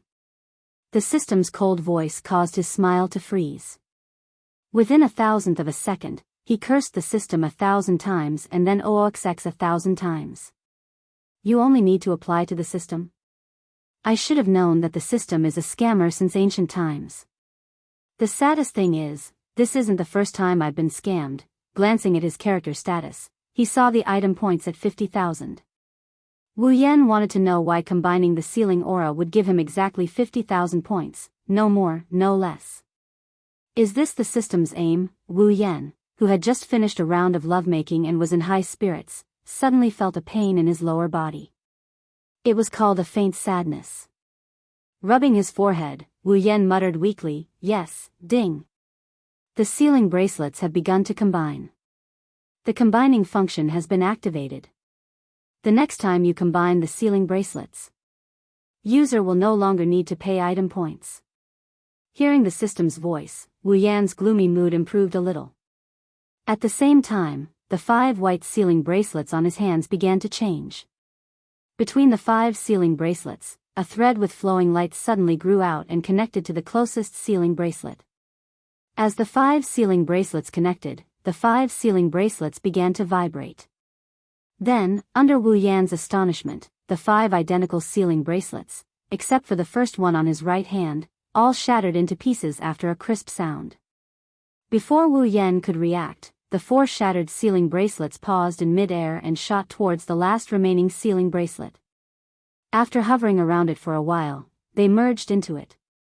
Under Wu Yan's gaze, the remaining sealing bracelet, which originally only had 1 red pattern on its surface, suddenly had 4 identical red patterns.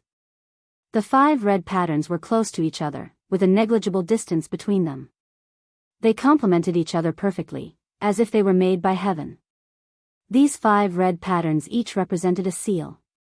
When the red patterns disappeared, the seal would be released. Of course, this was only possible with Wu Yan's approval. Now that there was only 1 sealing bracelet left, it didn't look as out of place as before. This made Wu Yan's expression much better. Holding the sealing bracelet in his hand, Wu Yan pursed his lips and sighed. Looks like when I get back to the Spalier world, I'll have to think of a way to get some points to use. The items in the system can be said to have endless uses. There's only things you can't think of, there's nothing you can't find. Without points, you can only stare at the items in the system. That's not a good feeling. Moreover, the most fundamental purpose of coming to this world, which was to obtain the special item to unlock the mysterious crystal, has been achieved.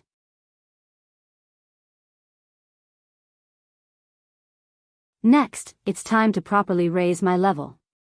When I get back to the Spalier world, I'll choose a suitable dungeon for leveling.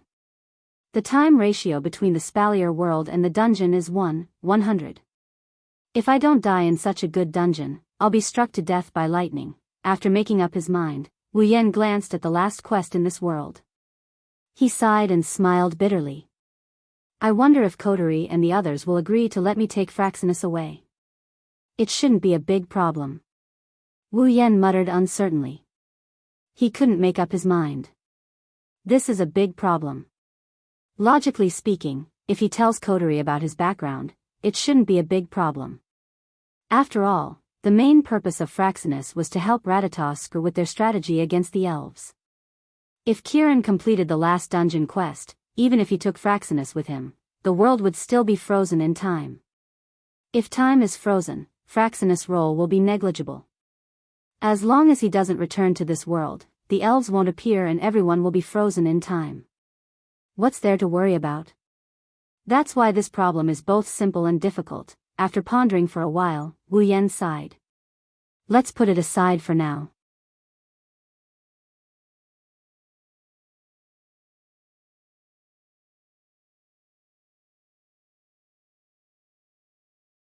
Chapter 493. Inside the room, Wu Yan is dressed in black. He turned around and gently moved Kurumi to the center of the bed. He covered her with a blanket and hid her seductive body under it. Wu Yan clapped his hands and nodded in satisfaction. Stroking Kurumi's long bangs, he kissed her smooth forehead. Kurumi seemed to have sensed something as she wrinkled her cute little nose. She tilted her head slightly before revealing a serene expression which amused Wu Yan. Who would have thought that the usually arrogant Tokisaki Kurumi would have such a cute side to her when she's asleep? Wu Yan shook his head and looked at Kurumi. He turned around and walked out the door. Fraxinus, command room. The members of Ratatoskr were analyzing the battle that took place in the open space of the zoo. For an organization that specializes in elves, every piece of information about elves is invaluable. For example, in the previous battle, a total of 4 elves appeared and fought each other. This is something that has never happened in the past. Therefore, this battle has become a good topic for research. Everyone only hoped that from this battle, they would be able to analyze a little bit of information that would be useful when facing the elves in the future. If that was the case, everyone's hard work would not have been in vain. Naturally, as Ratatosk's commander, Coterie is also present. She almost lost control of her power after it was unsealed. It's best for her to rest now that she's sealed again. But for Coterie, it's better for her to check on the progress of her work rather than lying on the bed. Since there aren't any elves around, there's nothing important for her to do. Coterie only needs to sit on the command desk and watch her subordinates work. Not only will she not be bored, she'll also encourage them to be active. For example, the commander is watching over there. Kanazuki Kyuhei. I feel like I'm full of power. Kanazuki Kyuhei, who used to be one of the most handsome men in the world, had flames burning in his eyes. He opened his mouth wider than a hippopotamus and jumped up and down in the command room. His image as a handsome man was completely destroyed. He's shouting about how he's full of power, but Kanazuki Kyuhei is just like Coterie. As a vice commander, he's more relaxed when there aren't any elves around. That's why he's jumping up and down with nothing to do. Coterie's pretty face started to get impatient as she listened to Kanazuki Kyuhei's brainless shouting. Kanazuki Kyuhei kept moving around in her sight and it's getting annoying. After a while, Coterie's head was filled with Coterie's words. At some point, Coterie couldn't hold it in any longer. She snapped her fingers and the sound echoed clearly in the command room. Almost at the same time, the automatic door of the command room was opened. 2 muscular brothers ran in and propped Kanazuki Kyuhei up from the floor. Kanazuki Kyuhei's expression froze.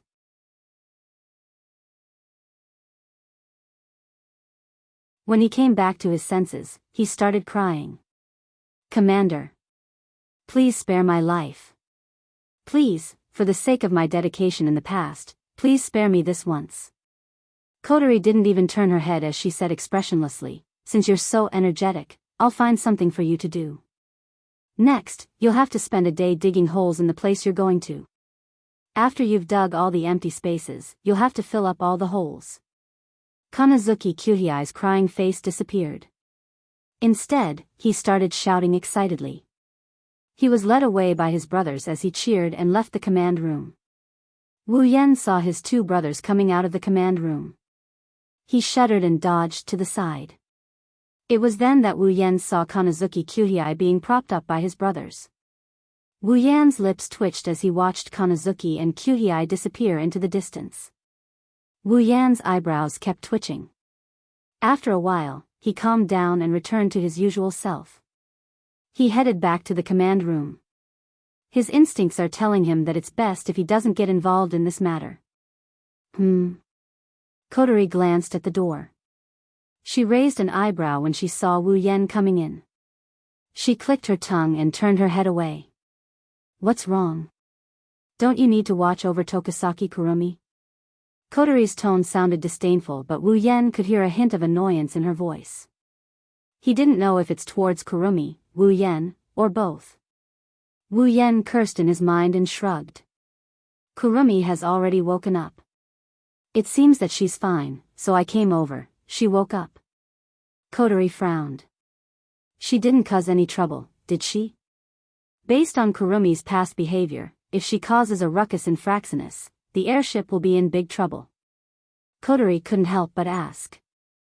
If Wu Yan didn't object to her placing surveillance around Kurumi, Kurumi's ward would have been filled with surveillance cameras by now.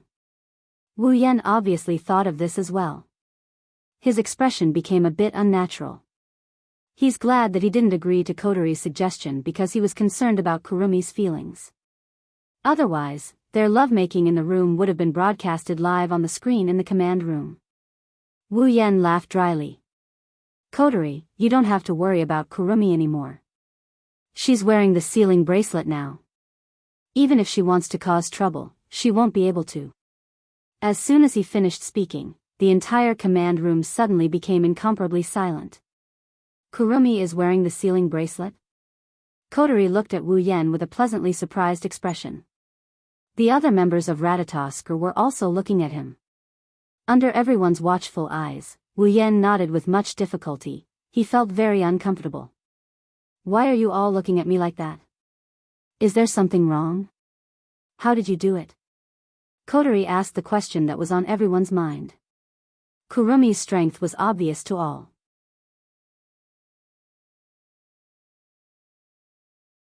She was supposed to be the most difficult elf to capture, but now, she was taken down by the person in front of them without them noticing. How could they not be curious? How did I do it? Wu Yen smiled embarrassedly. That's a good question. How do you want me to answer you? Kotori stared at Wu Yen for a moment before turning around. She asked Rain Murasame. How's the analysis of the elven AI?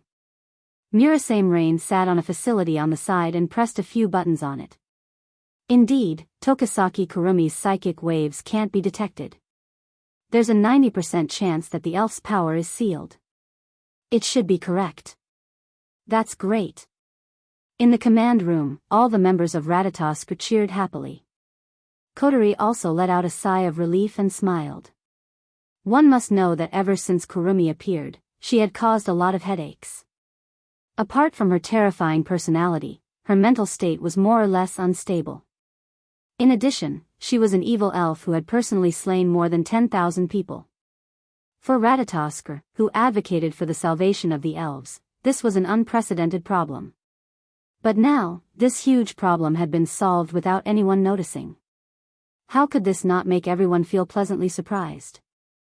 Everyone looked at Wu Yen with eyes full of admiration and admiration.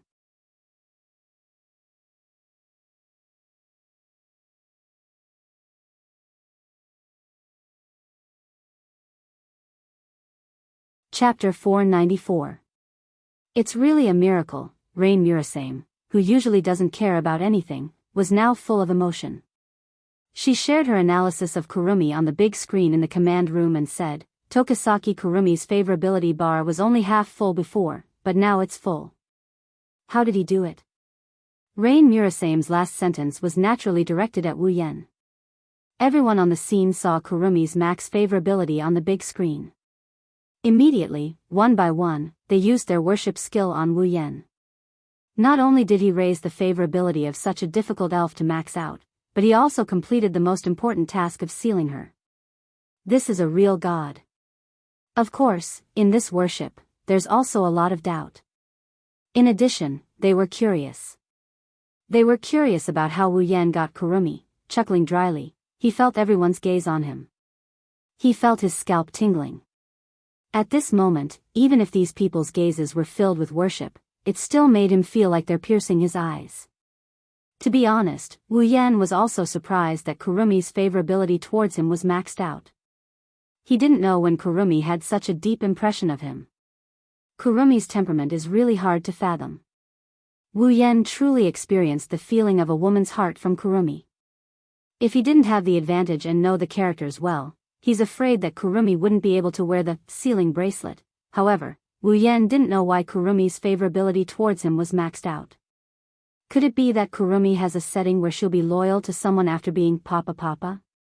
Rubbing his head in distress, Wu Yen sighed and said helplessly, Don't ask me how I did it, I'm also confused. Confused? How can you capture a girl when you're confused?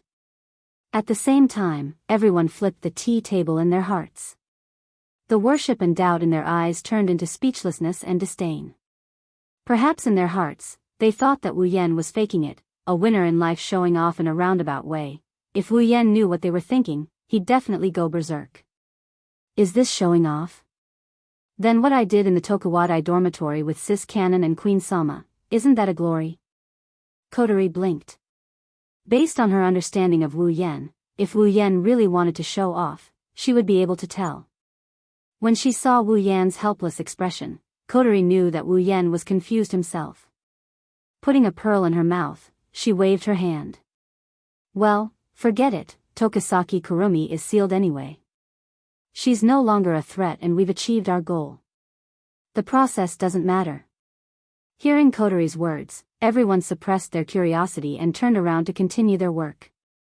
Wu Yan couldn't help but feel relieved. If they continue to force him, even Wu Yan himself might not be able to keep it a secret. Rolling in the sheets with Kurumi in the ward, looking around the command room, Wu Yan turned around and asked, "By the way, Kotori, where's you?"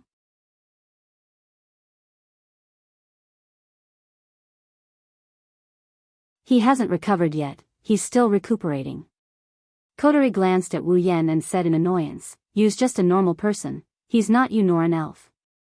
He took a bullet in the back, how can he recover so quickly?" "That's true."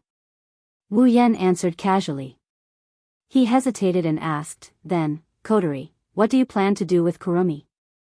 Kotori stopped licking her pearl for a moment before she calmed down and said casually, "Originally, everyone wanted to treat Tokisaki Kurumi as a criminal." "Criminal?" Wu Yan turned around and looked at Kotori. "Ah." Kotori narrowed her eyes and continued, "No matter what, he's someone who killed more than 10,000 people. Even if Ratatoskr wants to save the elves, a crime is a crime. Just like how humans are imprisoned for murder, from a normal person's point of view, Tokisaki Kurumi has to pay the price for his past actions." Wu Yan fell silent, he was struggling in his heart. Indeed, from an ordinary person's point of view, Kurumi had killed more than 10,000 people with her own hands. She was a heinous existence. If Kurumi was an ordinary person, she would have been executed 1,000 times. That would have been more than enough. If it was in the past, Wu Yan would have thought the same. But now, the value of human life isn't as important as before in Wu Yan's eyes. Although he doesn't view human life as an ant, the dead are already dead. He can't bring them with him when he's alive, and he can't bring them with him when he's dead. Wu Yan's hands are stained with the blood of countless people. During the treasure hunt in the supply town, Wu Yan killed as many people as Kurumi. If possible, Wu Yan doesn't want Kurumi to bear the consequences.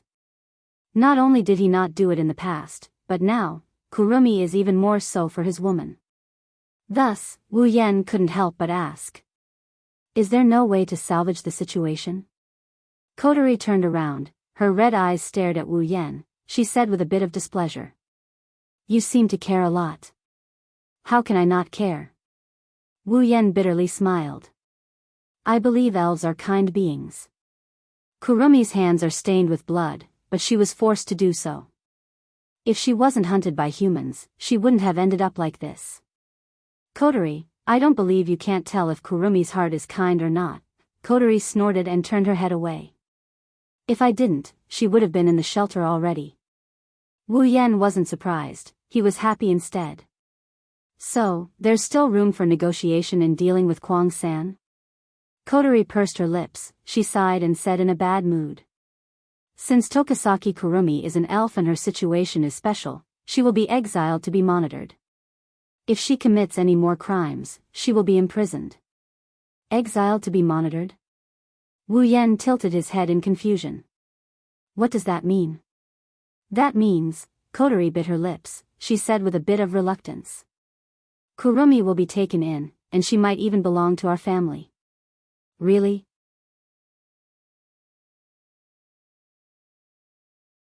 Wu Yan's face lit up with joy, he said with a smile. Kotori was annoyed. "Don't be happy too early. That's just a preliminary decision. I haven't approved it yet. Don't forget, we don't have any extra space in our house to take in anyone. Even Si Wen Nai sleeps with Shixiang." "That's true." Wu Yan was a bit troubled. At this moment, a delicate voice rang in everyone's ears at the same time as the automatic door opened. This caused the entire command room to fall silent. Era, you don't have to worry about that." Everyone stopped what they were doing. They looked up and saw Kurumi in her hospital gown walking in with a graceful smile on her face. She started walking towards Wu Yan. Wu Yan was confused. Kurumi hugged Wu Yan's arm and intimately leaned on him. "I can share a room with Shido." "What?" Everyone exclaimed in shock, including Kotori. She stood up from her seat with a whoosh. Kurumi maintained her elegant smile. She looked at Kotori with fire in her eyes. Is there a problem? You're tuning into the Romantic Tales YouTube channel. Don't forget to subscribe and join us on this journey to catch the most captivating stories.